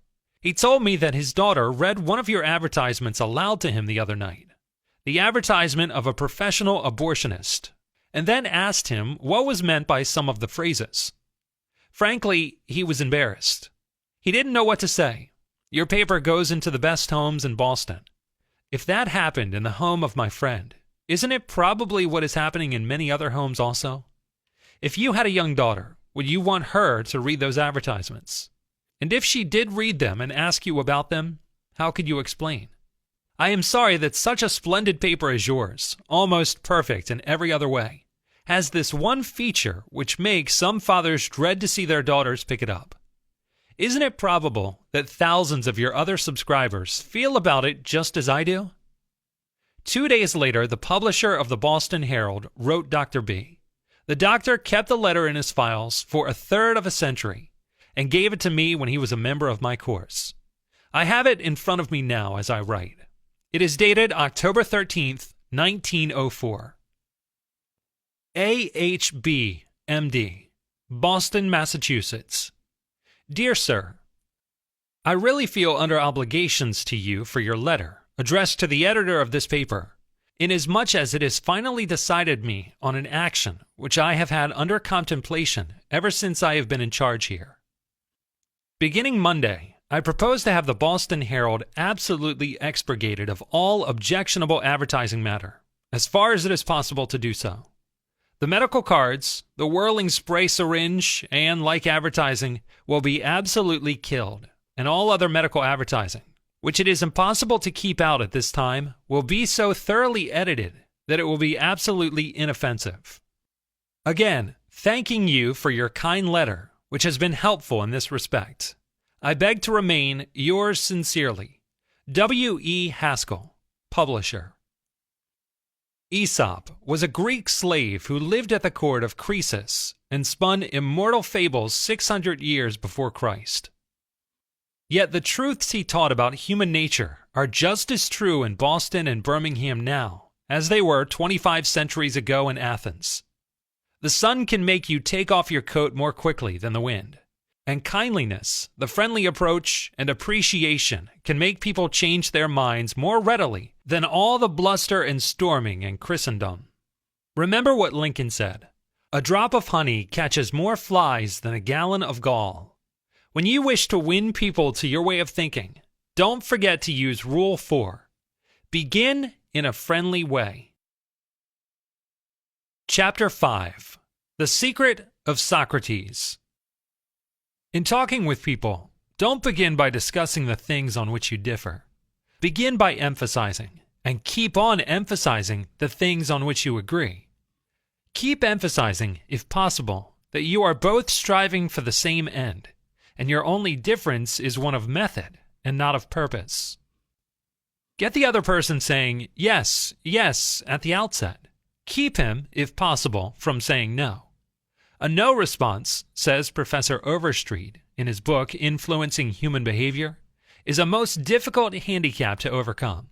When a person has said no, all his pride of personality demands that he remain consistent with himself. He may later feel that the no was ill-advised. Nevertheless, there is his precious pride to consider. Once having said a thing, he must stick to it. Hence, it is of the very greatest importance that we start a person in the affirmative direction.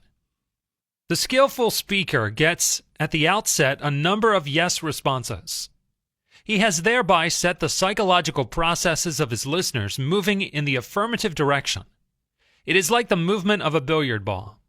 Propel it in one direction, and it takes some force to deflect it. Far more force to send it back in the opposite direction. The psychological patterns here are quite clear. When a person says no, and really means it, he is doing far more than saying a word of 2 letters. His entire organism, glandular, nervous, muscular, gathers itself together into a condition of rejection.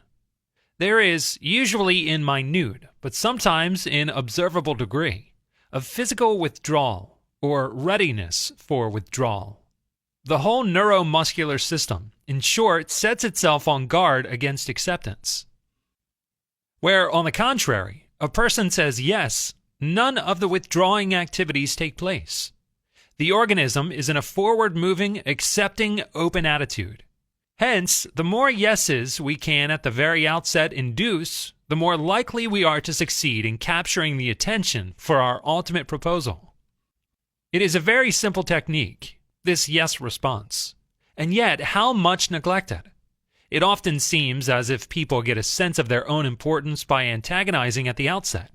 The radical comes into a conference with his conservative brethren, and immediately he must make them furious. What, as a matter of fact, is the good pleasure of it?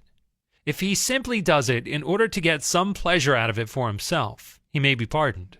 But if he expects to achieve something, he is only psychologically stupid. Get a student to say no at the beginning, or a customer, child, husband, or wife, and it takes the wisdom and the patience of angels to transform that bristling negative into an affirmative. The use of this yes, yes technique enabled James Eberson, teller for the Greenwich Savings Bank, New York City, to save a prospective customer who might otherwise have been lost. "This man came in to open an account," said Mr. Eberson, "and I gave him our usual form to fill out. Some of the questions he answered willingly, but there were others he flatly refused to answer. Before I began the study of human relations, I should have told this prospective depositor that if he refused to give the bank this information, we should have to refuse to accept his account. I am ashamed that I have been guilty of doing that very thing in the past."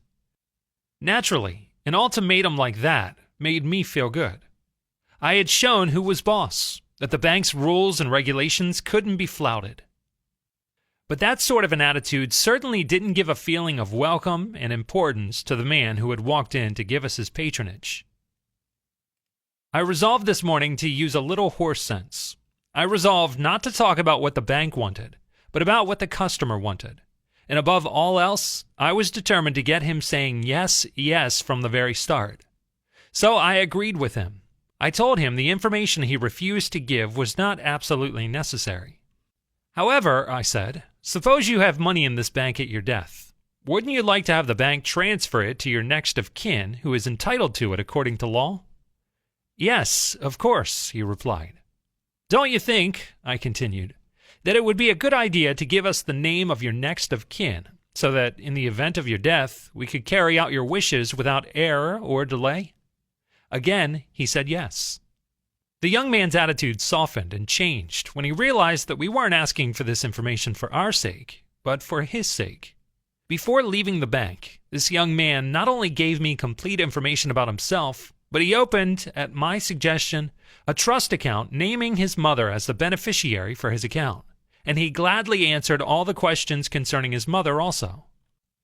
I found that by getting him saying yes, yes from the outset, he forgot the issue at stake and was happy to do all the things I suggested. There was a man on my territory that our company was most eager to sell, said Joseph Allison, salesman for Westinghouse. My predecessor had called on him for 10 years without selling anything. When I took over the territory, I called steadily for 3 years without getting an order. Finally, after 13 years of calls and sales talk, we sold him a few motors. If these proved to be all right, I felt sure of an order for several hundred more. Such was my expectation. Right? I knew they would be all right. So when I called 3 weeks later, I was stepping high. But I didn't step high very long, for the chief engineer greeted me with this shocking announcement. Allison, I can't buy the remainder of the motors from you. Why? I asked in amazement. Why? Because your motors are too hot. I can't put my hand on them. I knew it wouldn't do any good to argue. I had tried that sort of thing too long. So I thought of getting the yes, yes response. Well, now look, Mr. Smith, I said. I agree with you 100%. If those motors are running too hot, you ought not to buy any more of them. You must have motors that won't run any hotter than standards set by the regulations of the National Electric Manufacturers Association. Isn't that so? He agreed it was. I had gotten my first yes. The Electrical Manufacturers Association regulations say that a properly designed motor may have a temperature of 72 degrees Fahrenheit above room temperature. Is that correct? Yes, he agreed. That's quite correct, but your motors are much hotter. I didn't argue with him. I merely asked, how hot is the mill room? Oh, he said, about 75 degrees Fahrenheit. Well, I replied, if the mill room is 75 degrees and you add 72 to that makes a total of 147 degrees Fahrenheit. Wouldn't you scald your hand if you held it under a spigot of hot water at a temperature of 147 degrees Fahrenheit? Again, he had to say yes. Well, I suggested, wouldn't it be a good idea to keep your hands off those motors? Well, I guess you're right, he admitted. We continued to chat for a while. Then he called his secretary and lined up approximately $35,000 worth of business for the ensuing month. It took me years and cost me countless thousands of dollars in lost business before I finally learned that it doesn't pay to argue, that it is much more profitable and much more interesting to look at things from the other man's viewpoint and try to get him saying yes, yes. Socrates, the gadfly of Athens, was a brilliant old boy in spite of the fact that he went barefooted and married a girl of 19 when he was bald-headed and 40. He did something that only a handful of men in all history have been able to do. He sharply changed the whole course of human thought. And now, 23 centuries after his death, he is honored as one of the wisest persuaders who ever influenced this wrangling world. His method? Did he tell people they were wrong? Oh no, not Socrates. He was far too adroit for that. His whole technique, now called the Socratic method, was based upon getting a yes-yes response. He asked questions with which his opponent would have to agree. He kept on winning one admission after another until he had an armful of yeses.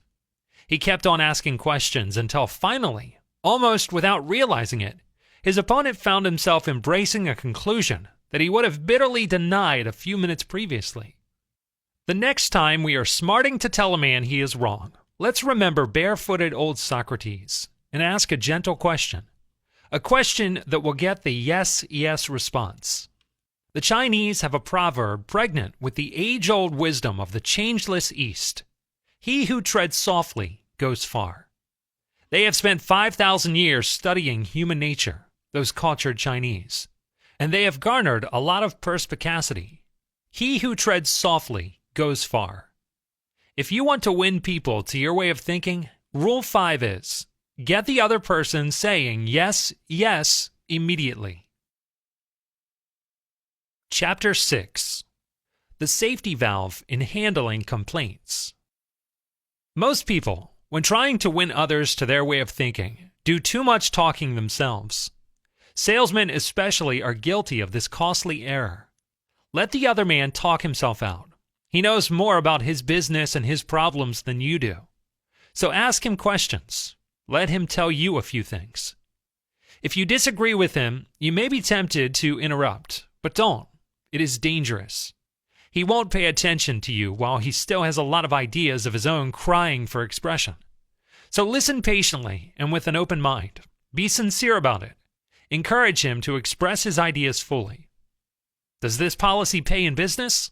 Let's see. Here is the story of a man who was forced to try it. A few years ago, one of the largest automobile manufacturers in the United States was negotiating for a year's requirements of upholstery fabrics. 3 important manufacturers had worked up fabrics and sample bodies. These had all been inspected by the executives of the motor company, and notice had been sent to each manufacturer saying that on a certain day, his representative would be given an opportunity of making his final plea for the contract. GBR, a representative of one manufacturer, arrived in town with a severe attack of laryngitis. When it came my turn to meet the executives in conference, Mr. R said, as he related the story before one of my classes, I had lost my voice. I could hardly whisper. I was ushered into a room and found myself face to face with the textile engineer, the purchasing agent, the director of sales, and the president of the company. I stood up and made a valiant effort to speak, but I couldn't do anything more than squeak. They were all seated around a table, so I wrote on a pad of paper, "Gentlemen, I have lost my voice. I am speechless." "I'll do the talking for you," the president said. He did. He exhibited my samples and praised their good points. A lively discussion arose about the merits of my goods, and the president, since he was talking for me, took my side during the discussion. My sole participation consisted of smiles, nods, and a few gestures. As a result of this unique conference, I was awarded the contract, which called for over 500,000 yards of upholstery fabrics at an aggregate value of $1.6 million, the biggest order I ever received. I know I should have lost that contract if I hadn't lost my voice, because I had the wrong idea about the whole proposition. I discovered, quite by accident, how richly it sometimes pays to let the other fellow do the talking. Joseph S. Webb of the Philadelphia Electric Company made the same discovery. Mr. Webb was making a rural inspection trip through a district of prosperous Pennsylvania Dutch farmers. "Why aren't those people using electricity?" he asked the district representative as they passed a well-kept farmhouse. "They're tightwads. You can't sell them anything," the district man answered in disgust. "And besides, they're sore at the company. I've tried, it's hopeless." Maybe it was, but Webb decided to try anyway. So he knocked at the farmhouse door. The door opened by a narrow crack. An old Mrs. Drunkenbrod peered out. "As soon as she saw the company representative," said Mr. Webb as he related the story, "she slammed the door in our faces. I knocked again, and again she opened the door. And this time she began to tell us what she thought of us and our company. "Mrs. Drunkenbrod," I said, "I'm sorry we've troubled you, but I didn't come here to sell you electricity. I merely wanted to buy some eggs." She opened the door wider and peered out at us suspiciously. "I noticed your fine flock of Dominics," I said, "and I should like to buy a dozen fresh eggs." The door opened a little wider. "How'd you know my hens were Dominics?" she inquired, her curiosity piqued. "I raise chickens myself," I replied, "and I must say I've never seen a finer flock of Dominics." "Why don't you use your own eggs, then?" she demanded, still somewhat suspicious. "Because my leghorns lay white eggs, and naturally, being a cook yourself, you know white eggs can't compare to brown eggs when it comes to making cake, and my wife prides herself on her cakes." By this time, Mrs. Drunkenbrod ventured out onto the porch in a much more amiable frame of mind. Meantime, my eyes had been wandering around, and I had discovered that the farm was equipped with a fine-looking dairy. As a matter of fact, Mrs. Druckenbrod, I continued, I'll bet you make more money from your hens than your husband makes with his dairy. Bang! She was off. She sure did, and she loved to tell me about it. But alas, she couldn't make her old husband, the blockhead, admit it.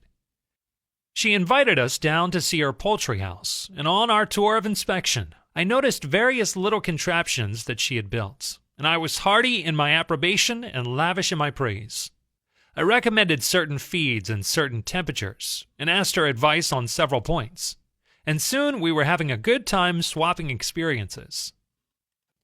Presently, she remarked that some of her neighbors had put electric lights in their hen houses, and they claimed they had got excellent results. She wanted my honest opinion as to whether or not it would pay her to do the same thing. 2 weeks later, Mrs. Druckenbrod's Dominic hens were clucking and scratching contentedly in the encouraging glow of electric lights. I had my order. She was getting more eggs. Everyone was satisfied. Everyone had gained. But, and this is the point of the story, I should never have sold electricity to this Pennsylvania Dutch farm wife if I had not first let her talk herself into it. Such people can't be sold. You have to let them buy. A large advertisement appeared recently on the financial page of the New York Herald Tribune, calling for a man with unusual ability and experience. Charles T. Cubelis answered the advertisement, sending his reply to a box number. A few days later, he was invited by letter to call for an interview. Before he called, he spent hours in Wall Street finding out everything possible about the man who had founded the business. During the interview, he remarked, I should be mighty proud to be associated with an organization with a record like yours. I understand you started 28 years ago with nothing but desk room and one stenographer. Is that true? Almost every successful man likes to reminisce about his early struggles. This man was no exception. He talked for a long time about how he had started with $450 in cash and an original idea. He told how he had fought against discouragement and battled against ridicule, working Sundays and holidays, 12 to 16 hours a day. How he had finally won against all odds, until now the biggest men in Wall Street were coming to him for information and guidance. He was proud of such a record. He had a right to be, and he had a splendid time telling about it. Finally, he questioned Mr. Cubelis briefly about his experience, then called in one of his vice presidents and said, I think this is the man we're looking for. Mr. Cubelis had taken the trouble to find out about the accomplishments of his prospective employer. He showed an interest in the other man and his problems. He encouraged the other man to do most of the talking and made a favorable impression. The truth is that even our friends would far rather talk to us about their achievements than listen to us boast about ours. La Rochefoucauld, the French philosopher, said, if you want enemies, excel your friends. But if you want friends, let your friends excel you. Why is that true? Because when our friends excel us, that gives them a feeling of importance. But when we excel them, that gives them a feeling of inferiority and arouses envy and jealousy. The Germans have a proverb, Die reinste ist die Schadenfreude, which, being interpreted, goes something like this. The purest joy is the malicious joy we take in the misfortunes of those we have envied. Or, to put it another way, the purest joy is the joy we take in other people's troubles. Yes, some of your friends probably get more satisfaction out of your troubles than out of your triumphs. So let's minimize our achievements. Let's be modest. That always makes a hit. Irving Cobb had the right technique. A lawyer once said to Cobb on the witness stand, I understand, Mr. Cobb, that you are one of the most famous writers in America. Is that correct? I have probably been more fortunate than I deserve, Cobb replied. We ought to be modest, for neither you nor I amount to much.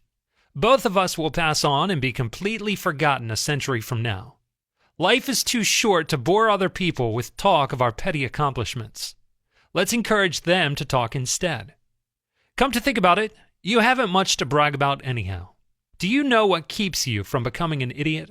Not much. Only a nickel's worth of iodine in your thyroid glands. If a physician were to open the thyroid gland in your neck and take out a little iodine, you would become an idiot. A little iodine that can be bought at a corner drugstore for 5 cents is all that stands between you and an institution for the mentally ill. A nickel's worth of iodine. That isn't much to be boasting about, is it? So if we want to win people to our way of thinking, Rule 6 is, let the other man do a great deal of the talking. Chapter 7. How to Get Cooperation. Don't you have much more faith in ideas that you discover for yourself than in ideas that are handed to you on a silver platter? If so, isn't it bad judgment to try to ram your opinions down the throats of other people? Wouldn't it be wiser to make suggestions and let the other man think out the conclusion for himself? To illustrate, Mr. Adolf Seltz of Philadelphia, a student of one of my courses, suddenly found himself confronted with the necessity of injecting enthusiasm into a discouraged and disorganized group of automobile salesmen. Calling a sales meeting, he urged his men to tell him exactly what they expected from him. As they talked, he wrote their ideas on the blackboard. He then said, "I'll give you all these qualities you expect from me. Now I want you to tell me what I have a right to expect from you." The replies came quick and fast. Loyalty, honesty, initiative, optimism, teamwork, 8 hours a day of enthusiastic work. One man volunteered to work 14 hours a day. The meeting ended with a new courage, a new inspiration, and Mr. Seltz reported to me that the increase of sales had been phenomenal. The men had made a sort of moral bargain with me, said Mr. Seltz, and as long as I lived up to my part in it, they were determined to live up to theirs. Consulting them about their wishes and desires was just the shot in the arm they needed. No man likes to feel that he is being sold something or told to do a thing. We much prefer to feel that we are buying of our own accord or acting on our own ideas. We like to be consulted about our wishes, our wants, our thoughts. For example, take the case of Eugene Wesson. He lost countless thousands of dollars in commissions before he learned this truth. Mr. Wesson sells sketches for a studio that creates designs for stylists and textile manufacturers. Mr. Wesson had called once a week, every week for 3 years, on one of the leading stylists in New York. He never refused to see me, said Mr. Wesson, but he never bought. He always looked over my sketches very carefully and then said, "No, Wesson, I guess we don't get together today." After 150 failures, Wesson realized he must be in a mental rut. So he resolved to devote 1 evening a week to the study of influencing human behavior and to develop new ideas and generate new enthusiasms. Presently, he was stimulated to try a new approach. Picking up half a dozen unfinished sketches the artists were working on, he rushed over to his buyer's office. "I want you to do me a little favor, if you will," he said. "Here are some uncompleted sketches. Won't you please tell me how we could finish them up in such a way that they would be of service to you?" The buyer looked at the sketches for a while without uttering a word and then said, "Leave these with me for a few days, Wesson, and then come back and see me." Wesson returned 3 days later, got his suggestions, took the sketches back to the studio, and had them finished according to the buyer's ideas. The result? All accepted. That was 9 months ago. Since that time, this buyer has ordered scores of other sketches, all drawn according to his ideas. And the net result has been more than $1,600 in commissions for Wesson. "I now realize why I failed for years to sell this buyer," said Mr. Wesson. "I had urged him to buy what I thought he ought to have. I do the very opposite now. I urge him to give me his ideas. He feels now that he is creating the designs, and he is. I don't have to sell him now. He buys." When Theodore Roosevelt was governor of New York, he accomplished an extraordinary feat. He kept on good terms with the political bosses, and yet he forced through reforms which they bitterly disliked. And here is how he did it. When an important office was to be filled, he invited the political bosses to make recommendations.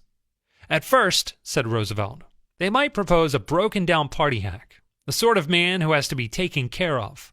I would tell them that to appoint such a man would not be good politics, as the public would not approve it. Then they would bring me the name of another party hack, a persistent office holder, who, if he had nothing against him, had little in his favor. I would tell them that this man would not measure up to the expectations of the public, and I would ask them to see if they could not find someone more obviously fitted for the post. Their third suggestion would be a man who was almost good enough, but not quite. Then I would thank them, asking them to try once more, and their fourth suggestion would be acceptable. They would then name just the sort of man I should have picked out myself. Expressing my gratitude for their assistance, I would appoint this man, and I would let them take the credit for the appointment. I would tell them that I had done these things to please them, and now it was their turn to please me. And they did. They did it by supporting such sweeping reforms as the Civil Service Bill and the Franchise Tax Bill. Remember, Roosevelt went to great lengths to consult the other man and show respect for his advice. When Roosevelt made an important appointment, he let the bosses really feel that they had selected the candidate, that the idea was theirs. An automobile dealer on Long Island used this same technique to sell a used car to a Scotsman and his wife. This dealer had shown the Scotsman car after car, but there was always something wrong. This didn't suit. That was out of kilter. The price was too high. Always the price was too high. At this juncture, the dealer, a member of one of my courses, appealed to the class for help. We advised him to quit trying to sell Sandy and let Sandy buy. We said, instead of telling Sandy what to do, why not let him tell you what to do? Let him feel that the idea is his. That sounded good. So the dealer tried it a few days later when a customer wanted to trade an old car in on a new one. The dealer knew this used car might appeal to Sandy, so he picked up the phone and asked Sandy if he wouldn't, as a special favor, come over and give him a bit of advice. When Sandy arrived, the dealer said, "You are a shrewd buyer. You know car values. Won't you please look over this car and try it out and tell me how much I ought to allow for it in a trade?" Sandy was one vast, substantial smile. At last, his advice was being sought. His ability was being recognized. He drove the car up Queens Boulevard from Jamaica to Forest Hills and back again. "If you can get that car for $300," he advised, "you'll be getting a bargain." "If I can get it at that figure, would you be willing to buy it?" the dealer inquired. $300. Of course. That was his idea, his appraisal. The deal was closed immediately. This same psychology was used by an X-ray manufacturer to sell his equipment to one of the largest hospitals in Brooklyn. This hospital was building an addition and preparing to equip it with the finest X-ray department in America. Dr. L, who was in charge of the X-ray department, was overwhelmed with salesmen, each caroling the praises of his own equipment. One manufacturer, however, was more skillful. He knew far more about handling human nature than the others did. He wrote a letter something like this: "Our factory has recently completed a new line of X-ray equipment. The first shipment of these machines has just arrived at our office. They are not perfect, we know that, and we want to improve them. So we should be deeply obligated to you if you could find time to look them over and give us your ideas about how they can be made more serviceable to your profession. Knowing how occupied you are, I shall be glad to send my car for you at any hour you specify."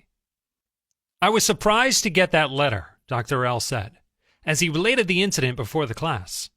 "I was both surprised and complimented. I had never had an X-ray manufacturer seeking my advice before. It made me feel important. I was busy every night that week, but I canceled a dinner appointment in order to look over that equipment. The more I studied it, the more I discovered for myself how much I liked it. Nobody had tried to sell it to me. I felt that the idea of buying that equipment for the hospital was my own. I sold myself on its superior qualities and ordered it installed." Colonel Edward M. House wielded an enormous influence in national and international affairs while Woodrow Wilson occupied the White House. Wilson leaned upon Colonel House for secret counsel and advice more than he did upon even members of his own cabinet. What method did the colonel use in influencing the president? Fortunately, we know, for House himself revealed it to Arthur D. Howden Smith, and Smith quoted House in an article in the Saturday Evening Post. "After I got to know the president," House said, "I learned the best way to convert him to an idea was to plant it in his mind casually, but so as to interest him in it, so as to get him thinking about it on his own account. The first time this worked, it was an accident. I had been visiting him at the White House and urged a policy on him which he appeared to disapprove. But several days later, at the dinner table, I was amazed to hear him trot out my suggestion as his own." Did House interrupt him and say, "That's not your idea, that's mine"? Oh no, not House. He was too adroit for that. He didn't care about credit. He wanted results. So he let Wilson continue to feel that the idea was his. House did even more than that. He gave Wilson public credit for these ideas. Let's remember that the people with whom we come in contact tomorrow will be just as human as Woodrow Wilson. So let's use the technique of Colonel House. A man up in New Brunswick used this technique on me a few years ago and got my patronage. I was planning at the time to do some fishing and canoeing in New Brunswick, so I wrote the Tourist Bureau for information. My name and address were evidently put on a public list, for I was immediately overwhelmed with scores of letters and booklets and printed testimonials from camps and guides. I was bewildered. I didn't know which to choose. Then one camp owner did a very clever thing. He sent me the names and telephone numbers of several New York people he had served and invited me to telephone them and discover for myself what he had to offer. I found to my surprise that I knew one of the men on his list. I telephoned him, found out what his experiences had been, and then wired the camp the date of my arrival. The others had been trying to sell me on their service, but one chap let me sell myself. He won. So if you want to influence people to your way of thinking, Rule 7 is, let the other fellow feel that the idea is his. 25 centuries ago, Lao Tzu, a Chinese sage, said some things that readers of this book might use today. The reason why rivers and seas receive the homage of 100 mountain streams is that they keep below them. Thus, they are able to reign over all the mountain streams. So the sage, wishing to be above men, putteth himself below them. Wishing to be before them, he putteth himself behind them. Thus, though his place be above men, they do not feel his weight.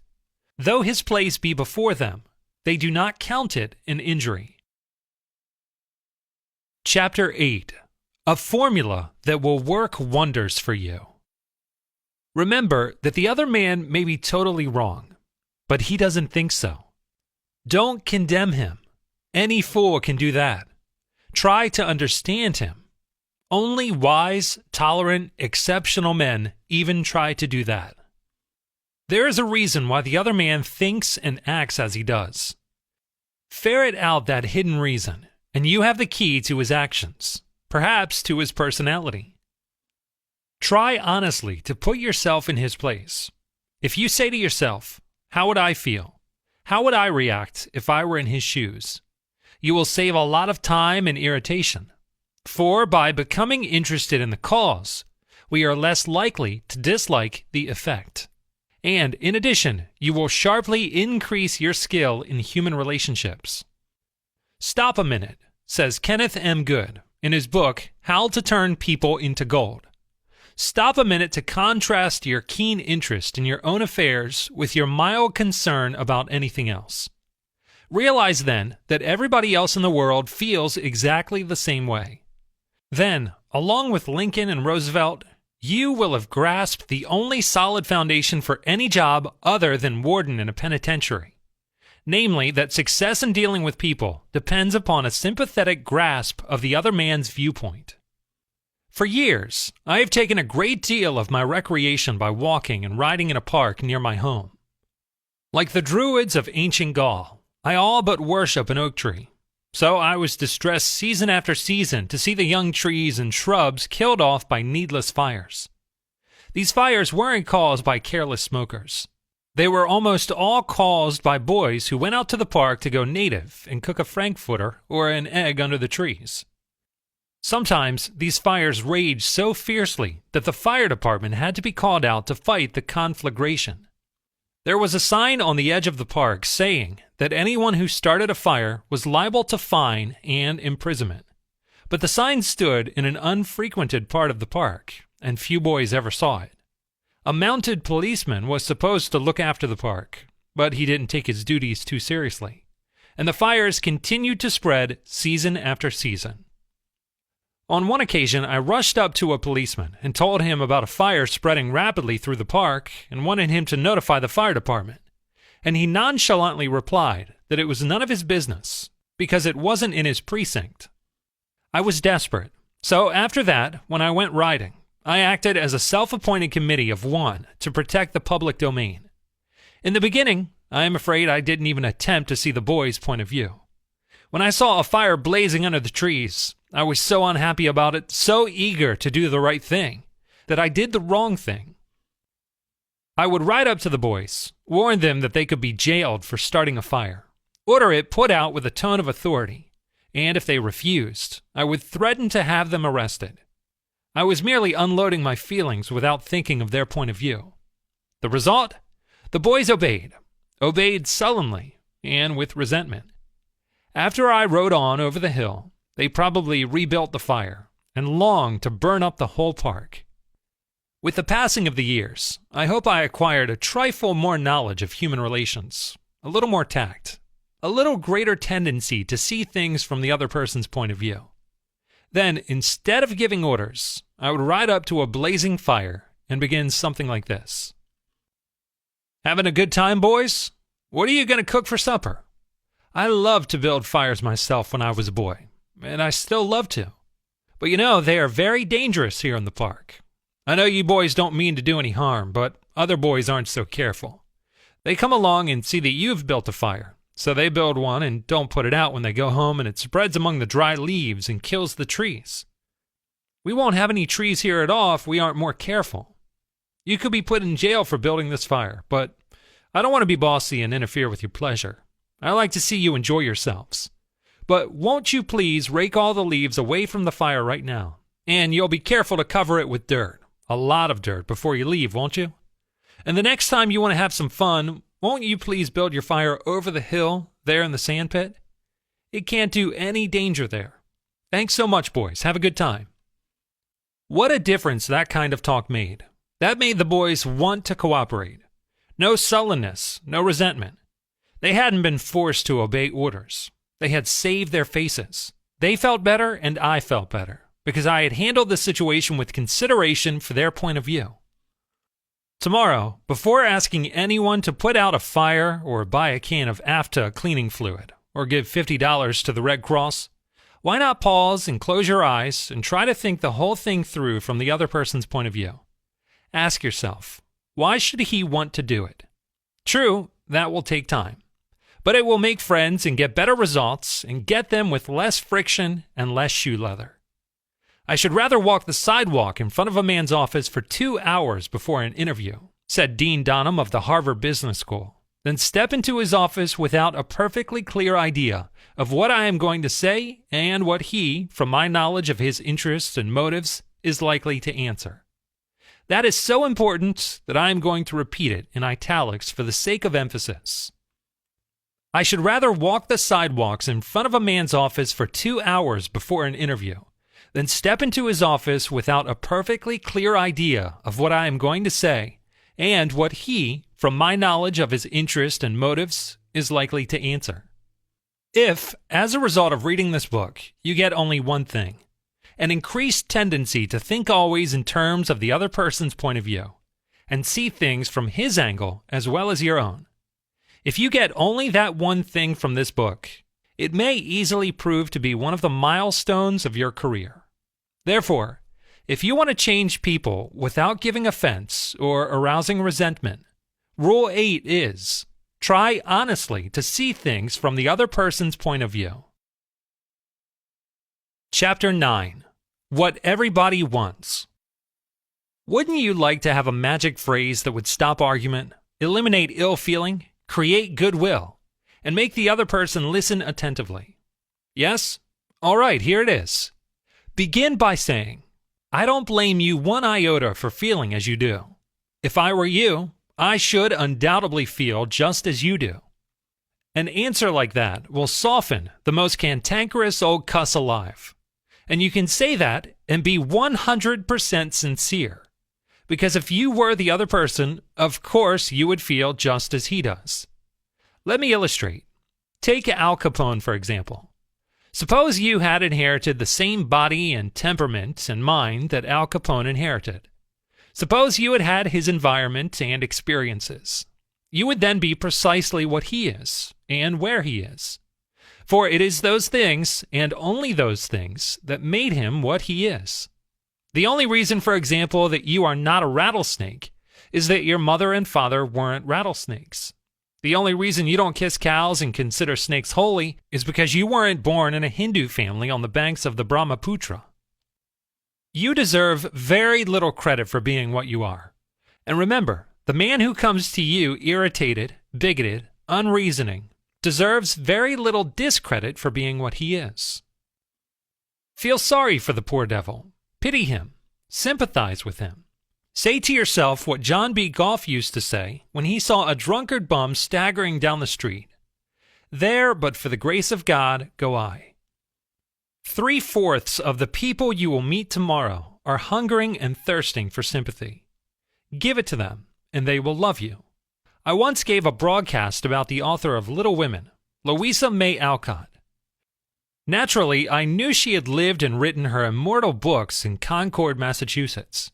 But without thinking what I was saying, I spoke of visiting her old home in Concord, New Hampshire. If I had said New Hampshire only once, it might have been forgiven. But alas, alack, I said it twice. I was deluged with letters and telegrams, stinging messages that swirled around my defenseless head like a swarm of hornets. Many were indignant, a few insulting. One colonial dame, who had been reared in Concord, Massachusetts, and who was then living in Philadelphia, vented her scorching wrath upon me. She couldn't have been much more bitter if I had accused Miss Alcott of being a cannibal from New Guinea. As I read the letter, I said to myself, thank God I am not married to that girl. I felt like writing and telling her that although I had made a mistake in geography, she had made a far greater mistake in common courtesy. That was to be just my opening sentence. Then I was going to roll up my sleeves and tell her what I really thought. But I didn't. I controlled myself. I realized that any hot-headed fool could do that, and that most fools would do just that. I wanted to be above the fools, so I resolved to try to turn her hostility into friendliness. That would be a challenge, a sort of a game I could play. I said to myself, after all, if I were she, I should probably feel just as she does. So I determined to sympathize with her viewpoint. The next time I was in Philadelphia, I called her on the telephone. The conversation went something like this. Mrs. So-and-so, you wrote me a letter a few weeks ago, and I want to thank you for it. In incisive, cultured, well-bred tones, to whom have I the honor of speaking? I am a stranger to you. My name is Dale Carnegie. You listened to a broadcast I gave about Louisa May Alcott a few Sundays ago, and I made the unforgivable blunder of saying that she had lived in Concord, New Hampshire. It was a stupid blunder, and I want to apologize for it. It was so nice of you to take the time to write me. I am sorry, Mr. Carnegie, that I wrote as I did. I lost my temper. I must apologize. No, you are not the one to apologize. I am the one to apologize. Any school child would have known better than to have said what I said. I apologized over the air the Sunday following, and I want to apologize to you personally now. I was born in Concord, Massachusetts. My family has been prominent in Massachusetts affairs for 2 centuries, and I am very proud of my native state. I was really quite distressed to hear you say that Miss Alcott was born in New Hampshire, but I am really ashamed of that letter. I assure you that you were not 1/10 as distressed as I am. My error didn't hurt Massachusetts, but it did hurt me. It is so seldom that people of your standing and culture take the time to write people who speak on the radio, and I do hope you will write me again if you detect an error in my talks. You know, I really like very much the way you have accepted my criticism. You must be a very nice person. I should like to know you better." So, by apologizing and sympathizing with her point of view, I got her apologizing and sympathizing with my point of view. I had the satisfaction of controlling my temper, the satisfaction of returning kindness for an insult. I got infinitely more real fun out of making her like me than I could ever have gotten out of telling her to go and take a jump in the Schuylkill River. Every man who occupies the White House is faced almost daily with thorny problems in human relations. President Taft was no exception, and he learned from experience the enormous chemical value of sympathy in neutralizing the acid of hard feelings. In his book, Ethics and Service, Taft gives rather an amusing illustration of how he softened the ire of a disappointed and ambitious mother. "A lady in Washington," writes Taft, "whose husband had some political influence, came and labored with me for 6 weeks or more to appoint her son to a position. She secured the aid of senators and congressmen in formidable number, and came with them to see that they spoke with emphasis. The place was one requiring technical qualification, and following the recommendation of the head of the bureau, I appointed somebody else. I then received a letter from the mother, saying that I was most ungrateful, since I declined to make her a happy woman, as I could have done by a turn of my hand. She complained further that she had labored with her state delegation and got all the votes for an administration bill, in which I was especially interested, and this was the way I had rewarded her. When you get a letter like that, the first thing you do is to think how you can be severe with a person who has committed an impropriety, or even been a little impertinent. Then you may compose an answer. Then, if you are wise, you will put the letter in a drawer and lock the drawer. Take it out in the course of 2 days. Such communications will always bear 2 days' delay in answering, and when you take it out after that interval, you will not send it. That is just the course I took. After that, I sat down and wrote her just as polite a letter as I could, telling her I realized a mother's disappointment under such circumstances, but that really the appointment was not left to my mere personal preference, that I had to select a man with technical qualifications, and had therefore to follow the recommendations of the head of the bureau. I expressed the hope that her son would go on to accomplish what she had hoped for him in the position which he then had. That mollified her, and she wrote me a note saying she was sorry she had written as she did. But the appointment I sent in was not confirmed at once, and after an interval, I received a letter which purported to come from her husband, though it was in the same handwriting as all the others.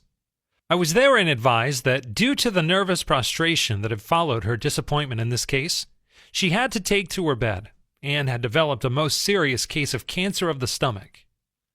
Would I not restore her to health by withdrawing the first name and replacing it by her son's?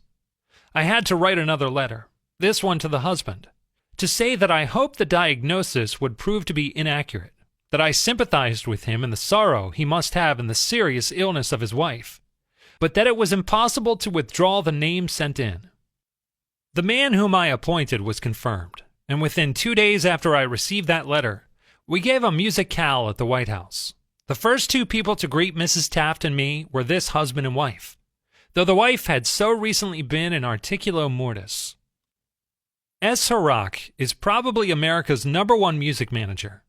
For a fifth of a century, he has been handling artists, such world-famous artists as Shalapin, Isadora Duncan, and Pavlova. Mr. Hurrah told me that one of the first lessons he'd learned in dealing with his temperamental stars was the necessity for sympathy. Sympathy, and more sympathy, with their ridiculous idiosyncrasies. For 3 years, he was impresario for Fyodor Shalapin, one of the greatest bassos who ever thrilled the ritzy box holders at the Metropolitan. Yet Shalapin was a constant problem. He carried on like a spoiled child.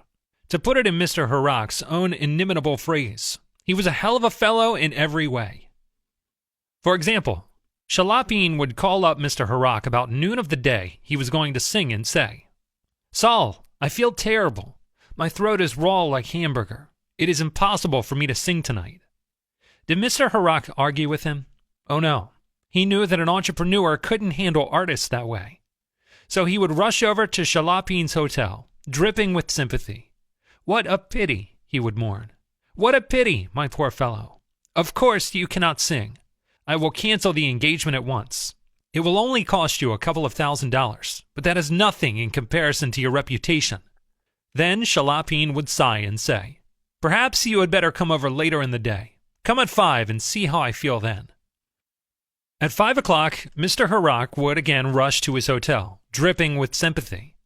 Again he would insist on canceling the engagement, and again Shalapin would sigh and say, "Well, maybe you had better come to see me later. I may be better then." At 7:30, the great basso would consent to sing, only with the understanding that Mr. Herrock would walk out on the stage of the Metropolitan and announce that Shalapin had a very bad cold and was not in good voice. Mr. Herrock would lie and say he would do it, for he knew that was the only way to get the basso out on the stage. Dr. Arthur I. Gates says in his splendid book, Educational Psychology, "Sympathy the human species universally craves. The child eagerly displays his injury, or even inflicts a cut or bruise in order to reap abundant sympathy.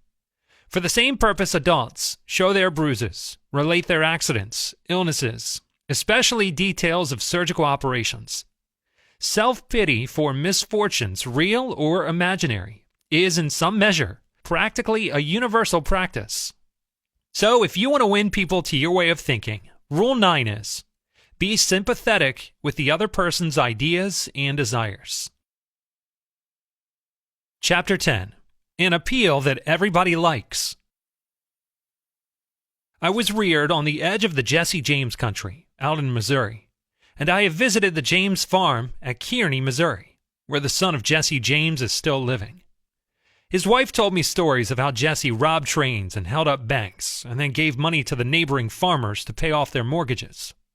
Jesse James probably regarded himself as an idealist at heart, just as Dutch Schultz, Two-Gun Crowley, and Al Capone did 2 generations later.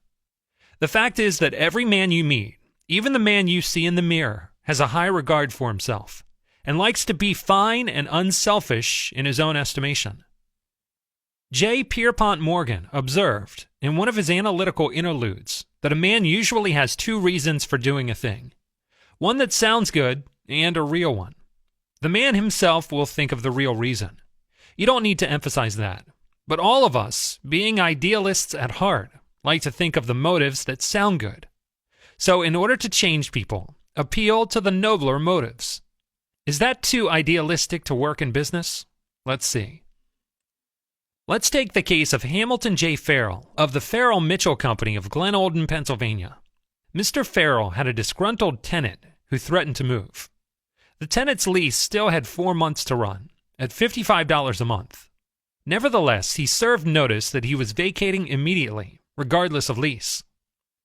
"These people had lived in my house all winter, the most expensive part of the year," Mr. Farrell said as he told the story to the class, "and I knew it would be difficult to rent the apartment again before fall. I could see $220 going over the hill, and believe me, I saw red. Now, ordinarily, I would have waded into that tenant and advised him to read his lease again. I would have pointed out that if he moved, the full balance of his rent would fall due at once, and that I could and would move to collect. However, instead of flying off the handle and making a scene, I decided to try other tactics. So I started like this. 'Mr. Doe,' I said, 'I've listened to your story, and I still don't believe you intend to move.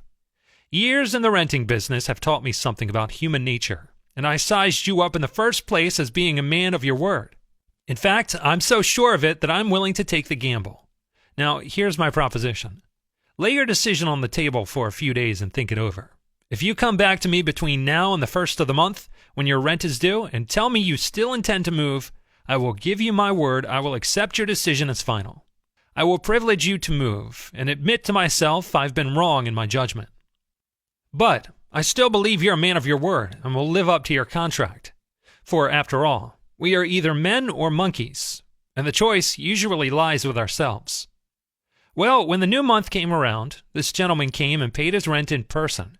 He and his wife had talked it over, he said, and decided to stay. They had concluded that the only honorable thing to do was to live up to their lease. When the late Lord Northcliffe found a newspaper using a picture of himself, which he didn't want published, he wrote the editor a letter. But did he say, "Please do not publish that picture of me anymore. I don't like it"? No, he appealed to a nobler motive. He appealed to the respect and love that all of us have for motherhood. He wrote, "Please do not publish that picture of me anymore. My mother doesn't like it." When John D. Rockefeller Jr. wished to stop newspaper photographers from snapping pictures of his children, he too appealed to the nobler motives. He didn't say, "I don't want their pictures published." No, he appealed to the desire, deep in all of us, to refrain from harming children. He said, "You know how it is, boys. You've got children yourselves, some of you. And you know it's not good for youngsters to get too much publicity."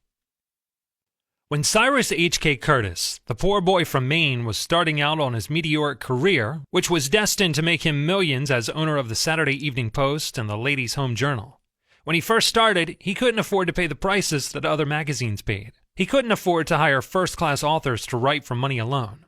So he appealed to their nobler motives.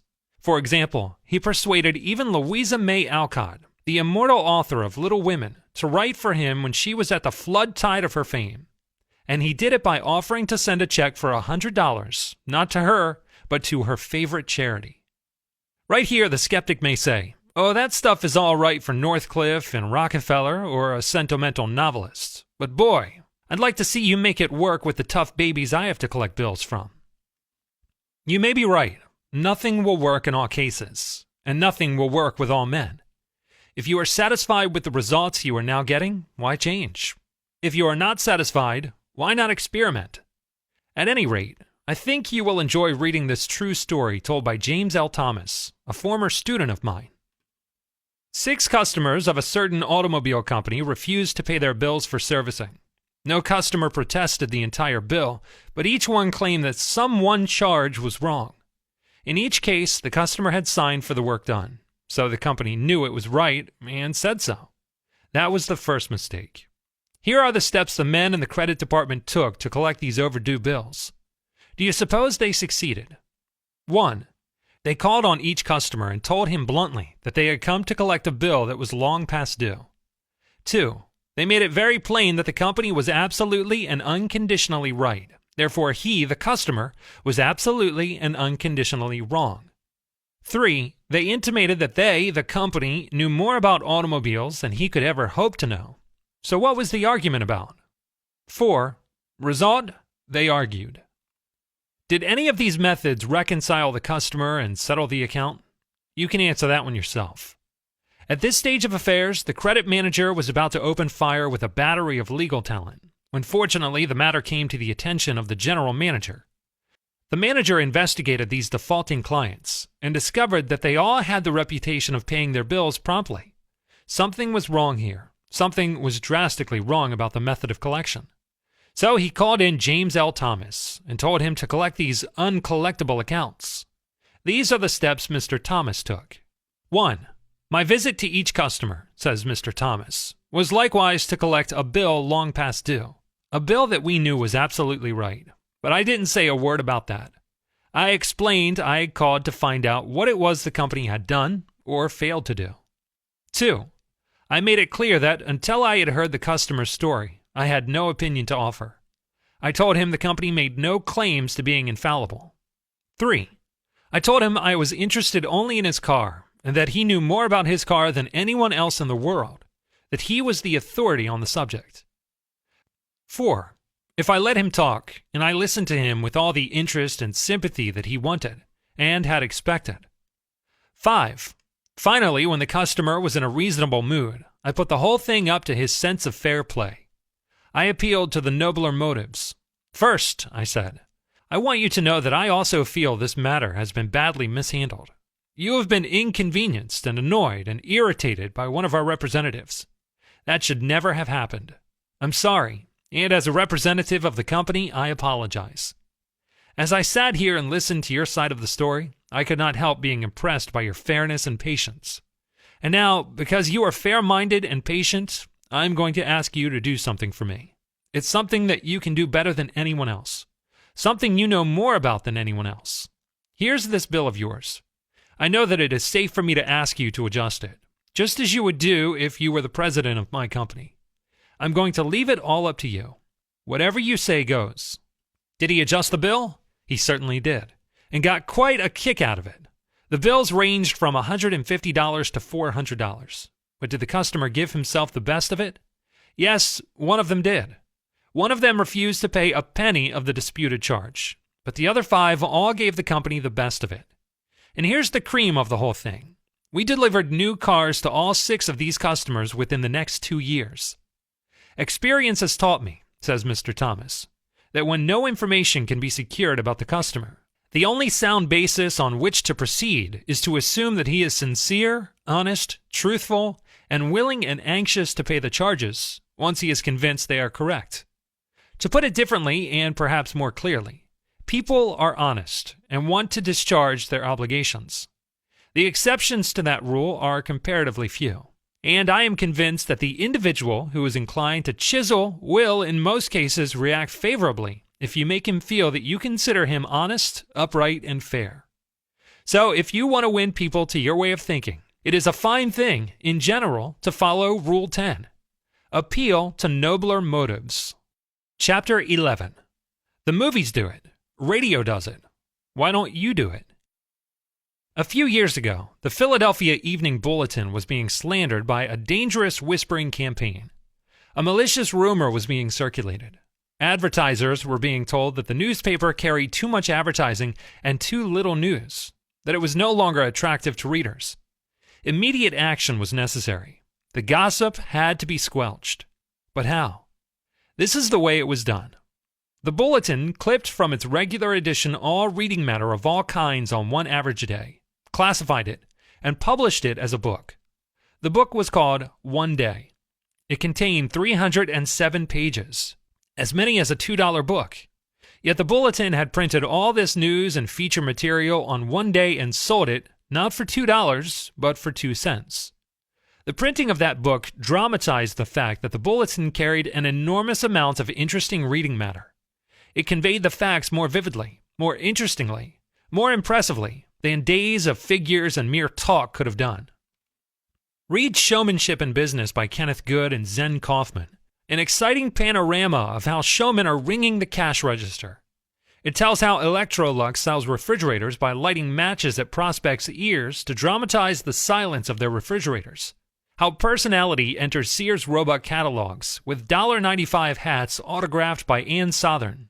How George Wellbaum reveals that when a moving window display is stopped, 80% of the audience is lost. How Percy Whiting sells securities by showing prospects 2 lists of bonds, each list worth $1,000 5 years ago. He asks prospects which list they would buy. Presto! Current market figures reveal that one list, his of course, appreciated. The element of curiosity holds the prospect's attention. How Mickey Mouse nibbles his way into the encyclopedia, and how his name on toys pulls a factory out of bankruptcy. How Eastern Airlines packs them in on the sidewalk with a window reproducing the actual control panels of a Douglas airliner. How Harry Alexander excites his salesman with a broadcast of an imaginary boxing bout between his product and a competitor's. How a spotlight accidentally falls on a candy display. Double sales. How Chrysler stands elephants on his cars to prove toughness. Richard Borden and Alvin Buse of New York University analyzed 15,000 sales interviews. They wrote a book entitled How to Win an Argument, then presented the same principles in a lecture, 6 Principles of Selling. This was subsequently made into a movie and shown before the sales forces of hundreds of large corporations. They not only explain the principles uncovered by their research, but they actually enact them. They wage verbal battles in front of an audience, showing wrong and right ways to make a sale. This is the day of dramatization. Merely stating a truth isn't enough. The truth has to be made vivid, interesting, dramatic. You have to use showmanship. The movies do it, radio does it, and you will have to do it if you want attention. Experts in window display know the trenchant power of dramatization. For example, the manufacturers of a new rat poison gave dealers a window display that included 2 live rats. The week the rats were shown, sales zoomed to 5 times their normal rate. James B. Boynton, of the American Weekly had to present a lengthy market report. His firm had just finished an exhaustive study for a leading brand of cold cream. Data was needed immediately on the menace of cut rates. The prospect was one of the biggest and most formidable men in the advertising business, and already his first approach had failed. The first time I went in, Mr. Boynton admits, I found myself sidetracked into a futile discussion of the methods used in the investigation. He argued and I argued. He told me I was wrong, and I tried to prove that I was right. I finally won my points to my own satisfaction, but my time was up. The interview was over, and I still hadn't produced results. The second time, I didn't bother with tabulations of figures and data. I went to see this man. I dramatized my facts. As I entered his office, he was busy at the phone. While he finished his conversation, I opened a suitcase and dumped 32 jars of cold cream on top of his desk. All products he knew, all competitors of his cream. On each jar, I had a tag itemizing the results of the trade investigation, and each tag told its story briefly, dramatically. What happened? There was no longer any argument. Here was something new, something different. He picked up the first one, and then another of the cold cream jars, and read the information on the tag. A friendly conversation developed. He asked additional questions. He was intensely interested. He had originally given me only 10 minutes to present my facts, but 10 minutes passed, 20 minutes, 40 minutes, and at the end of an hour, we were still talking.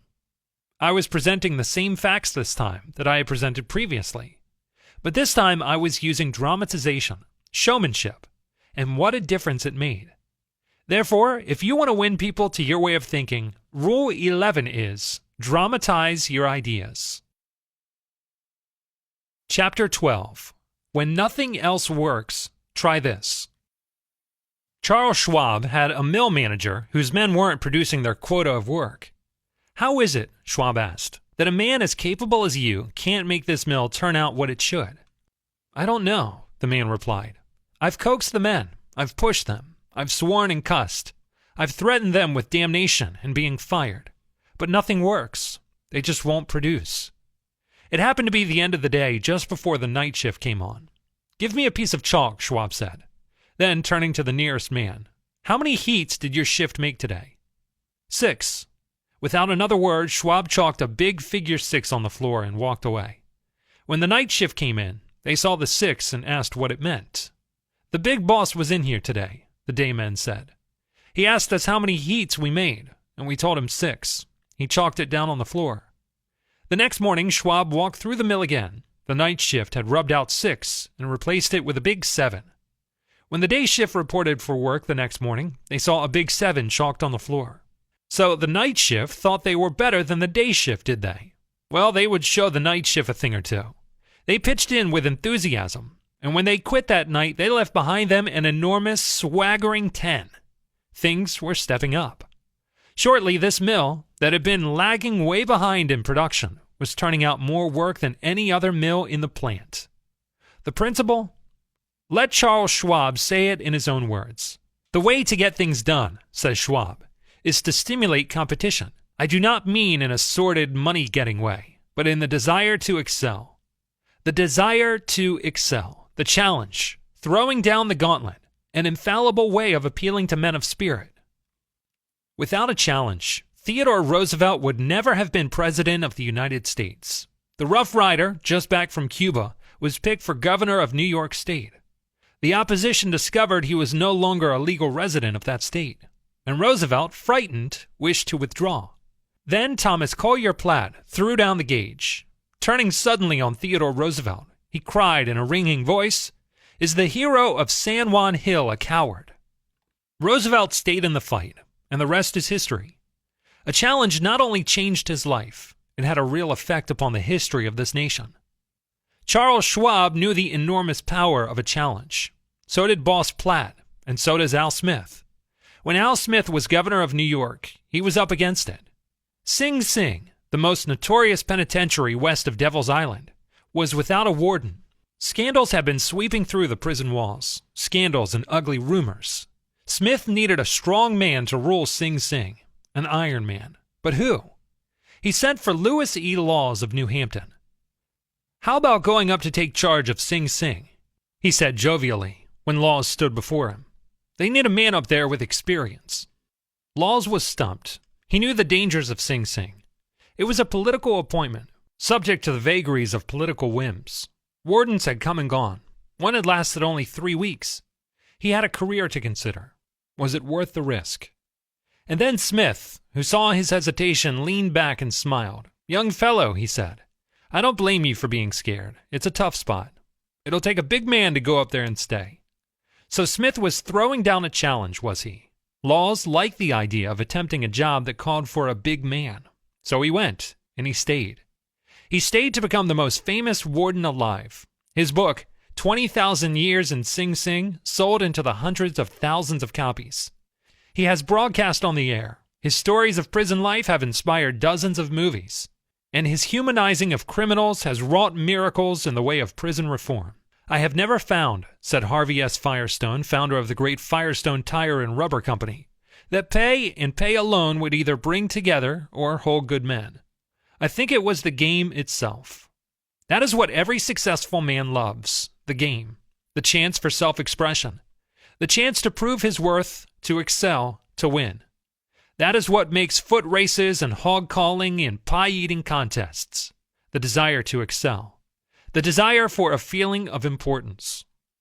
So if you want to win men, spirited men, men of mettle to your way of thinking, Rule 12 is this: throw down a challenge. In a nutshell, 12 ways of winning people to your way of thinking. Rule 1. The only way to get the best of an argument is to avoid it. Rule 2. Show respect for the other man's opinions.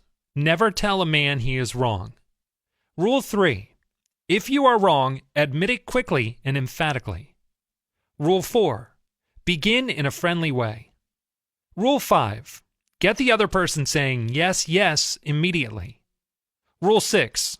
Let the other man do a great deal of the talking. Rule 7. Let the other man feel that the idea is his.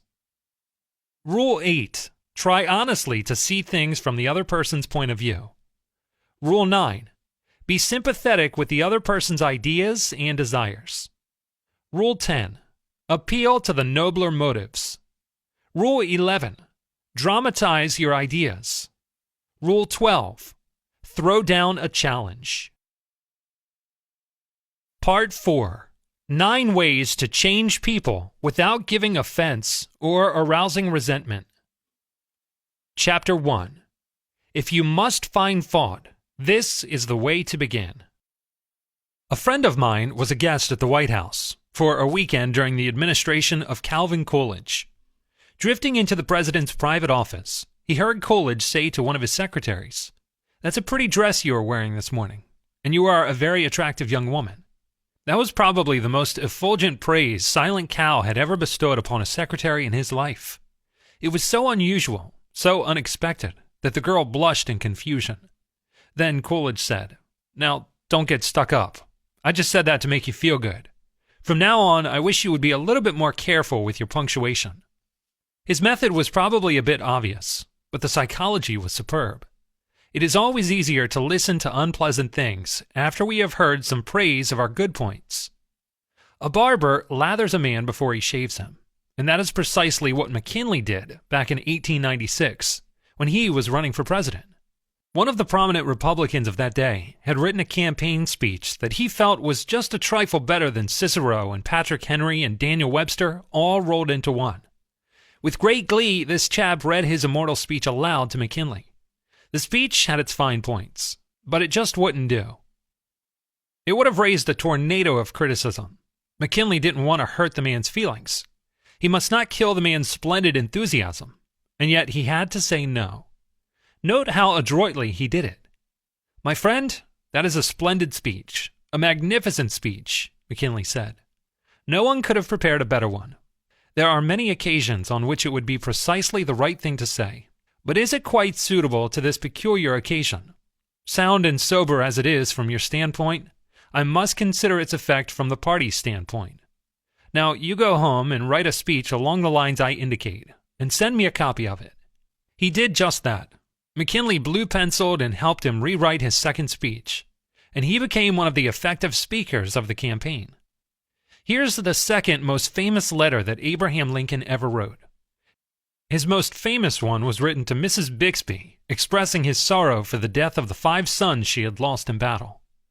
Lincoln probably dashed this letter off in 5 minutes, yet it sold at public auction in 1926 for $12,000. And that, by the way, is more money than Lincoln was able to save by half a century of hard work. This letter was written on April 26, 1863, during the darkest period of the Civil War. For 18 months, Lincoln's generals had been leading the Union Army from one tragic defeat to another. Nothing but futile, stupid, human butchery. The nation was appalled. Thousands of soldiers deserted from the army. And even the Republican members of the Senate revolted and wanted to force Lincoln out of the White House. "We are now on the brink of destruction," Lincoln said. "It appears to me that even the Almighty is against us. I can hardly see a ray of hope." Such was the period of black sorrow and chaos out of which this letter came. I am printing the letter here because it shows how Lincoln tried to change an obstreperous general when the very fate of the nation might depend upon the general's actions. This is perhaps the sharpest letter Abe Lincoln wrote after he became president. Yet you will note that he praised General Hooker before he spoke of his grave faults. Yes, they were grave faults, but Lincoln didn't call them that. Lincoln was more conservative, more diplomatic. Lincoln wrote, "There are some things in regard to which I am not quite satisfied with you." Talk about tact and diplomacy. Here's the letter addressed to Major General Hooker. "I have placed you at the head of the Army of the Potomac. Of course, I have done this upon what appeared to me to be sufficient reasons, and yet I think it best for you to know that there are some things in regard to which I am not quite satisfied with you. I believe you to be a brave and skillful soldier, which of course I like. I also believe you do not mix politics with your profession, in which you are right. You have confidence in yourself, which is a valuable, if not indispensable quality. You are ambitious, which, within reasonable bounds, does good rather than harm. But I think that during General Burnside's command of the army, you have taken counsel of your ambition and thwarted him as much as you could, in which you did a great wrong to the country and to a most meritorious and honorable brother officer. I have heard, in such a way as to believe it, of your recently saying that both the army and the government needed a dictator. Of course, it was not for this, but in spite of it, that I have given you command. Only those generals who gain successes can set up as dictators. What I now ask of you is military success, and I will risk the dictatorship. The government will support you to the utmost of its ability, which is neither more nor less than it has done and will do for all commanders. I much fear that the spirit which you have aided to infuse into the army, of criticizing their commander and withholding confidence from him, will now turn upon you. I shall assist you, as far as I can, to put it down. Neither you nor Napoleon, if he were alive again, could get any good out of an army while such spirit prevails in it. And now beware of rashness. Beware of rashness, but with energy and sleepless vigilance go forward and give us victories. You are not a Coolidge, a McKinley, or a Lincoln. You want to know whether this philosophy will operate for you in everyday business contacts. Will it? Let's see. Let's take the case of W.P. Gall of the Wark Company, Philadelphia. Mr. Gall is an ordinary citizen like you and me. He is a member of one of the courses I conducted in Philadelphia, and he related this incident in one of the speeches given before the class.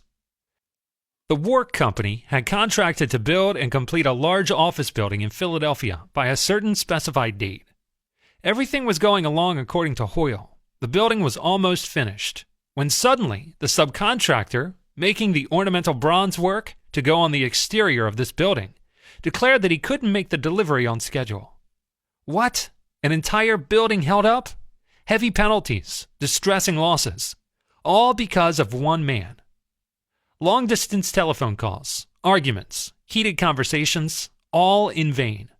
Then Mr. Gall was sent to New York to beard the bronze lion in his den. "Do you know you are the only man in Brooklyn with your name?" Mr. Gall asked as he entered the president's office. The president was surprised. "No, I didn't know that."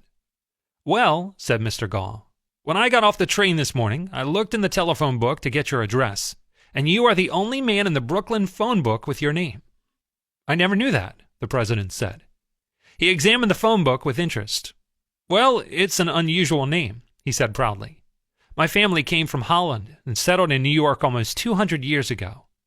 He continued to talk about his family and his ancestors for several minutes.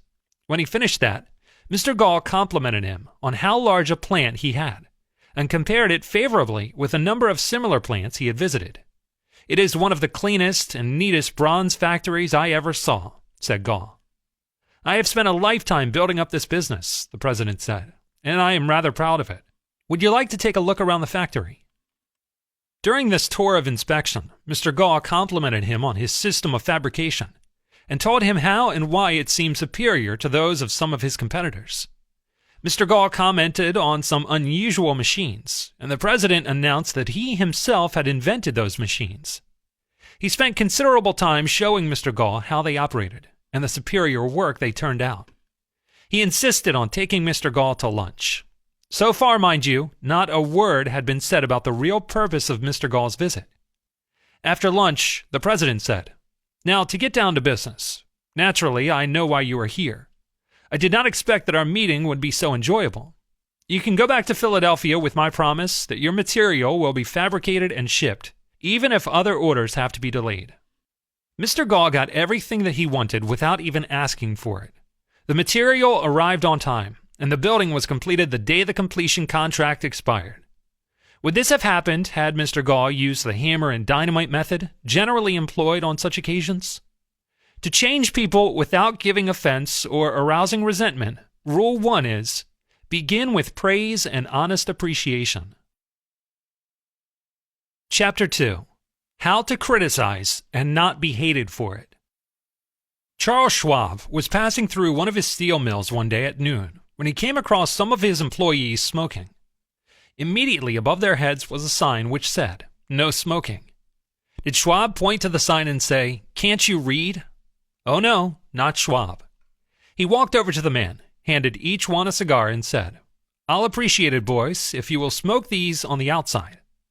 They knew that he knew that they had broken a rule, and they admired him because he said nothing about it and gave them a little present and made them feel important. Couldn't keep from loving a man like that, could you? John Wanamaker used the same technique. Wanamaker used to make a tour of his great store in Philadelphia every day. Once he saw a customer waiting at a counter. No one was paying the slightest attention to her. The salespeople? Oh, they were in a huddle at the far end of the counter laughing and talking among themselves. Wanamaker didn't say a word. Quietly slipping behind the counter, he waited on the woman himself and then handed the purchase to the salespeople to be wrapped as he went on his way. On March 8, 1887, the eloquent Henry Ward Beecher died, or changed worlds, as the Japanese say. The following Sunday, Lyman Abbott was invited to speak in the pulpit left silent by Beecher's passing. Eager to do his best, he wrote, rewrote, and polished his sermon with the meticulous care of a Flaubert. Then he read it to his wife. It was poor, as most written speeches are. She might have said, if she had had less judgment, "Lyman, that is terrible. That'll never do. You'll put people to sleep. It reads like an encyclopedia. You ought to know better than that after all the years you have been preaching. For heaven's sake, why don't you talk like a human being? Why don't you act natural? You'll disgrace yourself if you ever read that stuff." That's what she might have said. And if she had, you know what would have happened. And she knew too. So she merely remarked that it would make an excellent article for the North American Review. In other words, she praised it, and at the same time, subtly suggested that it wouldn't do as a speech. Lyman Abbott saw the point, tore up his carefully prepared manuscript, and preached without even using notes. To change people without giving offense or arousing resentment, Rule 2 is, call attention to people's mistakes indirectly. Chapter 3. Talk about your own mistakes first. A few years ago, my niece, Josephine Carnegie, left her home in Kansas City and came to New York to act as my secretary. She was 19, had graduated from high school 3 years previously, and her business experience was a trifle more than zero. Today, she is one of the most perfect secretaries west of Suez, but in the beginning she was, well, susceptible to improvement. One day when I started to criticize her, I said to myself, "Just a minute, Dale Carnegie, just a minute. You are twice as old as Josephine. You have had 10,000 times as much business experience. How can you possibly expect her to have your viewpoint, your judgment, your initiative, mediocre though it may be? And just a minute, Dale, what were you doing at 19? Remember the asinine mistakes, the fool blunders you made? Remember the time you did this and that?" After thinking the matter over honestly and impartially, I concluded that Josephine's batting average at 19 was better than mine had been, and that, I'm sorry to confess, isn't paying Josephine much of a compliment. So after that, when we wanted to call Josephine's attention to a mistake, I used to begin by saying, "You have made a mistake, Josephine, but the Lord knows it's no worse than many I have made. You were not born with judgment. That comes only with experience, and you are better than I was at your age. I have been guilty of so many stupid, silly things myself, I have very little inclination to criticize you or anyone. But don't you think it would have been wiser if you had done so-and-so?" It isn't nearly so difficult to listen to a recital of your own faults if the criticizer begins by humbly admitting that he too is far from impeccable. The polished Prince von Bülow learned the sharp necessity of doing this back in 1909. Von Bülow was then the Imperial Chancellor of Germany, and on the throne sat Wilhelm II, Wilhelm the Haughty, Wilhelm the Arrogant, Wilhelm the last of the German Kaisers, building an army and navy which he boasted could whip their weight in wildcats. Then an astonishing thing happened. The Kaiser said things, incredible things, things that rocked the continent and started a series of explosions heard around the world. To make matters infinitely worse, the Kaiser made these silly, egotistical, absurd announcements in public. He made them while he was a guest in England, and he gave his royal permission to have them printed in the Daily Telegraph. For example, he declared that he was the only German who felt friendly towards the English, that he was constructing a navy against the menace of Japan, that he and he alone had saved England from being humbled in the dust by Russia and France, that it was his plan of campaign that enabled England's Lord Roberts to defeat the Boers in South Africa, and so on and on. No other such amazing words had ever fallen from the lips of a European king in peacetime within 100 years. The entire continent buzzed with the fury of a hornet's nest. England was incensed. German statesmen were aghast. And in the midst of all this consternation, the Kaiser became panicky and suggested to Prince von Bülow, the Imperial Chancellor, that he take the blame. Yes, he wanted von Bülow to announce that it was all his responsibility, that he had advised his monarch to say these incredible things. "But your Majesty," von Bülow protested, "it seems to me utterly impossible that anybody either in Germany or England could suppose me capable of having advised your Majesty to say any such thing." The moment those words were out of von Bülow's mouth, he realized he had made a grave mistake. The Kaiser blew up. "You consider me a donkey," he shouted, "capable of blunders you yourself could never have committed." Von Bülow knew that he ought to have praised before he condemned, but since that was too late, he did the next best thing. He praised after he had criticized, and it worked a miracle, as praise often does. "I'm far from suggesting that," he answered respectfully. "Your Majesty surpasses me in many known respects, not only, of course, in naval and military knowledge, but above all in natural science. I have often listened in admiration when your Majesty explained the barometer, or wireless telegraphy, or the Röntgen rays. I am shamefully ignorant of all branches of natural science, have no notion of chemistry or physics, and am quite incapable of explaining the simplest of natural phenomena. But," von Bülow continued, "in compensation, I possess some historical knowledge, and perhaps certain qualities useful in politics, especially in diplomacy." The Kaiser beamed.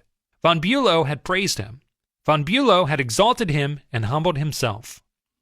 The Kaiser could forgive anything after that. "Haven't I always told you," he exclaimed with enthusiasm, "that we complete one another famously? We should stick together, and we will." He shook hands with von Bülow, not once, but several times, And later in the day, he waxed so enthusiastic that he exclaimed with double fists, "If anyone says anything to me against Prince von Bülow, I shall punch him in the nose." Von Bülow saved himself in time, but canny diplomat that he was, he nevertheless had made one error. He should have begun by talking about his own shortcomings and Wilhelm's superiority, not by intimating that the Kaiser was a half-wit in need of a guardian. If a few sentences humbling oneself and praising the other party can turn a haughty, insulted Kaiser into a staunch friend, imagine what humility and praise can do for you and me in our daily contacts. Rightfully used, they will work veritable miracles in human relations. To change people without giving offense or arousing resentment, Rule 3 is, talk about your own mistakes before criticizing the other person. Chapter 4. No one likes to take orders. I recently had the pleasure of dining with Miss Ida Tarbell, the Dean of American Biographers. When I told her I was writing this book, we began discussing this all-important subject of getting along with people. And she told me that while she was writing her biography of Owen D. Young, she interviewed a man who sat for 3 years in the same office with Mr. Young. This man declared that during all that time he had never heard Owen D. Young give a direct order to anyone. He always gave suggestions, not orders. Owen D. Young never said, for example, do this or do that, or don't do this or don't do that. He would say, you might consider this, or do you think that would work? Frequently, he would say after he dictated a letter, what do you think of this? And looking over a letter of one of his assistants, he would say, maybe if we were to phrase it this way, it would be better. He always gave a person an opportunity to do things himself. He never told his assistants to do things. He let them do them. Let them learn from their mistakes. A technique like that makes it easy for a person to correct his error. A technique like that saves a man's pride and gives him a feeling of importance. It makes him want to cooperate instead of rebel. To change people without giving offense or arousing resentment, Rule 4 is, ask questions instead of giving direct orders. Chapter 5. Let the other man save his face. Years ago, the General Electric Company was faced with the delicate task of removing Charles Steinmetz from the head of a department. Steinmetz, a genius of the first magnitude when it came to electricity, was a washout as the head of the calculating department. Yet the company didn't dare offend the man. He was indispensable and highly sensitive. So they gave him a new title. They made him consulting engineer of the General Electric Company, a new title for work he was already doing, and let someone else head up the department. Steinmetz was happy. So were the officers of the GE. They had gently maneuvered their most temperamental star, and they had done it without a storm, by letting him save his face. Letting him save his face. How important, how vitally important that is, and how few of us ever stop to think of it. We ride roughshod over the feelings of others, getting on our own way, finding fault, issuing threats, criticizing a child or an employee in front of others, without even considering the hurt to the other person's pride. Whereas a few minutes' thought, a considerate word or two, a genuine understanding of the other person's attitude would go so far towards alleviating the sting. Let's remember that the next time we are faced with the distasteful necessity of discharging a servant or an employee. Firing employees is not much fun. Getting fired is even less fun. I'm quoting now from a letter written me by Marshall A. Granger, certified public accountant. Our business is mostly seasonal. Therefore, we have to let a lot of men go in March. It's a byword in our profession that no one enjoys wielding the axe. Consequently, the custom has developed of getting it over as soon as possible, and usually in the following way. Sit down, Mr. Smith. The season's over, and we don't seem to see any more assignments for you. Of course, you understood that you were only employed for the busy season anyhow, etc., etc. The effect on the men was one of disappointment and a feeling of being let down. Most of them were in the accounting field for life, and they retained no particular love for the firm that dropped them so casually. I recently decided to let our extra men go with a little more tact and consideration, so I have called each man in only after carefully thinking over his work during the winter. And I've said something like this: Mr. Smith, you've done a fine job, if he has. That time we sent you over to Newark, you had a tough assignment. You were on the spot, but you came through with flying colors, and we want you to know the firm is proud of you. You've got the stuff. You're going a long way wherever you're working. This firm believes in you and is rooting for you, and we don't want you to forget it. Effect? The men go away feeling a lot better about being fired. They don't feel let down. They know if we had work for them, we'd keep them on. And when we need them again, they come to us with a keen personal affection. The late Dwight Morrow possessed an uncanny ability to reconcile belligerents who wanted to fly at each other's throats. How? He scrupulously sought what was right and just on both sides. He praised it, emphasized it, brought it carefully to the light, and no matter what the settlement, he never placed any man in the wrong. That's what every arbitrator knows. Let men save their faces. Really big men, the world over, are too big to waste time gloating over their personal triumphs. To illustrate, in 1922, after centuries of bitter antagonism, the Turks determined to drive the Greeks forever from Turkish territory. Mustafa Kemal made a Napoleonic speech to his soldiers saying, "Your goal is the Mediterranean," and one of the bitterest wars in modern history was on. The Turks won, and when two Greek generals, Trikoupis and Dionysus, made their way to Kemal's headquarters to surrender, the Turkish people called down the curses of heaven upon their vanquished foes. But Kemal's attitude was free from triumph. "Sit down, gentlemen," he said, grasping their hands. "You must be tired." Then, after discussing the campaign in detail, he softened the blow of their defeat. "War," he said as one soldier to another, "is a game in which the best men are sometimes worst." Even in the full flush victory, Kemal remembered this important rule. Rule 5 for us. Let the other man save his face. Chapter 6. How to Spur Men On to Success. I used to know Pete Barlow. Pete had a dog and pony act, and he spent his life traveling with circuses and vaudeville shows. I loved to watch Pete train new dogs for his act. I noticed that the moment a dog showed the slightest improvement, Pete patted and praised him and gave him meat, and made a great to-do about it. That's nothing new. Animal trainers have been using that same technique for centuries. Why, I wonder, don't we use the same common sense when trying to change people that we use when trying to change dogs? Why don't we use meat instead of a whip? Why don't we use praise instead of condemnation? Let's praise even the slightest improvement. That inspires the other fellow to keep on improving. Warden Lewis E. Laws has found that praising the slightest improvement pays, even with crime-hardened men in Sing Sing. I have found, Warden Laws said in a letter which I received while writing this chapter, that the voicing of proper appreciation for the efforts of the inmates secures greater results in obtaining their cooperation and furthering their ultimate rehabilitation than harsh criticism and condemnation for their delinquencies. I have never been incarcerated in Sing Sing. At least not yet.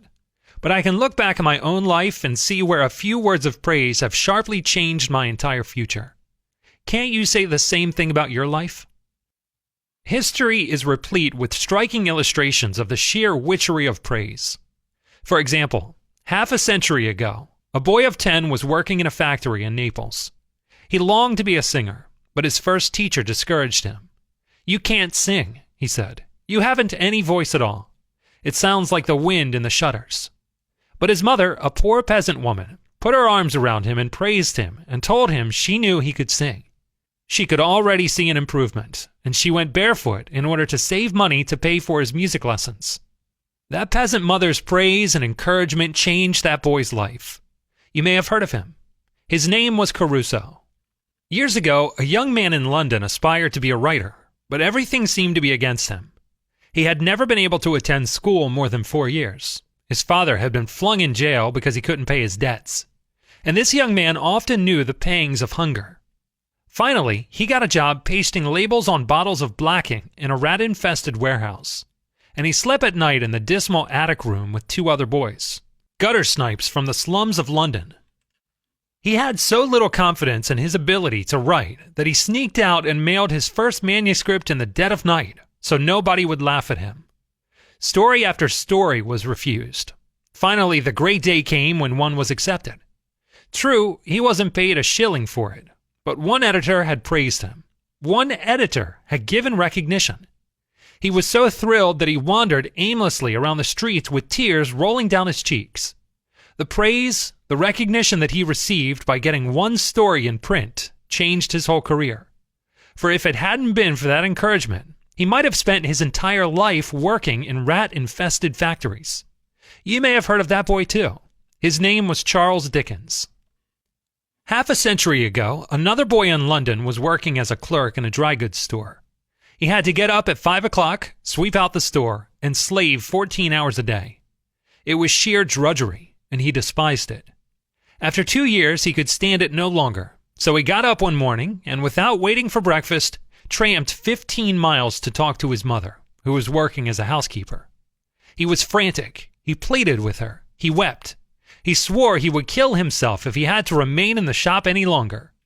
Then he wrote a long, pathetic letter to his old schoolmaster, declaring that he was heartbroken, that he no longer wanted to live. His old schoolmaster gave him a little praise and assured him that he really was very intelligent and fitted for finer things, and offered him a job as a teacher. That praise changed the future of that boy and made a lasting impression on the history of English literature. For that boy has since written 77 books and made over $1 million with his pen. You've probably heard of him. His name is H.G. Wells. Back in 1922, a young man was living out in California having a hard time trying to support his wife. He sang in a church choir on Sundays and picked up $5 now and then by singing "Oh Promise Me" at a wedding. He was so hard up he couldn't live in town, so he rented a rickety house that stood in the middle of a vineyard. It cost him only $12.50 a month, but low as this rent was, he couldn't pay it, and he got 10 months behind. He worked in the vineyard picking grapes to pay off his rent. He told me there were times when he had very little else to eat but grapes. He was so discouraged that he was about ready to forego a career as a singer and sell automobile trucks for a living, when Rupert Hughes praised him. Rupert Hughes said to him, "You have the makings of a great voice. You ought to study in New York." That young man recently told me that that little bit of praise, that slight encouragement, proved to be the turning point in his career, for it inspired him to borrow $2,500 and start east. You may have heard of him too. His name is Lawrence Tibbett. Talk about changing people. If you and I will inspire the people with whom we come in contact to a realization of the hidden treasures they possess, we can do far more than change people. We can literally transform them. Exaggeration? Then listen to these sage words from the late Professor William James of Harvard, perhaps the most distinguished psychologist and philosopher America ever produced. Compared with what we ought to be, we are only half awake. We are making use of only a small part of our physical and mental resources. Stating the thing broadly, the human individual thus lives far within his limits. He possesses powers of various sorts, which he habitually fails to use. Yes, you who are reading these lines possess powers of various sorts, which you habitually fail to use. And one of these powers, which you are probably not using to the fullest extent, is your magic ability to praise people and inspire them with the realization of their latent possibilities. So, to change people without giving offense or arousing resentment, Rule 6 is, praise the slightest improvement and praise every improvement. Be hearty in your approbation and lavish in your praise. Chapter 7. Give the dog a good name. A friend of mine, Mr. Ernest Gent, 175 Brewster Road, Scarsdale, New York, hired a servant girl, telling her to report for work the following Monday. In the meantime, Mrs. Gent telephoned a woman who had formerly employed this girl. All was not well. When the girl came to start work, Mrs. Gent said, "Nellie, I telephoned the other day to a woman you used to work for. She said you were honest and reliable, a good cook, and good at caring for the children. But she also said you were sloppy and never kept the house clean. Now, I think she was lying. You dress neatly. Anybody can see that. And I'll bet you keep the house just as neat and clean as your person. You and I are going to get along fine." And they did. Nellie had a reputation to live up to. And believe me, she did live up to it. She kept the house shining. She would gladly have scrubbed and dusted an extra hour a day rather than be untrue to Mrs. Gent's ideal of her. "The average man," said Samuel McLean, president of the Baldwin Locomotive Works, "can be led readily if you have his respect, and if you show him that you respect him for some kind of ability. In short, if you want to improve a person in a certain respect, act as though that particular trait were already one of his outstanding characteristics. Shakespeare said, 'Assume a virtue if you have it not.' And it might be well to assume and state openly that the other party has the virtue you want him to develop. Give him a fine reputation to live up to, and he will make prodigious efforts rather than see you disillusioned." Georgette LeBlanc, in her book Souvenirs, My Life with Maeterlinck, describes the startling transformation of a humble Belgian Cinderella. "A servant girl from a neighboring hotel brought my meals," she writes. She was called Mary the Dishwasher because she had started her career as a scullery assistant. She was a kind of monster, cross-eyed, bandy-legged, poor in flesh and spirit. One day while she was holding my plate of macaroni in her red hands, I said to her point blank, "Mary, you do not know what treasures are within you." Accustomed to holding back her emotions, Mary waited a few moments, not daring to risk the slightest gesture for fear of a catastrophe. Then she put the dish on the table, sighed, and said ingenuously, "Madame, I would never have believed it."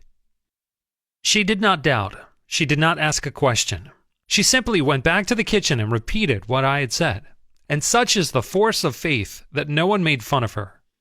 From that day on, she was even given a certain consideration. But the most curious change of all occurred in the humble Mary herself. Believing she was the tabernacle of unseen marvels, she began taking care of her face and body so carefully that her starved youth seemed to bloom and modestly hide her plainness. 2 months later, as I was leaving, she announced her coming marriage with the nephew of the chef. "I'm going to be a lady," she said, and thanked me. A small phrase had changed her entire life. Georgette LeBlanc had given Mary the Dishwasher a reputation to live up to, and that reputation transformed her. Henry Clay Reisner used the same technique when he wanted to influence the conduct of American doughboys in France. General James G. Harbord, one of the most popular American generals, had told Reisner that in his opinion the 2 million doughboys in France were the cleanest and most idealistic men of whom he had ever read, or with whom he had ever come in contact. Extravagant praise? Perhaps. But see how Reisner used it. "I never failed to tell the soldiers what the general had said," Reisner writes. "Not for a moment did I question whether it was true or not. But I knew that, even were they not, the knowledge of General Harbord's opinion would inspire them to strive toward that standard. There is an old saying, 'Give a dog a bad name, and you may as well hang him. But give him a good name and see what happens.' Almost everyone, rich man, poor man, beggar man, thief, lives up to the reputation of honesty that is bestowed upon him. If you must deal with a crook, says Warden Laws of Sing Sing, and the warden ought to know what he's talking about. If you must deal with a crook, there is only one possible way of getting the better of him. Treat him as if he were an honorable gentleman. Take it for granted he is on the level. He will be so flattered by such treatment that he may answer to it, and be proud that someone trusts him. That is so fine, so significant, that I am going to repeat it. If you must deal with a crook, there is only one possible way of getting the better of him. Treat him as if he were an honorable gentleman. Take it for granted he is on the level. He will be so flattered by such treatment that he may answer to it, and be proud that someone trusts him. So if you want to influence the conduct of a man without arousing resentment or giving offense, remember Rule 7. Give a man a fine reputation to live up to. Chapter 8. Make the fault seem easy to correct. A short time ago, a bachelor friend of mine, about 40 years old, became engaged, and his fiancée persuaded him to take some belated dancing lessons. The Lord knows I needed dancing lessons, he confessed as he told me the story, for I danced just as I did when I first started 20 years ago. The first teacher I engaged probably told me the truth. She said I was all wrong. I would just have to forget everything and begin all over again. But that took the heart out of me. I had no incentive to go on, so I quit her. The next teacher may have been lying, but I liked it. She said nonchalantly that my dancing was a bit old-fashioned perhaps, but the fundamentals were all right, and she assured me I wouldn't have any trouble learning a few new steps.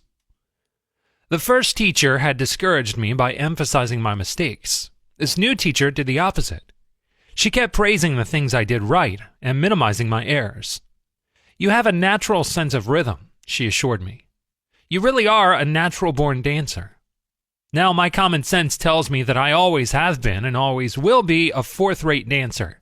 Yet, deep in my heart, I still like to think that maybe she meant it. To be sure, I was paying her to say it, but why bring that up? At any rate, I know I am a better dancer than I would have been if she hadn't told me I had a natural sense of rhythm. That encouraged me. That gave me hope. That made me want to improve. Tell a child, a husband, or an employee that he is stupid or dumb at a certain thing, that he has no gift for it, and that he is doing it all wrong, and you have destroyed almost every incentive to try to improve. But use the opposite technique. Be liberal with your encouragement.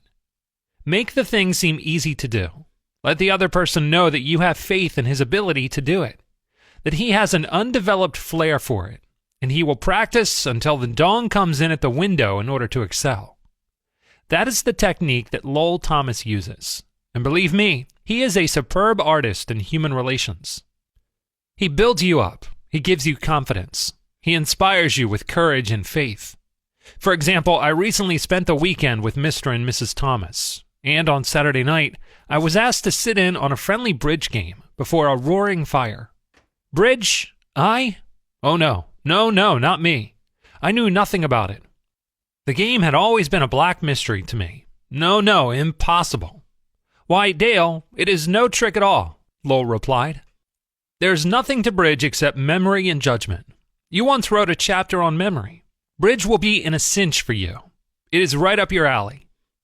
And presto, almost before I realized what I was doing, I found myself for the first time at a bridge table. All because I was told I had a natural flair for it, and the game was made to seem easy.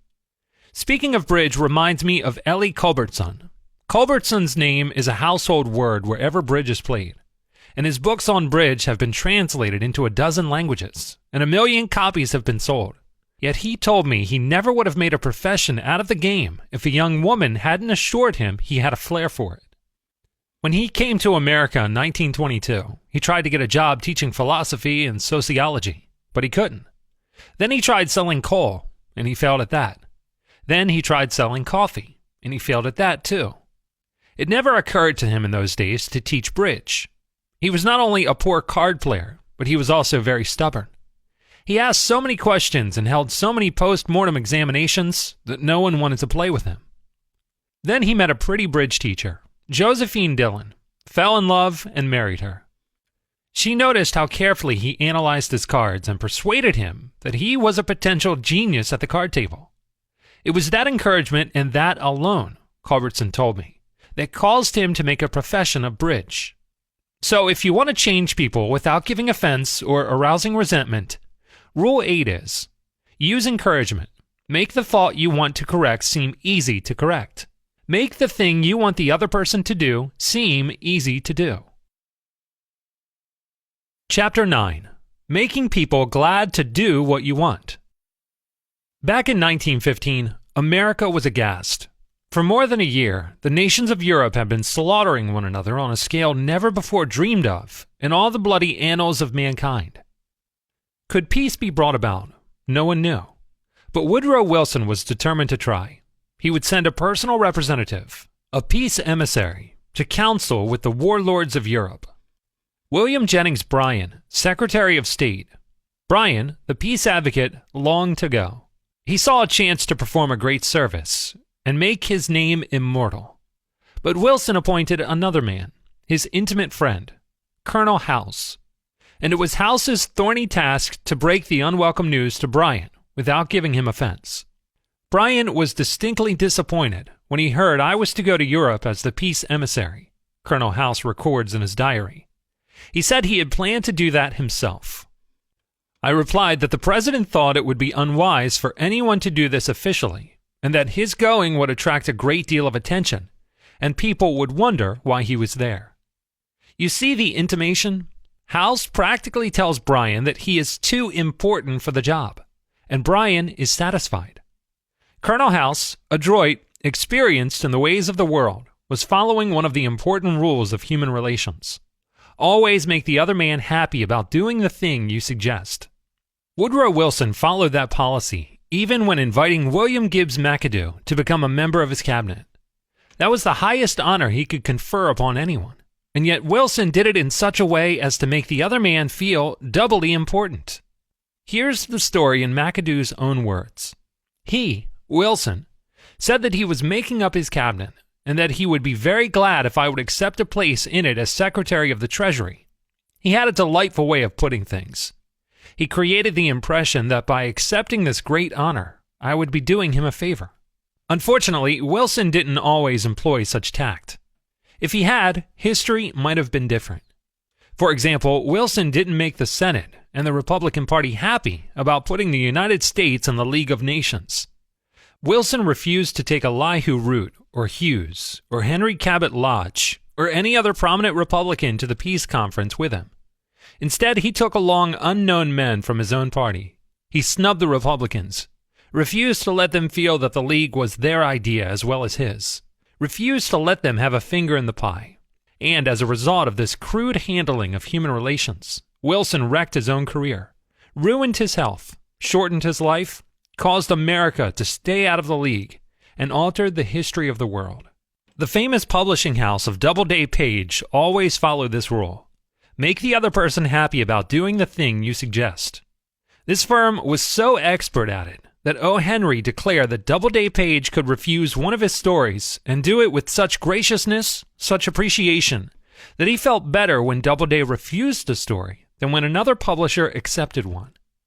I know a man who has to refuse many invitations to speak, invitations extended by friends, invitations coming from people to whom he is obligated, and yet he does it so adroitly that the other person is at least contented with his refusal. How does he do it? Not by merely talking about the fact that he is too busy and too this and too that. No, after expressing his appreciation of the invitation and regretting his inability to accept it, he suggests a substitute speaker. In other words, he doesn't give the other person any time to feel unhappy about the refusal. He immediately gets the other person thinking of some other speaker he may obtain.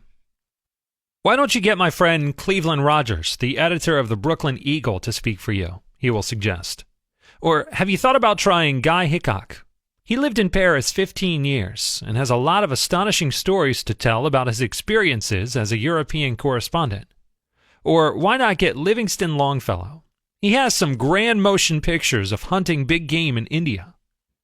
J.A. Wundt, head of the J.A. Wundt organization, one of the largest Hooven letter and photo offset printing houses in New York, was faced with the necessity of changing a mechanic's attitude and demands without arousing resentment. This mechanic's job was to keep scores of typewriters and other hard-driven machines functioning smoothly night and day. He was always complaining that the hours were too long, that there was too much work, that he needed an assistant. J.A. Wundt didn't give him an assistant, didn't give him shorter hours or less work, and yet he made the mechanic happy. How? This mechanic was given a private office. His name appeared on the door, and with it his title, Manager of the Service Department. He was no longer a repairman to be ordered about by every Tom, Dick, and Harry. He was now the manager of a department. He had dignity, recognition, a feeling of importance. He worked happily and without complaint. Childish, perhaps. But that is what they said to Napoleon when he created the Legion of Honor and distributed 1,500 crosses to his soldiers and made 18 of his generals marshals of France and called his troops the Grand Army. Napoleon was criticized for giving toys to war-hardened veterans, and Napoleon replied, "Men are ruled by toys." This technique of giving titles and authority worked for Napoleon, and it will work for you. For example, a friend of mine, Mrs. Gent of Scarsdale, New York, whom I've already mentioned, was troubled by boys running across and destroying her lawn. She tried criticism. She tried coaxing. Neither worked. Then she tried giving the worst sinner in the gang a title and a feeling of authority. She made him her detective and put him in charge of keeping all trespassers off her lawn. That solved her problem. Her detective built a bonfire in the backyard, heated an iron red hot, and threatened to burn any boy who stepped on the lawn. Such is human nature. So if you want to change people without arousing resentment or giving offense, Rule 9 is, make the other person happy about doing the thing you suggest. In a nutshell, 9 ways to change people without giving offense or arousing resentment. Rule 1. Begin with praise and honest appreciation. Rule 2. Call attention to people's mistakes indirectly. Rule 3. Talk about your own mistakes before criticizing the other person. Rule 4. Ask questions instead of giving direct orders. Rule 5. Let the other man save his face. Rule 6. Praise the slightest improvement and praise every improvement. Be hearty in your approbation and lavish in your praise. Rule 7. Give the other person a fine reputation to live up to. Rule 8. Use encouragement. Make the fault seem easy to correct. Rule 9. Make the other person happy about doing the thing you suggest. Part 5. Letters that produced miraculous results. I'll bet I know what you're thinking now. You are probably saying to yourself something like this. Letters that produced miraculous results? Absurd. Smacks of patent medicine advertising. If you're thinking that, I don't blame you. I would probably have thought that myself if I had picked up a book like this 15 years ago. Skeptical? Well, I like skeptical people. I spent the first 20 years of my life in Missouri, and I like people who have to be shown. Almost all the progress ever made in human thought has been made by the doubting Thomases, the questioners, the challengers, the show-me crowd. Let's be honest. Is the title Letters That Produced Miraculous Results accurate? No. To be frank with you, it isn't. The truth is, it is a deliberate understatement of fact. Some of the letters reproduced in this chapter harvested results that were rated twice as good as miracles. Rated by whom? By Ken R. Dyke, one of the best-known sales promotion men in America. Formerly sales promotion manager for Johns Manville, and now advertising manager for Colgate-Palmolive Peet Company, and chairman of the board of the Association of National Advertisers. Mr. Dyke says that letters he used to send out, asking for information from dealers, seldom brought more than a return of 5 to 8%.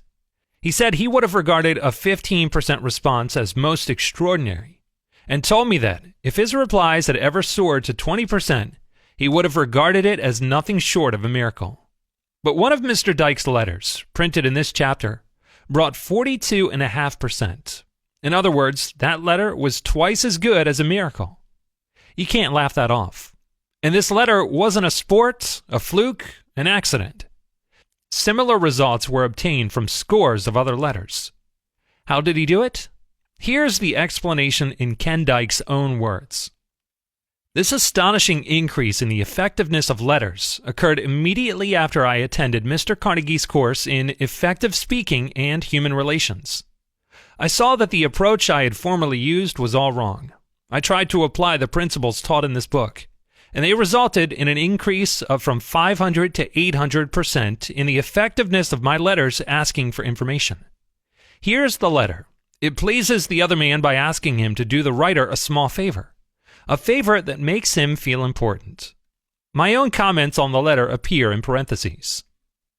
Mr. John Blank, Blankville, Indiana.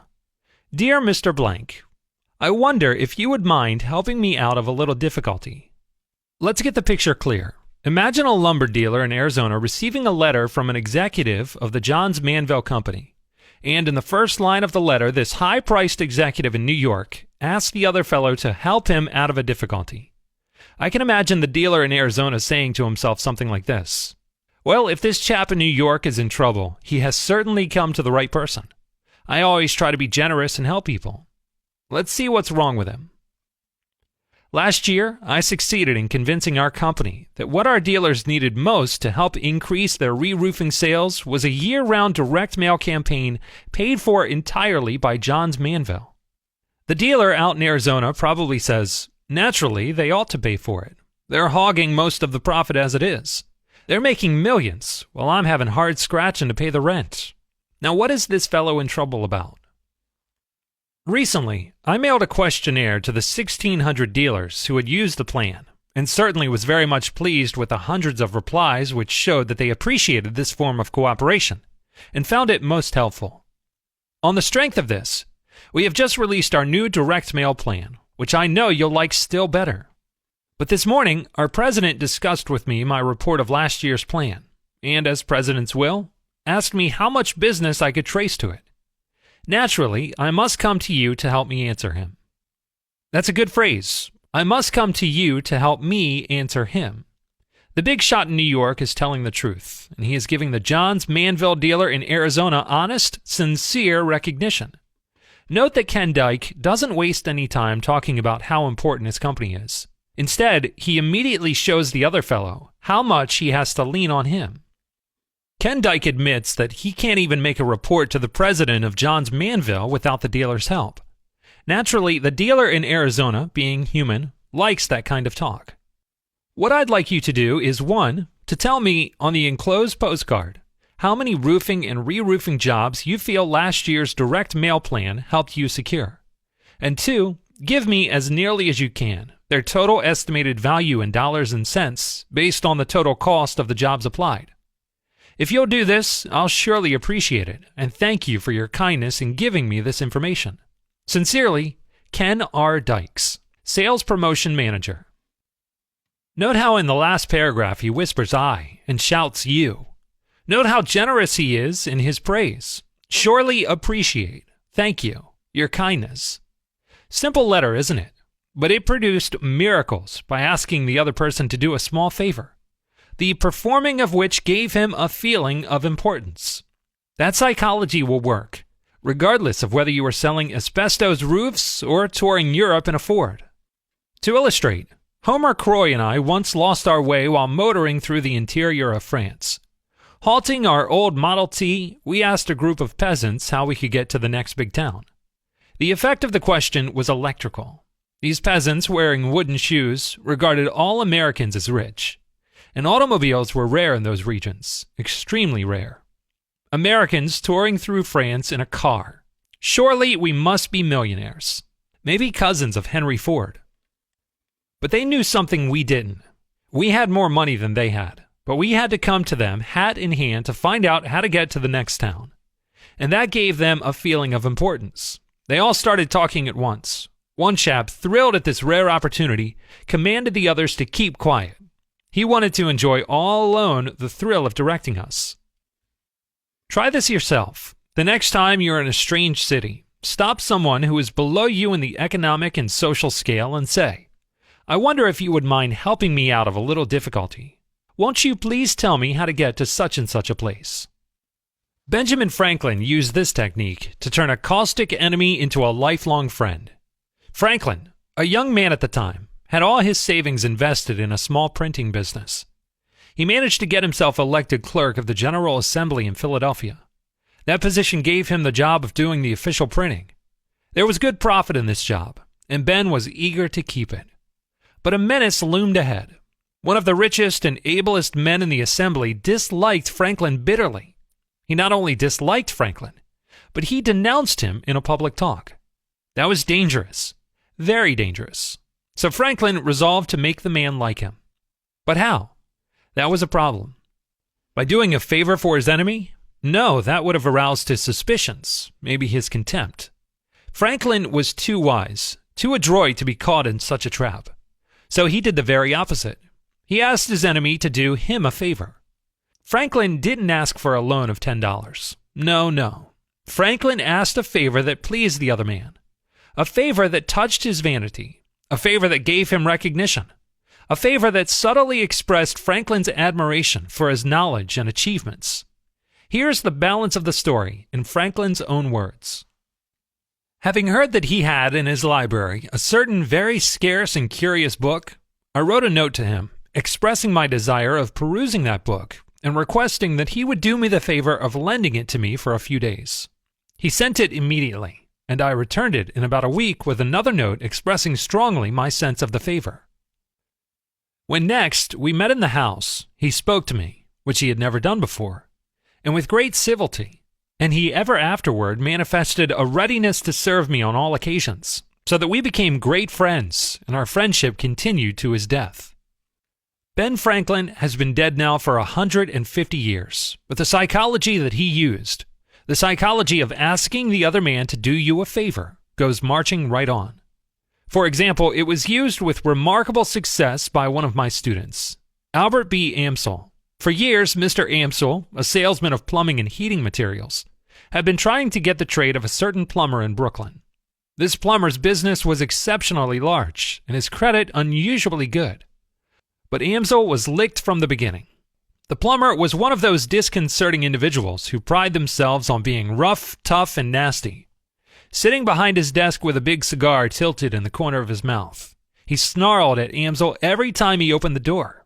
"Don't need a thing today. Don't waste my time and yours. Keep moving." Then one day Mr. Amsel tried a new technique, a technique that split the account wide open, made a friend, and brought many fine orders. Amsel's firm was negotiating for the purchase of a new branch store in Queens Village on Long Island. It was a neighborhood the plumber knew well, and one where he did a great deal of business. So this time when Mr. Amsel called, he said, "Mr. C, I'm not here to sell you anything today. I've got to ask you to do me a favor, if you will. Can you spare me just a minute of your time?" Well, said the plumber, shifting his cigar. "What's on your mind? Shoot." "My firm is thinking of opening up a branch store over in Queens Village," Mr. Amsel said. "Now, you know that locality as well as anyone living, so I've come to you to ask what you think about it. Is it a wise move or not?" Here was a new situation. For years, this plumber had been getting his feeling of importance out of snarling at salesmen and ordering them to keep moving. But here was a salesman begging him for advice. Yes, a salesman from a big concern wanting his opinion as to what they should do. "Sit down," he said, pulling forward a chair. And for the next hour, he expatiated on the peculiar advantages and virtues of the plumbing market in Queens Village. He not only approved the location of the store, but he focused his intellect on outlining a complete course of action for the purchase of the property, the stocking of supplies, and the opening of trade. He got a feeling of importance by telling a wholesale plumbing concern how to run its business. From there, he expanded into personal grounds. He became friendly and told Mr. Amsel of his intimate domestic difficulties and household wars. By the time I left that evening, Mr. Amsel says, I not only had in my pocket a large initial order for equipment, but I had laid the foundations of a solid business friendship. I am playing golf now with this chap, who formerly barked and snarled at me. This change in his attitude was brought about by my asking him to do me a little favor that made him feel important. Let's examine another of Ken Dyke's letters, and again note how skillfully he applied this do-me-a-favor psychology. A few years ago, Mr. Dyke was distressed at his inability to get businessmen, contractors, and architects to answer his letters asking for information. In those days, he seldom got more than 1% return from his letters to architects and engineers. He would have regarded 2% as very good, and 3% as excellent, and 10%? Why, 10% would have been hailed as a miracle.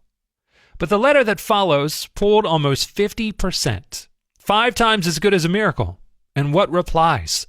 Letters of 2 and 3 pages, letters glowing with friendly advice and cooperation. Here is the letter. You will observe that in the psychology used, even in the phraseology in some places, the letter is almost identical with that quoted on page 256. As you peruse this letter, read between the lines. Try to analyze the feeling of the man who got it. Find out why it produced results 5 times as good as a miracle. Dear Mr. Doe, I wonder if you'll help me out of a little difficulty. About a year ago, I persuaded our company that one of the things architects most needed was a catalog which would give them the whole story of all JM building materials and their part in repairing and remodeling homes. The attached catalog resulted, the first of its kind. But now our stock is getting low. And when I mentioned it to our president, he said, as presidents will, that he would have no objection to another edition, provided I furnished satisfactory evidence that the catalog had done the job for which it was designed. Naturally, I must come to you for help, and I am therefore taking the liberty of asking you and 49 other architects in various parts of the country to be the jury. To make it quite easy for you, I have written a few simple questions on the back of this letter, and I'll certainly regard it as a personal favor if you'll check the answers, add any comments that you may wish to make, and then slip this letter into the enclosed stamped envelope. Needless to say, this won't obligate you in any way, and I now leave it to you to say whether the catalog shall be discontinued or reprinted with improvements based on your experience and advice. In any event, rest assured that I shall appreciate your cooperation very much. Thank you. Sincerely yours, Ken R. Dyke, Sales Promotion Manager. Another word of warning. I know from experience that some men reading this letter will try to use the same psychology mechanically. They will try to boost the other man's ego, not through genuine, real appreciation, but through flattery and insincerity. And their technique won't work. Remember, we all crave appreciation and recognition, and will do almost anything to get it. But nobody wants insincerity. Nobody wants flattery. Let me repeat. The principles taught in this book will work only when they come from the heart. I am not advocating a bag of tricks. I am talking about a new way of life. Part 6. 7 Rules for Making Your Home Life Happier. Chapter 1. How to dig your marital grave in the quickest possible way. 75 years ago, Napoleon III of France, nephew of Napoleon Bonaparte, fell in love with Marie Eugenie Ignace Augustine de Montijo, Countess of Tiba, the most beautiful woman in the world, and married her. His advisors pointed out that she was only the daughter of an insignificant Spanish count, but Napoleon retorted, "What of it? Her grace, her youth, her charm, her beauty filled him with divine felicity." In a speech hurled from the throne, he defied an entire nation. "I have preferred a woman I love and respect," he proclaimed, "to a woman unknown to me." Napoleon and his bride had health, wealth, power, fame, beauty, love, adoration, all the requirements for a perfect romance. Never did the sacred fire of marriage glow with a brighter incandescence. But alas, the holy flame soon flickered, and the incandescence cooled and turned to embers. Napoleon could make Eugenie an empress, but nothing in all les belles France, neither the power of his love nor the might of his throne, could keep her from nagging. Bedeviled by jealousy, devoured by suspicion, she flouted his orders. She denied him even a show of privacy. She broke into his office while he was engaged in affairs of state. She interrupted his most important discussions. She refused to leave him alone, always fearing that he might be consorting with another woman. Often she ran to her sister, complaining of her husband, complaining, weeping, nagging, and threatening. Forcing her way into his study, she stormed at him and abused him. Napoleon, master of a dozen sumptuous palaces, Emperor of France, could not find a cupboard in which he could call his soul his own. And what did Eugenie accomplish by all this? Here's the answer. I am quoting now from E.A. Reinhardt's engrossing book, Napoleon and Eugenie, The Tragicomedy of an Empire. So it came about that Napoleon frequently would steal out by a little side door at night, with a soft hat pulled over his eyes, and accompanied by one of his intimates, really betake himself to some fair lady who was expecting him, or else stroll about the great city as of old, passing through streets of the kind which an emperor hardly sees outside a fairy tale, and breathing the atmosphere of might-have-beens. That is what nagging accomplished for Eugenie. True, she sat on the throne of France.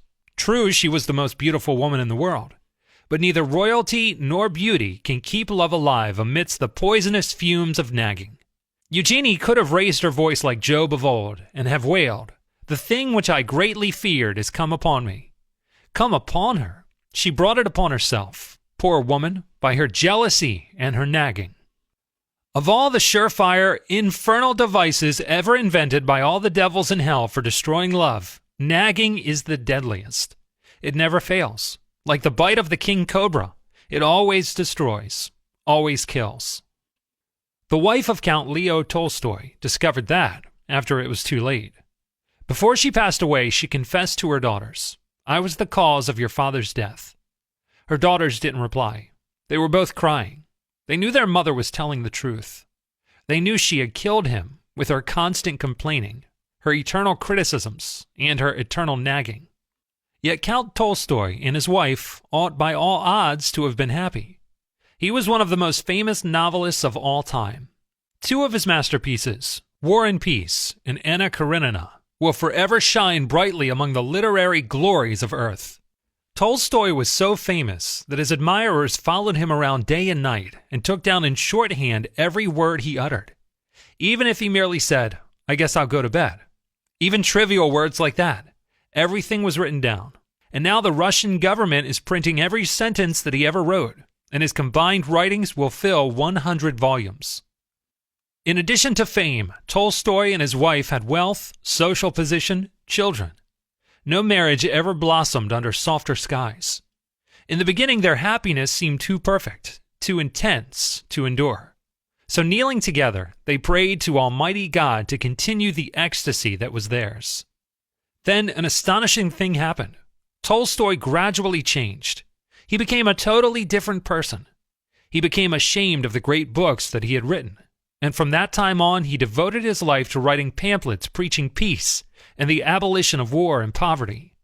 This man, who had once confessed that in his youth he had committed every sin imaginable, even murder, tried to follow literally the teachings of Jesus. He gave all his lands away and lived a life of poverty. He worked in the fields, chopping wood and pitching hay. He made his own shoes, swept his own room, ate out of a wooden bowl, and tried to love his enemies. Leo Tolstoy's life was a tragedy, and the cause of his tragedy was his marriage. His wife loved luxury, but he despised it. She craved fame and the plaudits of society, but these frivolous things meant nothing whatever to him. She longed for money and riches, but he believed that wealth and private property were a sin. For years, she nagged and scolded and screamed because he insisted on giving away the right to publish his books freely without paying him any royalties whatever.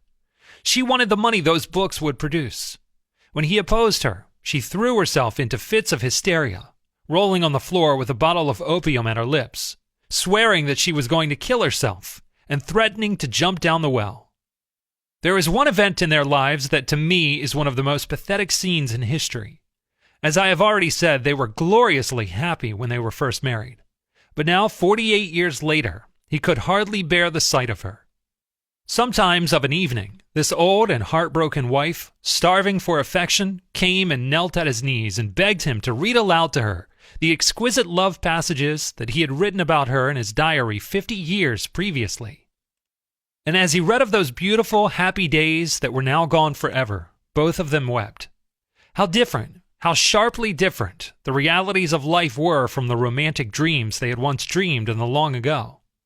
Finally, when he was 82 years old, Tolstoy was unable to endure the tragic unhappiness of his home any longer. So he fled from his wife on a snowy October night in 1910, fled into the cold and darkness, not knowing where he was going.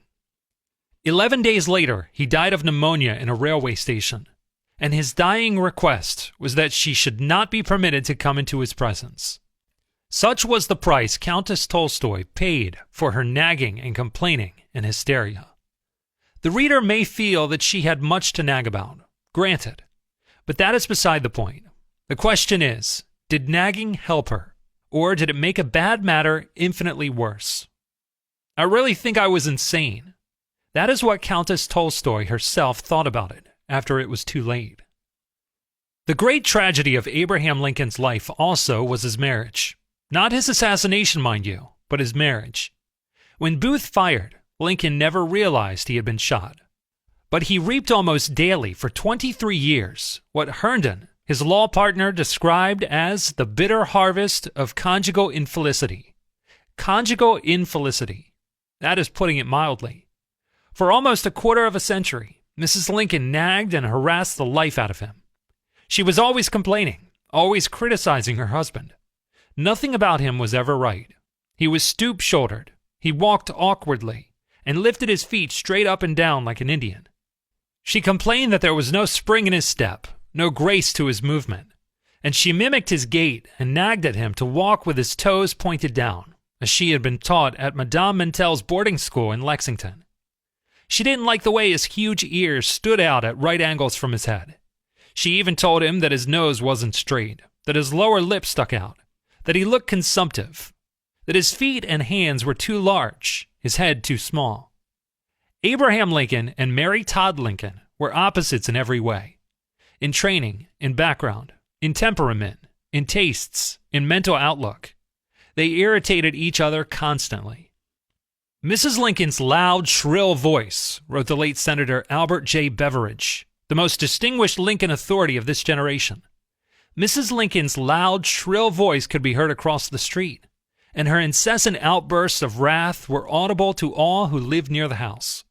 Frequently, her anger was displayed by other means than words, and accounts of her violence are numerous and unimpeachable.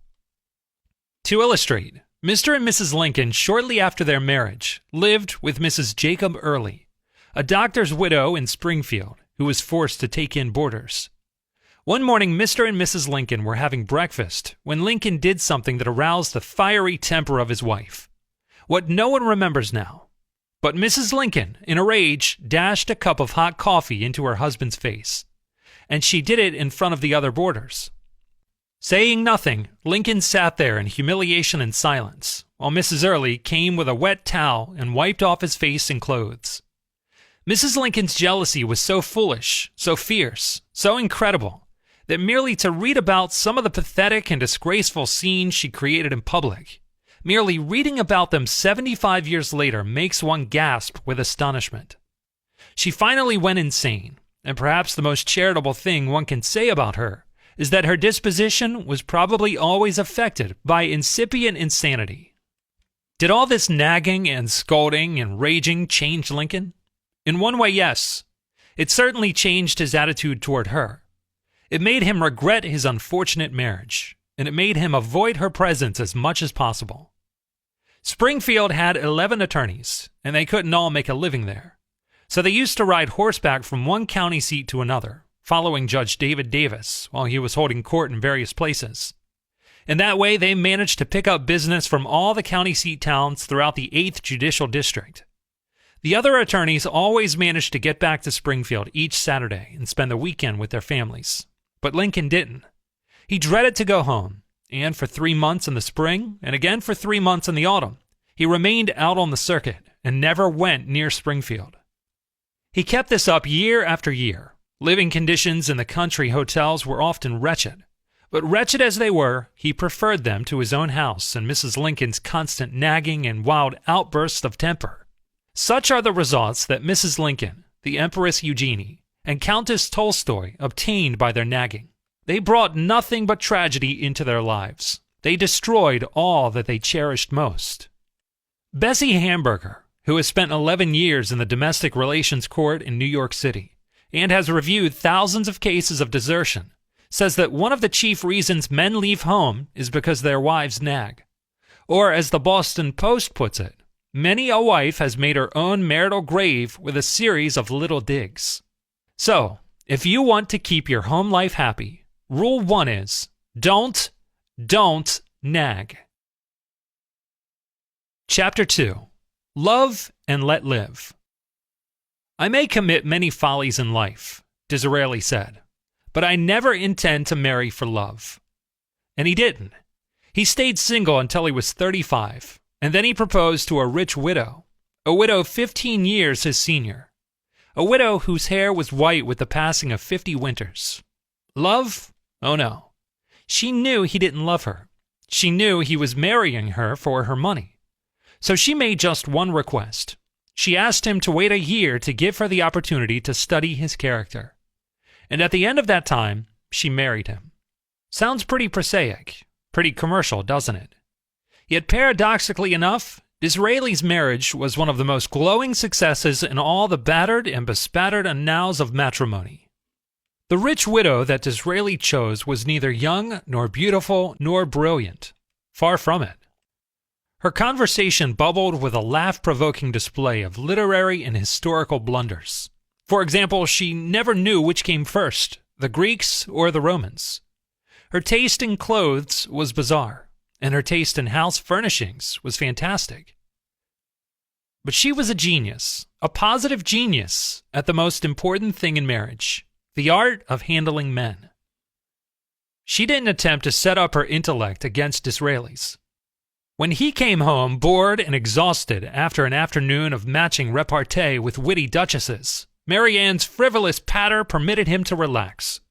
Home, to his increasing delight, was a place where he could ease into his mental slippers and bask in the warmth of Mary Ann's adoration. These hours he spent at home with his aging wife were the happiest of his life. She was his helpmate, his confidant, his advisor. Every night he hurried home from the House of Commons to tell her the day's news. And this is important. Whatever he undertook, Mary Ann simply did not believe he could fail. For 30 years, Mary Ann lived for Disraeli, and for him alone. Even her wealth she valued only because it made his life easier. In return, she was his heroine. He became an earl after she died. But even while he was still a commoner, he persuaded Queen Victoria to elevate Mary Ann to the peerage. And so in 1868, she was made Viscountess Beaconsfield. No matter how silly or scatterbrained she might appear in public, he never criticized her. He never uttered a word of reproach, and if anyone dared to ridicule her, he sprang to her defense with ferocious loyalty.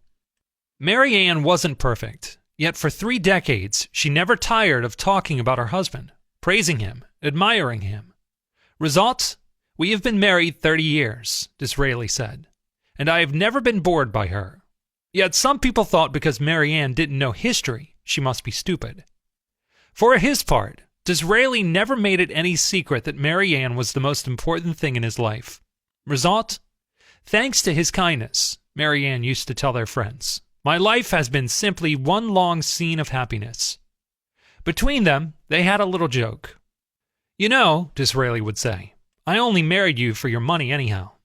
And Mary Ann, smiling, would reply, yes, but if you had it to do all over again, you'd marry me for love, wouldn't you? And he admitted it was true.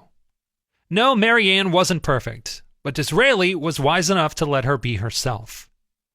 As Henry James put it, the first thing to learn in intercourse with others is non-interference with their own peculiar ways of being happy, provided those ways do not assume to interfere by violence with ours. That's important enough to repeat. The first thing to learn in intercourse with others is non-interference with their own peculiar ways of being happy.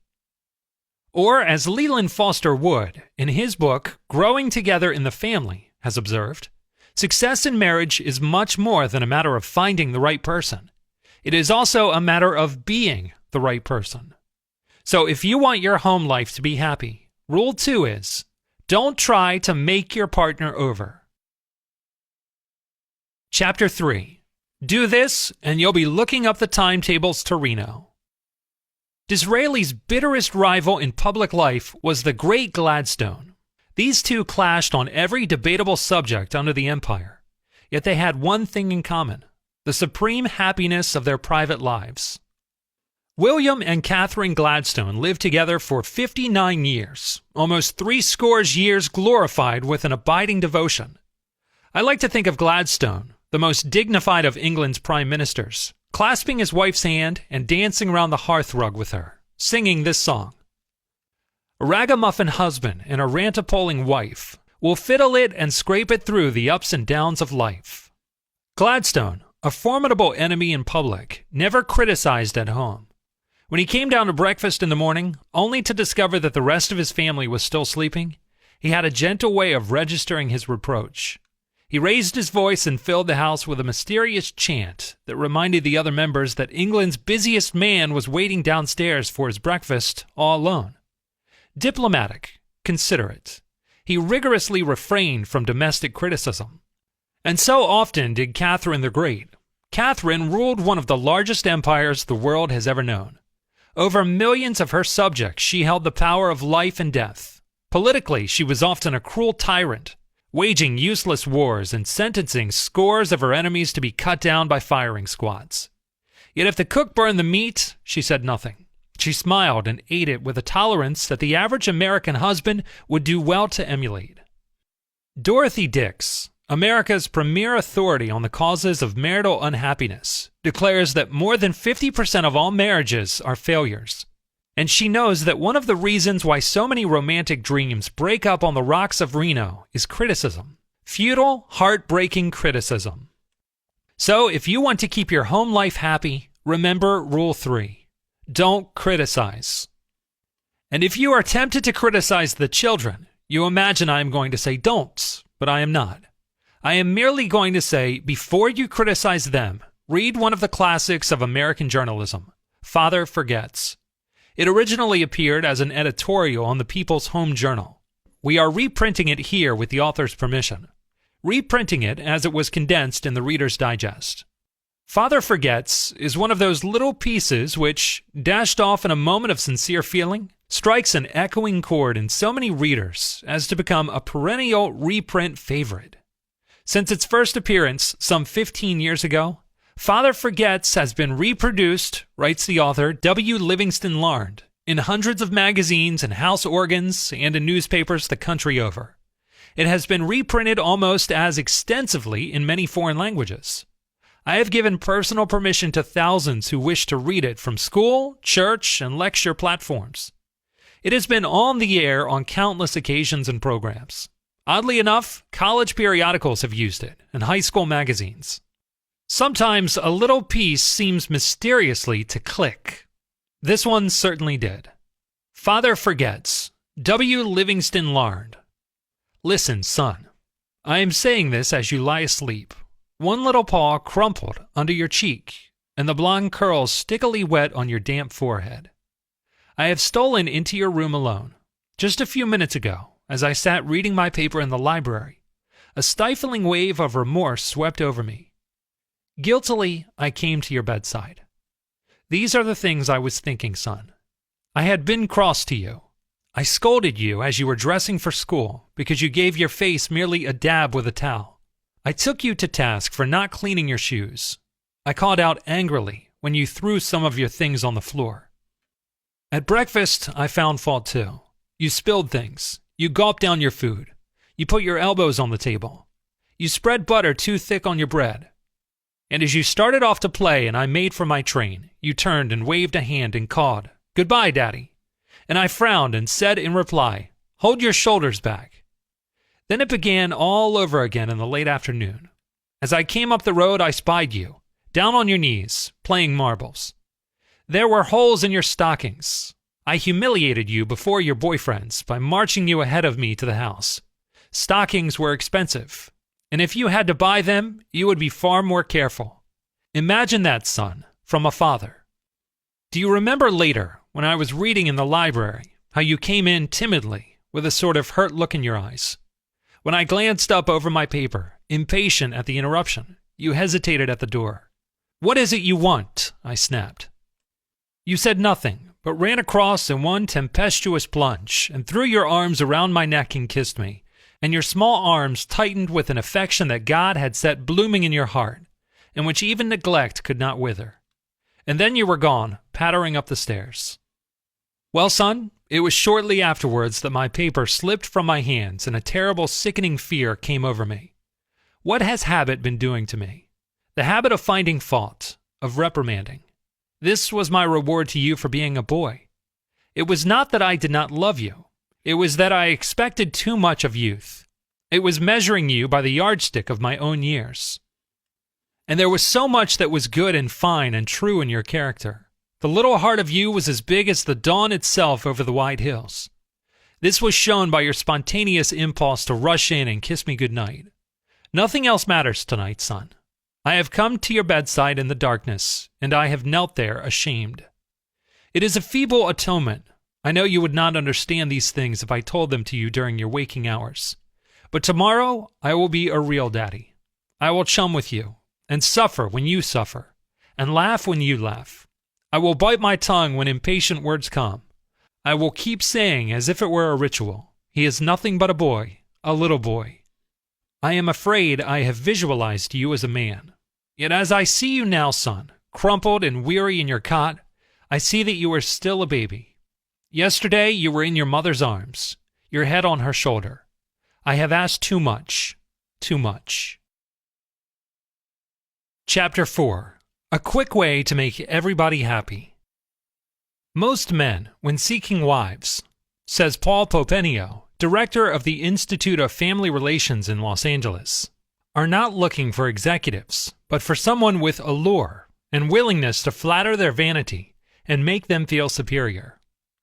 Hence, the woman office manager may be invited to luncheon once, but she quite possibly dishes out warmed-over remnants of her college courses on main currents in contemporary philosophy, and may even insist on paying her own bill. Result, she thereafter lunches alone. In contrast, the non-collegiate typist, when invited to luncheon, fixes an incandescent gaze on her escort and says yearningly, "Now tell me some more about yourself." Result, he tells the other fellows that she's no raving beauty, but I have never met a better talker. Men should express their appreciation of a woman's effort to look well and dress becomingly. All men forget, if they have ever realized it, how profoundly women are interested in clothes.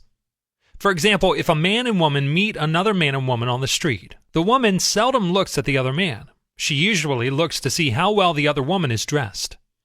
My grandmother died a few years ago, at the age of 98.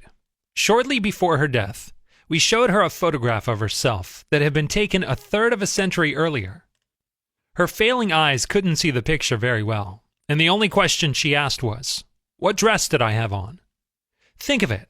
An old woman in her last December, bedridden, weary with age as she lay within the shadow of the century mark, her memory fading so fast that she was no longer able to recognize even her own daughters, still interested in knowing what dress she had worn a third of a century before.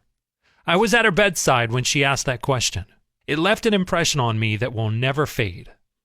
The men who are reading these lines can't remember what suits or shirts they wore 5 years ago, and they haven't the remotest desire to remember them. But women, they are different, and we American men ought to recognize it. French boys of the upper class are trained to express their admiration of a woman's frock and chapeau, not only once, but many times during an evening. And 50 million Frenchmen can't be wrong. I have among my clippings a story that I know never happened, but it illustrates a truth, so I'll repeat it. According to this silly story, a farm woman, at the end of a heavy day's work, set before her menfolks a heaping pile of hay, and when they indignantly demanded whether she'd gone crazy, she replied, "Why, how did I know you'd notice? I've been cooking for you men for the last 20 years, and in all that time, I ain't heard no word to let me know you wasn't just eating hay." The pampered aristocrats of Moscow and St. Petersburg used to have better manners. In the Russia of the Tsars, it was the custom of the upper classes, when they had enjoyed a fine dinner, to insist on having the cook brought into the dining room to receive their congratulations. Why not have as much consideration for your wife? The next time the fried chicken is done to a tender turn, tell her so. Let her know that you appreciate the fact that you're not just eating hay. Or, as Texas Guinan used to say, give the little girl a great big hand. And while you're about it, don't be afraid to let her know how important she is to your happiness. Disraeli was as great a statesman as England ever produced. Yet, as we've seen, he wasn't ashamed to let the world know how much he owed to the little woman. Just the other day, while perusing a magazine, I came across this. It's from an interview with Eddie Cantor. "I owe more to my wife," says Eddie Cantor, "than to anyone else in the world.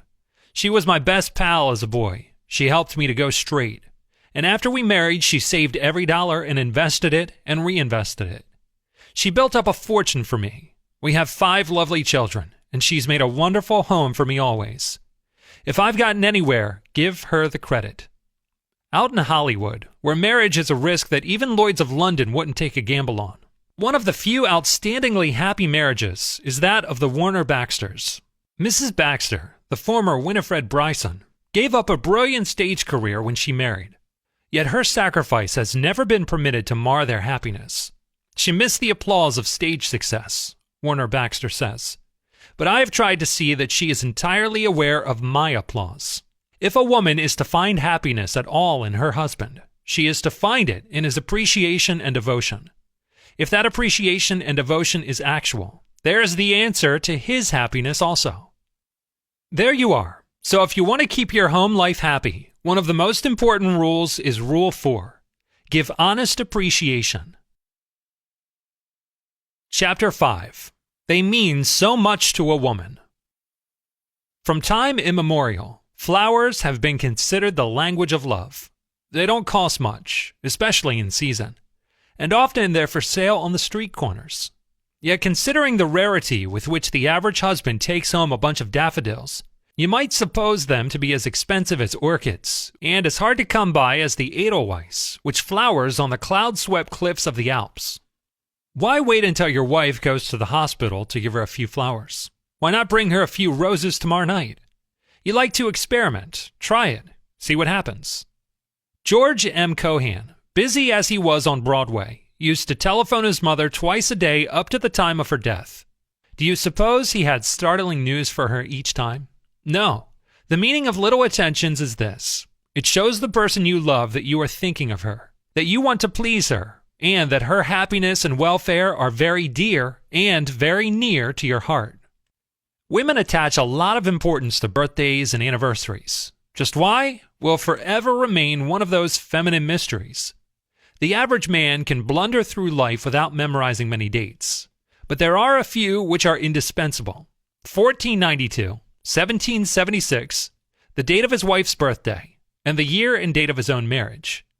If need be, he can even get along without the first two, but not the last. Judge Joseph Sabbath of Chicago, who has reviewed 40,000 marital disputes and reconciled 2,000 couples, says, "Trivialities are at the bottom of most marital unhappiness. Such a simple thing as a wife's waving goodbye to her husband when he goes to work in the morning would avert a good many divorces." Robert Browning, whose life with Elizabeth Barrett Browning was perhaps the most idyllic on record, was never too busy to keep love alive with little tributes and attentions. He treated his invalid wife with such consideration that she once wrote to her sisters, "And now I begin to wonder naturally whether I may not be some sort of real angel after all." Too many men underestimate the value of these small, everyday attentions. As Gaynor Maddox said in an article in the Pictorial Review, the American home really needs a few new vices. Breakfast in bed, for instance, is one of those amiable dissipations a greater number of women should be indulged in. Breakfast in bed to a woman does much the same thing as a private club for a man. That's what marriage is in the long run, a series of trivial incidents. And woe to the couple who overlook that fact. Edna St. Vincent Millay summed it all up once in one of her concise little rhymes. "'Tis not love's going hurts my days, but that it went in little ways." That's a good verse to memorize. Out in Reno, the courts grant divorces 6 days a week, at the rate of 1 every 10 minutes. How many of those marriages do you suppose were wrecked upon the reef of real tragedy? Mighty few, I'll warrant. If you could sit there day in, day out, listening to the testimony of those unhappy husbands and wives, you'd know love went in little ways. Take your pocket knife now and cut out this quotation. Paste it inside your hat or paste it on the mirror, where you shall see it every morning when you shave. "I shall pass this way but once. Any good, therefore, that I can do, or any kindness that I can show to any human being, let me do it now. Let me not defer nor neglect it, for I shall not pass this way again." So if you want to keep your home life happy, Rule 5 is, pay little attentions. Chapter 6. If you want to be happy, don't neglect this one. Walter Damrosch married the daughter of James G. Blaine, one of America's greatest orators and one-time candidate for president. Ever since they met many years ago at Andrew Carnegie's home in Scotland, the Damrosches have led a conspicuously happy life. The secret? "Next to care in choosing a partner," says Mrs. Damrosch, "I should place courtesy after marriage. If young wives would only be as courteous to their husbands as to strangers, any man will run from a shrewish tongue. Rudeness is the cancer that devours love. Everyone knows this. Yet it's notorious that we are more polite to strangers than we are to our own relatives. We wouldn't dream of interrupting strangers to say, "Good heavens, are you going to tell that old story again?" We wouldn't dream of opening our friends' mail without permission, or prying into their personal secrets. And it's only the members of our own family, those who are nearest and dearest to us, that we dare insult for their trivial faults. Again, to quote Dorothy Dix, "It is an amazing but true thing that practically the only people who ever say mean, insulting, wounding things to us are those of our own households." Courtesy, says Henry Clay Reisner, is that quality of heart that overlooks the broken gate and calls attention to the flowers in the yard beyond the gate. Courtesy is just as important to marriage as oil is to your motor. Oliver Wendell Holmes, the beloved autocrat of the breakfast table, was anything but an autocrat in his own home. In fact, he carried his considerations so far that when he felt melancholy and depressed, he tried to conceal his blues from the rest of his family. It was bad enough for him to have to bear them himself, he said, without inflicting them on the others as well. That is what Oliver Wendell Holmes did. What about the average mortal? Things go wrong at the office. He loses a sale, or gets called on the carpet by the boss. He develops a devastating headache, or misses the 5:15, and he can hardly wait till he gets home to take it out on the family. In Holland, you leave your shoes outside on the doorstep before you enter the house. By the Lord Harry, we could learn a lesson from the Dutch and shed our workable troubles before we enter our homes. William James once wrote an essay called "On a Certain Blindness in Human Beings." It would be worth a special trip to your nearest library to get that essay and read it.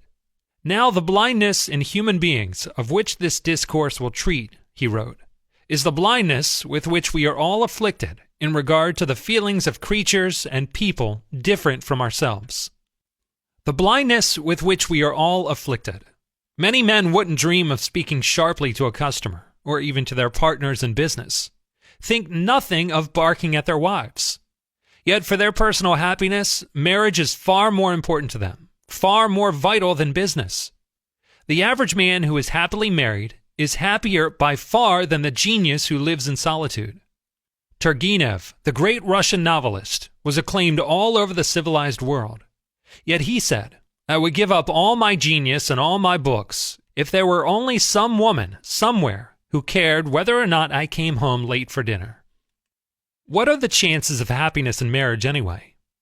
Dorothy Dix, as we have already said, believes that more than half of them are failures, but Dr. Paul Popenio thinks otherwise.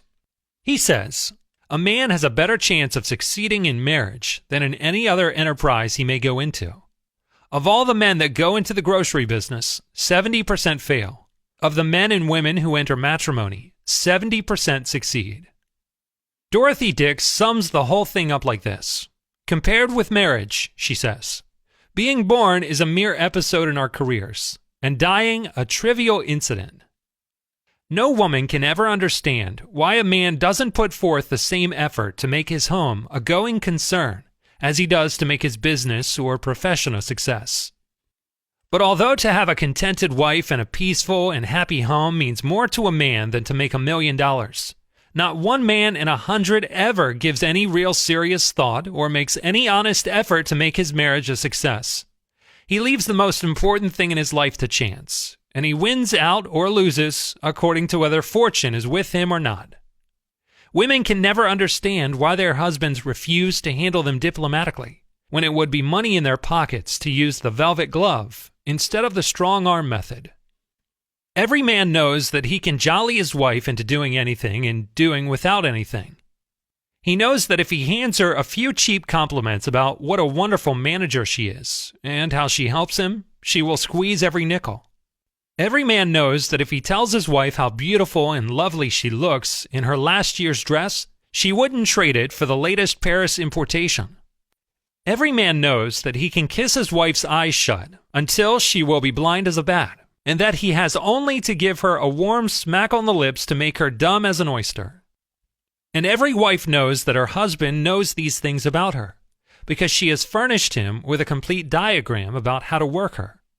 And she never knows whether to be mad at him or disgusted with him, because he would rather fight with her and pay for it in having to eat bad meals and having his money wasted, and buy her new frocks and limousines and pearls, than to take the trouble to flatter her a little and treat her the way she is begging to be treated. So if you want to keep your home life happy, Rule 6 is, be courteous. Chapter 7. Don't be a marriage illiterate. Dr. Catherine Bennett Davis, General Secretary of the Bureau of Social Hygiene, once induced 1,000 married women to reply very frankly to a set of intimate questions. The result was shocking. An incredibly shocking comment upon the sexual unhappiness of the average American adult. After perusing the answers she received from these 1,000 married women, Dr. Davis published without hesitation her conviction that one of the chief causes of divorce in this country is physical mismating. Dr. G.V. Hamilton's survey verifies this finding. Dr. Hamilton spent 4 years studying the marriages of 100 men and 100 women. He asked these men and women individually something like 400 questions concerning their married lives and discussed their problems exhaustively. So exhaustively that the whole investigation took 4 years. This work was considered so important sociologically that it was financed by a group of leading philanthropists. You can read the results of the experiment in What's Wrong with Marriage by Dr. G.V. Hamilton and Kenneth McGowan. Well, what is wrong with marriage? It would take a very prejudiced and very reckless psychiatrist, says Dr. Hamilton, to say that most married friction doesn't find its source in sexual maladjustment. At any rate, the frictions which arise from other difficulties would be ignored in many, many cases if the sexual relationship itself were satisfactory. Dr. Paul Popenio, as head of the Institute of Family Relations in Los Angeles, has reviewed thousands of marriages, and he is one of America's foremost authorities on home life. According to Dr. Popenio, failure in marriage is usually due to 4 causes. He lists them in this order. 1. Sexual maladjustment. 2. Difference of opinion as to the way of spending leisure time. 3. Financial difficulties. 4. Mental, physical, or emotional abnormalities. Notice that sex comes first, and that, strangely enough, money difficulties come only 3rd on the list. All authorities on divorce agree upon the absolute necessity for sexual compatibility. For example, a few years ago, Judge Hoffman of the Domestic Relations Court of Cincinnati, a man who has listened to thousands of domestic tragedies, announced 9 out of 10 divorces are caused by sexual troubles. Sex, says the famous psychologist John B. Watson, is admittedly the most important subject in life. It is admittedly the thing which causes the most shipwrecks in the happiness of men and women. And I have heard a number of practicing physicians in speeches before my own classes say practically the same thing. Isn't it pitiful, then, that in the 20th century, with all our books and all of our education, marriages should be destroyed and lives wrecked by ignorance concerning this most primal and natural instinct? The Reverend Oliver M. Butterfield, after 18 years as a Methodist minister, gave up his pulpit to direct the Family Guidance Service in New York City, and he has probably married as many young people as any man living. He says, "Early in my experience as a minister, I discovered that in spite of romance and good intentions, many couples who come to the marriage altar are matrimonial illiterates. Matrimonial illiterates." And he continues, "When you consider that we leave the highly difficult adjustment of marriage so largely to chance, the marvel is that our divorce rate is only 16%. An appalling number of husbands and wives are not really married, but simply undivorced. They live in a sort of purgatory. Happy marriages, says Dr. Butterfield, are rarely the product of chance. They are architectural in that they are intelligently and deliberately planned. To assist in this planning, Dr. Butterfield has for years insisted that any couple he marries must discuss with him frankly their plans for the future. And it was as a result of these discussions that he came to the conclusion that so many of the high contracting parties were matrimonial illiterates. Sex, says Dr. Butterfield, is but one of the many satisfactions in married life. But unless this relationship is right, nothing else can be right. But how to get it right? Sentimental reticence, I'm still quoting Dr. Butterfield, must be replaced by an ability to discuss objectively and with detachment attitudes and practices of married life. There is no way in which this ability can be better acquired than through a book of sound learning and good taste. I keep on hand several of these books in addition to a supply of my own booklets, Marriage and Sexual Harmony. Of all the books that are available, the three that seem to me most satisfactory for general reading are The Sex Technique in Marriage by Isabel E. Hutton, The Sexual Side of Marriage by Max Exner, The Sex Factor in Marriage by Helena Wright. So, Rule 7 of How to Make Your Home Life Happier is read a good book on the sexual side of marriage. Learn about sex from books? Why not? A few years ago, Columbia University, together with the American Social Hygiene Association, invited leading educators to come and discuss the sex and marriage problems of college students. At that conference, Dr. Paul Popinio said, "Divorce is on the decrease.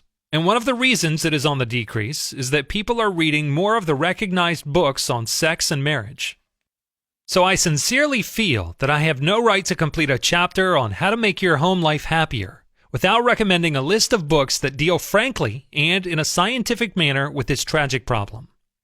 The Sex Factor in Marriage by Helena Wright, MD, contains detailed information about the ways in which the physical intimacies of married life may be successfully and happily managed.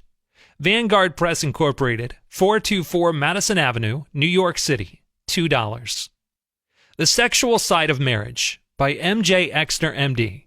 A sound and temperate presentation of the sexual problems of marriage. W.W. Norton and Company Incorporated, 70 Fifth Avenue, New York City, $2.50. The Sex Technique in Marriage by Isabel Emsley Hutton, M.D. An authoritative exposition of the practical factors involved in making marriage successful upon the sexual level. Emerson Books Incorporated, 333 6th Avenue, New York City, $2. Preparation for Marriage by Kenneth Walker, M.D. A lucid exposition of marital problems. W.W. Norton and Company Incorporated, 70 Fifth Avenue, New York City, $2.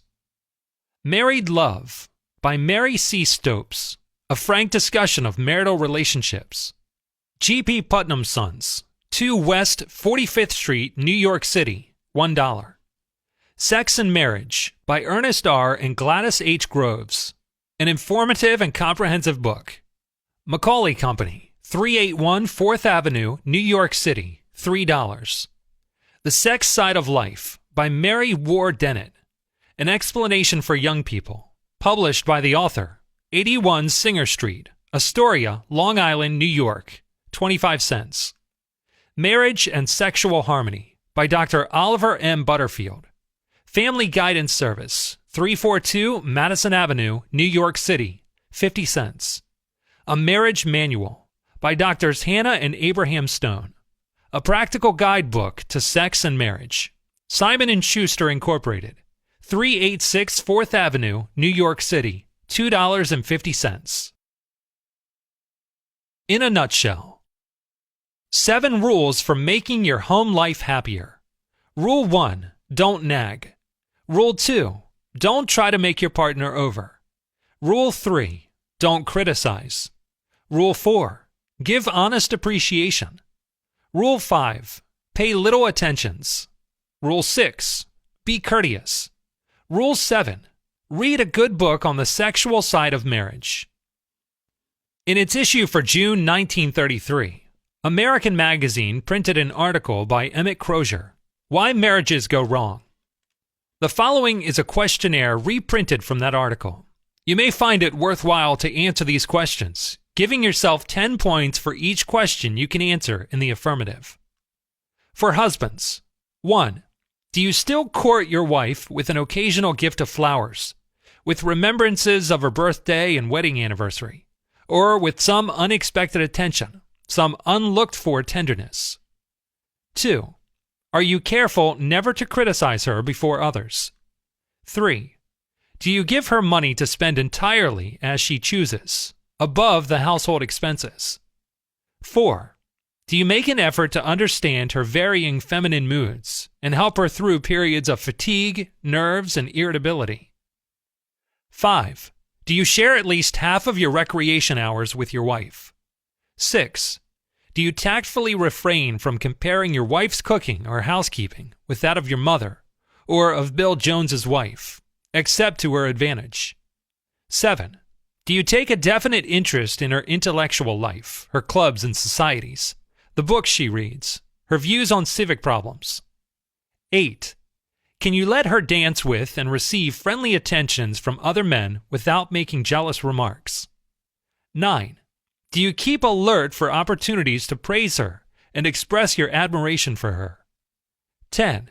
Do you thank her for the little jobs she does for you, such as sewing on a button, darning your socks, and sending your clothes to the cleaners? For wives, 1. Do you give your husband complete freedom in his business affairs, and do you refrain from criticizing his associates, his choice of a secretary, or the hours he keeps? 2. Do you try your best to make your home interesting and attractive? 3. Do you vary the household menu so that he never quite knows what to expect when he sits down to the table? 4. Do you have an intelligent grasp of your husband's business so you can discuss it with him helpfully? 5. Can you meet financial reverses bravely, cheerfully, without criticizing your husband for his mistakes or comparing him unfavorably with more successful men? 6. Do you make a special effort to get along amiably with his mother or other relatives? 7. Do you dress with an eye for your husband's likes and dislikes in color and style? 8. Do you compromise little differences of opinion in the interest of harmony? 9. Do you make an effort to learn games your husband likes so you can share his leisure hours? 10. Do you keep track of the day's news, the new books and new ideas, so you can hold your husband's intellectual interest? The end.